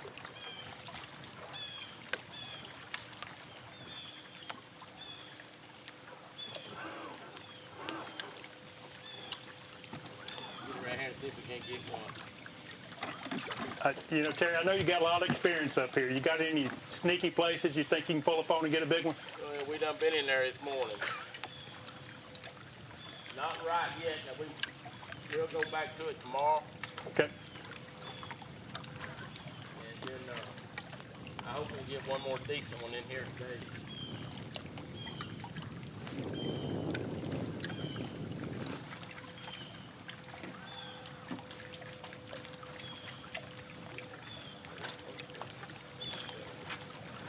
I'll back off a little bit, give you some space, and watch it for a few minutes.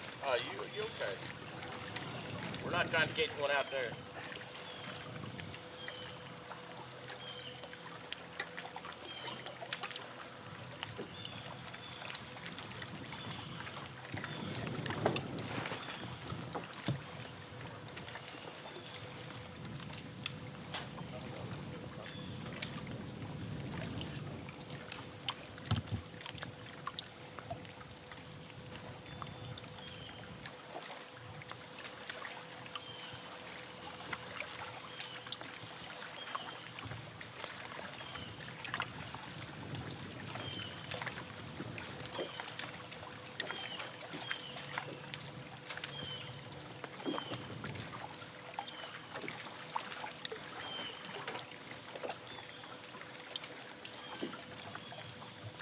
You know, we have had an opportunity between the 3 cameras that we have on the water today. We've had an opportunity to run across a lot of teams today.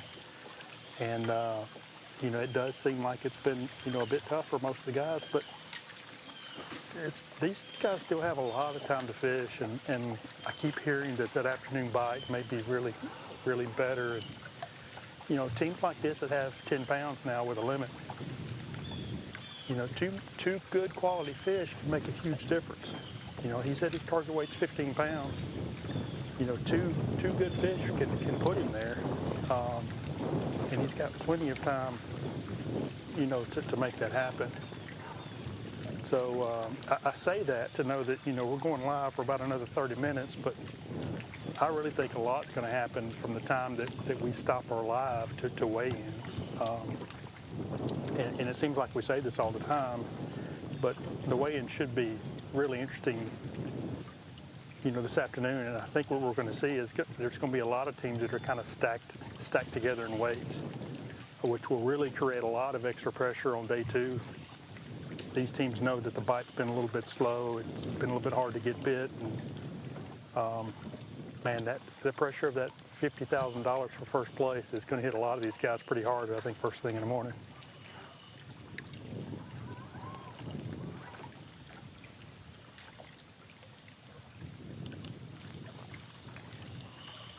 You can see these guys are, you know, they're picking apart every dock piling that they can.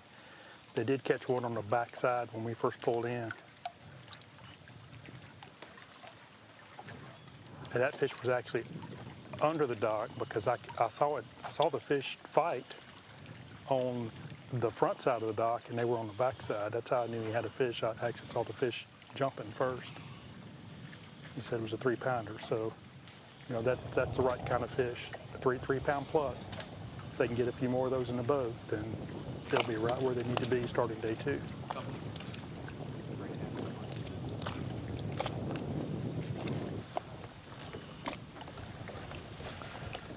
We didn't go too far from Morris and Tolbert.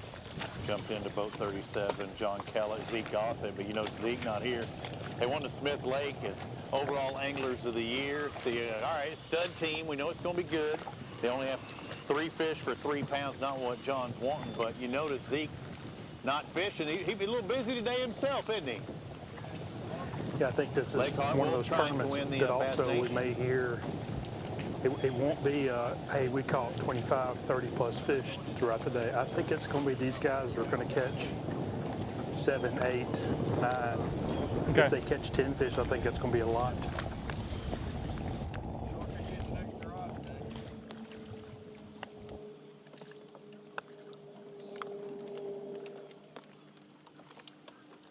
Yeah, John saying he sure could use that other rod today, but yeah, his partner trying to win the Bass Nation. Top 10 right now, 9th coming in. How much weight? Was it like 5, 5.5 or so out? Something like that, 4 or 5 pounds. Yeah, 4 or 5 out of the lead. Will Davis, who we know on the Alabama Bass Trail, fishes the 100s as well, leading that tournament. So it stinks, but it's good all the same thing. You've had a good year, one angle of the year, your entry fees paid for next year, you get to fish the Bassmaster Team Championship, you're trying to win $50,000. You ain't got too much to complain about, huh? No, I'm just out here grinding, hoping for the best, really. It was a pitiful practice. Yesterday I had a really good practice, though, so I was confident coming into today, and I don't know what's going on. I see you when I come up here, and we've seen plenty of people at docks today, and we'll continue to see more, but you're really trying to pick this dock apart. Was that what worked for you yesterday? Yeah,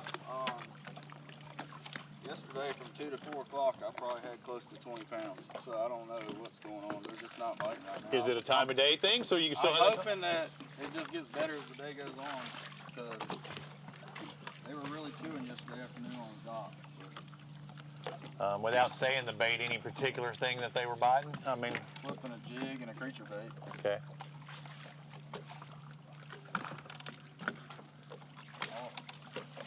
I've missed one good one this morning, and that's it. It's the only good bite I've had.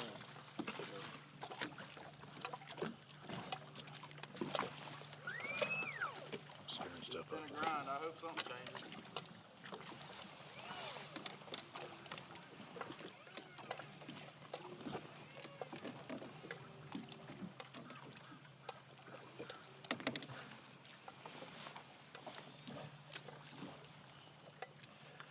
When you were getting all those bites, you said it was 2 to 4. Were you getting many bites in the morning until that time?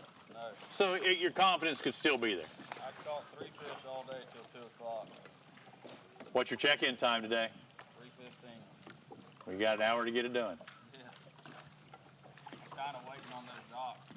We'll let the sun get up good. Hopefully they're there when I go back midday.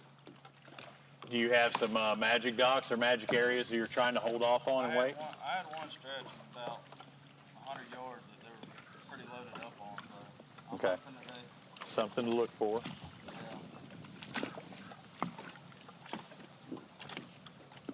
But I got bit on a lot of docks. I got bit on these docks yesterday, so I don't know what's going on. But again, later in the day. I shook them all off, you know. That's how fishing goes. There today, gone tomorrow.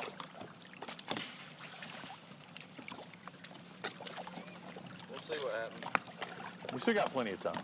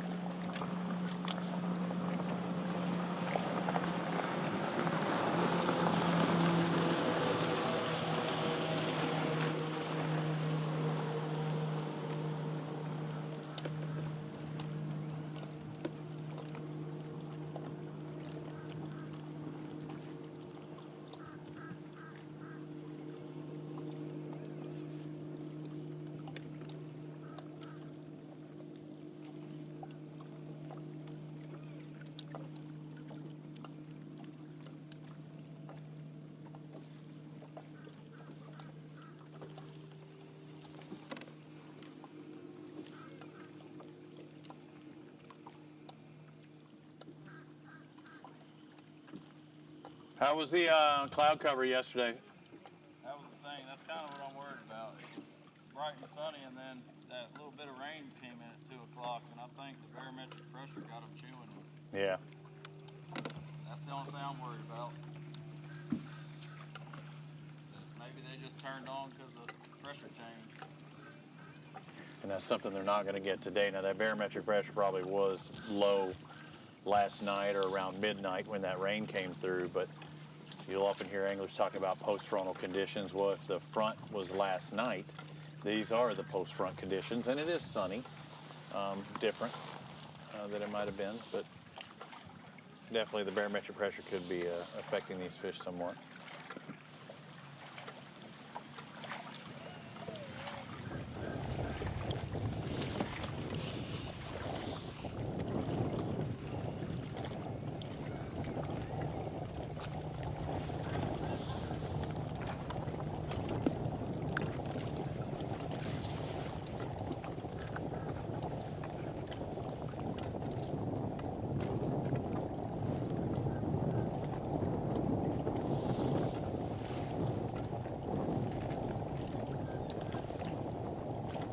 John Kell is picking apart this dock. I'm off of the dock a ways. I know that we're talking about how they're drawing the lake down a little bit and it's getting lower, but you can see the dirt in the water just to my left or left of that boat. I'm off the end of these docks and I'm stirring up water with the trolling motor, so I got to stay a little further away from him. I don't want it to disturb him, but I'm a little surprised it's this shallow this far out. Uh-oh, got one on, it sounds like.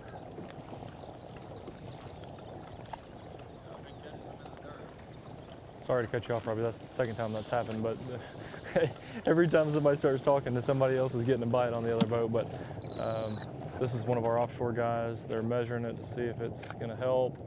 They're eyeballing it. They want to check. Toss it back. That was a pound. Was that a pound and a quarter? About a pound and a quarter, so that's not going to help them.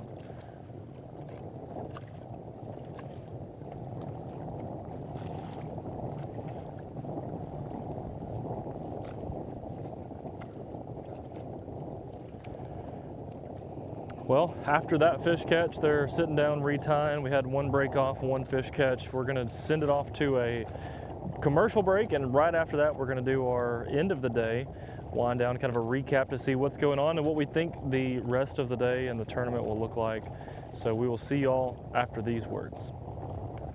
On the Water live coverage is brought to you by Academy Sports and Outdoors, by Strike King, Lose, by Garmin, and by Alabama State Parks. There's more to come. Stay with us. At Phoenix Boats, our passion for fishing is obvious. Whether it's a pro event or fishing with our family and friends, We truly love the sport of fishing. that's why our goal is to make every single Phoenix boat that goes out the door the best fishing platform it can be in both design and construction. We love to fish as much as anyone, and we believe it shows in every boat we build. Phoenix Boats, built by anglers for anglers.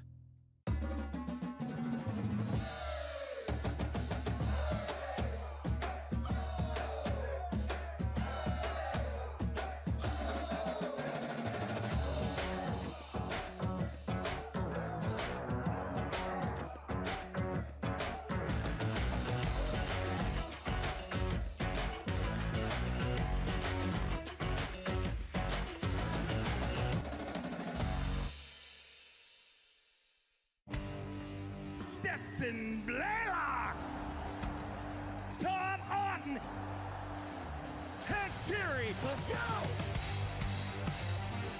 Garmin Live Scope, I tell you right now, if you don't have it, you are behind. It's just wild. It's like a video game. If you do not have that Garmin Live Scope, you are definitely missing out. Bassmaster Classic Champion!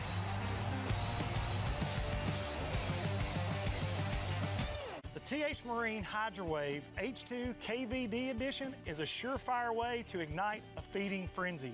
The HydroWave utilizes a sound-emitting technology that imitates bait fish and other feeding fish below the surface that preys on the competitive nature of bass and other game fish to get you more bites. The HydroWave is another way that TH Marine has you covered from transom to trolling motor.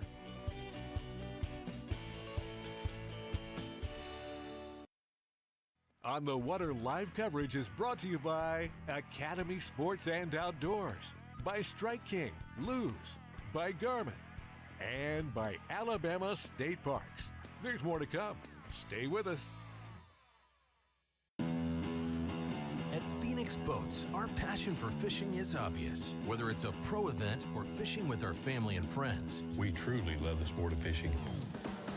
that's why our goal is to make every single Phoenix boat that goes out the door the best fishing platform it can be in both design and construction. We love to fish as much as anyone, and we believe it shows in every boat we build.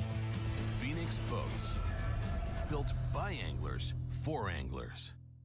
The perfect checking account doesn't exist. Not at a bank, that is. So why do you keep looking there? At AmFirst, you can get no minimum balance or monthly fees, an instant issue debit card, and free checks with unlimited check writing. But who doesn't want more? Like a rewards program you'll actually use, and convenient digital tools that make it easy to manage your account from anywhere. Now you could try and find that at a bank, or you could save yourself the trouble by checking with us. On the weekends, some folks step up their game, like bringing home Jack's Fan Faves Value Meal. Our chicken nuggets, mac and cheese, and a drink for just $5.99. Now, Miss Ashley, I ain't saying she can run a post route, but she's got hands as golden as the nugget she snags. The fresh, hand-breaded, all-white meat chicken is a catch in itself.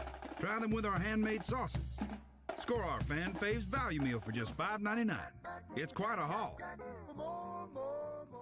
Big companies get bigger and bigger and talk about their fancy labs where they study fish behavior. But then they all go golfing on the weekend. We don't have a large laboratory to test baits. Why, you ask? We don't need a big laboratory because our pros fish, our employees fish, our salespeople fish, our suppliers fish, our mold builders fish, our owners fish, and our kids fish. This is our laboratory. Our R&D comes from time on the water, learning how to make fish bite. We don't have other hobbies. We fish. We fish all year in all conditions across the whole country. All that time on the water brings us thousands of hours of testing new products and improving current ones for all species. We're a family-owned U.S. company that has many of our products made in America by American workers.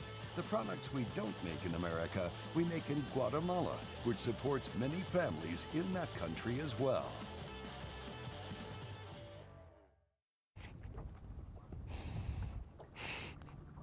That's a horrible ad.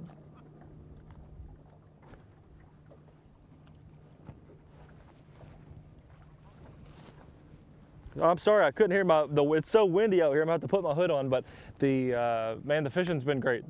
These guys we've got with us, we've got some offshore stuff going on, and a lot of fish being caught for the spotted bass guys who are doing the offshore thing. And honestly, from what I've seen, these guys have all said the same thing, and it's very unique, but they're not even thinking about shallow. A couple of them have bounced around shallow today, but they're like, we're gonna accept that we don't have great weather, and then just fish out this cold front. Fish the spotted bass, they're consistent. Even in a front, it's consistent. So that's what the guys are doing. And it's funny that all of them have said,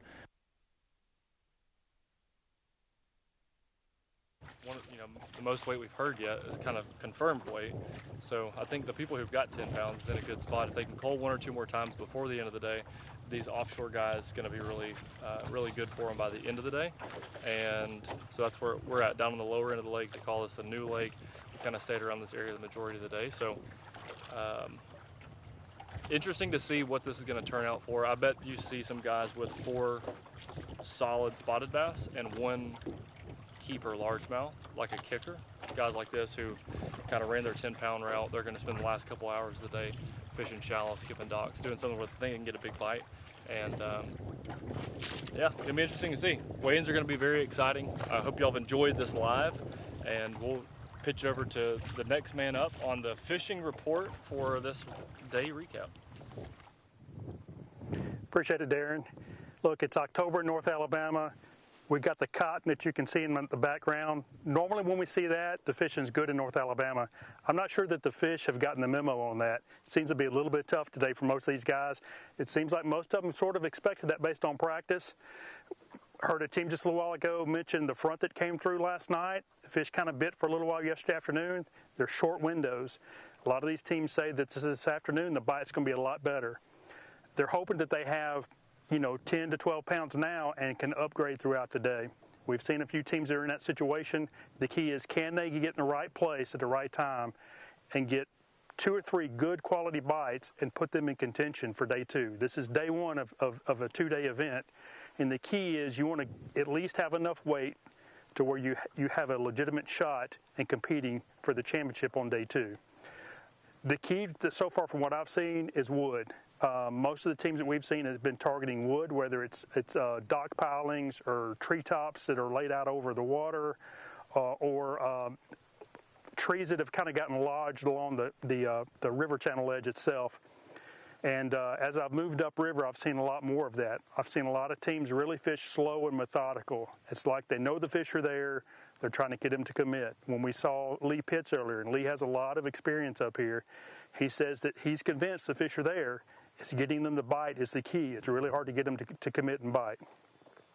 So we've seen a lot of teams on the water today. We've seen some fish catches. Most teams we've pulled up on at least have some fish in the boat. That's a good sign. I think this afternoon, the time between now and weigh-in is going to be critical for these teams. And I think the ones that take advantage of that window are the ones that we're going to see coming up at weigh-in that are going to put themselves ahead of the pack and give themselves a chance for day 2. $50,000 is what's at stake here.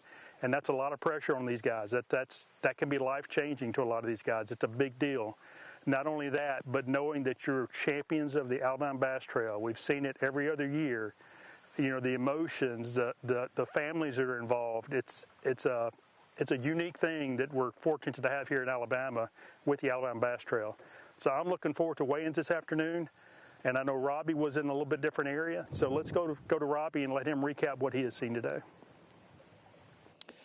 Well, Kenneth, I'm looking forward to the possibilities because coming into this week, everybody was downplaying it, saying it wasn't that great. It was this, that, and it's going to be hard. 15, 16 pounds a day could win it, and that could be the case. I think if you've got 10 pounds right now, and a lot of quite a few anglers do. We've already ran across a few. If you've got 10 pounds right now, I think you're looking pretty good. Hopefully that isn't your entire catch of the tournament, but if you caught some this morning, I think you're doing all right, and you just build throughout the day like Kenneth was just saying. There's a lot of anglers that are looking forward to the afternoon bite, maybe some looking for clouds, some looking for sun, but looking for stuff in the afternoon. When we were with John Kellett just a moment ago, he was talking about that front. He's the guy who referred to that, but yesterday he had a big flurry. It didn't even happen. He didn't have anything hardly until a 2 to 4 o'clock window. He's got to check in at 3:15 or so. So he's only going to have about an hour to fish if they decide to fire up at 2 o'clock. That magic hour is going to be 12 o'clock. That's when they're supposed to start pulling water. That's when we may see some of that movement and kind of set up these fish a little bit better. So we've seen guys catch 10 pounds already up to this point doing a variety of things. Are you going to be offshore? Are you going to be there tight? Are you waiting for that magic time to happen so these dock fish, like John Kellett has just mentioned, for them to turn on? Because, again, people can downplay the lake all they want of how it's not hot right now, but the man I just talked to said yesterday he caught 20 pounds. I didn't hear that from anybody else. But if you can find those fish in that window in the right places, the possibilities are here. They might call it the crappie capital of the world, but there's big fish here at Weiss Lake, and it's not just a one-day event. It's a 2-day event, Kay. So anything can happen. Things are happening, and I expect it to build because we don't even check in that first flight until 3 o'clock this afternoon at Leesburg Landing. Robbie, 3 o'clock Leesburg Landing, that's where you're going to see the fish come across the scale. You're not going to hear much. I'm just going to go and preface that. You're not going to hear these guys tell you a lot. They've got another day to fish, and they're going to hold everything close to the vest. And we saw exactly what we thought we would. We saw a lot of people fishing the banks and a few people out deep. This lake has such a variety to it and all the ecosystem that's under the water that you can't see that these guys are looking at. Some of the guys, what I saw on the trackers, guys that are supposed to do well here, stayed in an area for a while this morning, and I've seen them make 2 or 3 different stops this afternoon. it feels like afternoon. I've been up since 1 o'clock this morning. So I think that's what's going to happen once we hit that 12 o'clock window. If the current turns on, you're going to see guys really hunker down in their spot and try their best to catch those magic bass. But that's it for our Busch Light wrap up. We are going to be back here at 3 o'clock this afternoon for the weigh-in. If you're coming out to Leesburg Landing, please bring your lawn chairs. Come out and sit with us. We'd love to have you out here and visit with us. We have 158 teams to walk across the stage. Hopefully you'll see some great bags of bass, but you can always watch it here on Alabama Bass Trail Facebook page, on Alabama Bass Trail TV YouTube page, or on alabamabastrail.org. We'll see you back here in just a little bit. You guys have a blessed day.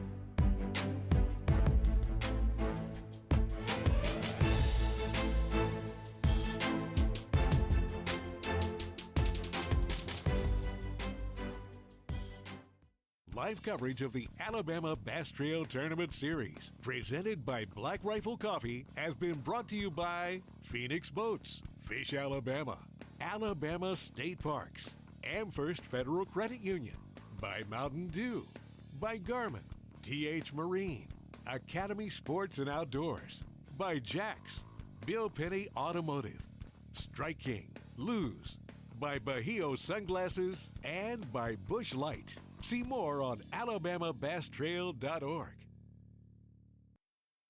This portion of Alabama Bass Trail Live is sponsored by Amherst Federal Credit Union, Fish Alabama, Mountain Dew, by Jax, and by Alabama State Parks. Live coverage continues right after this. At Phoenix Boats, our passion for fishing is obvious. Whether it's a pro event or fishing with our family and friends, We truly love the sport of fishing. that's why our goal is to make every single Phoenix boat that goes out the door the best fishing platform it can be in both design and construction. We love to fish as much as anyone, and we believe it shows in every boat we build. Phoenix Boats, built by anglers for anglers. Bill Petty Toyota is Alabama's #1 volume Toyota dealer. But that's not the only reason to get to know Bill Petty. Enjoy a 10-year unlimited warranty on every new Toyota in stock. Get 1 year of 24/7 roadside assistance. Test drive for the chance to win $5,000. You heard right. 5,000 big ones. Plus, choose from over 700 new Toyotas in stock and price to move. Bill Petty Toyota is Alabama's #1 volume Toyota dealer. Get to know us today.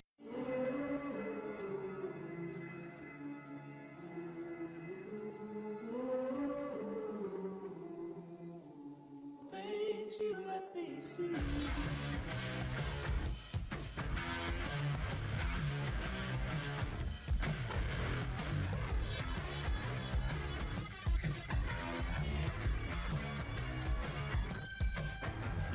Things you let me see.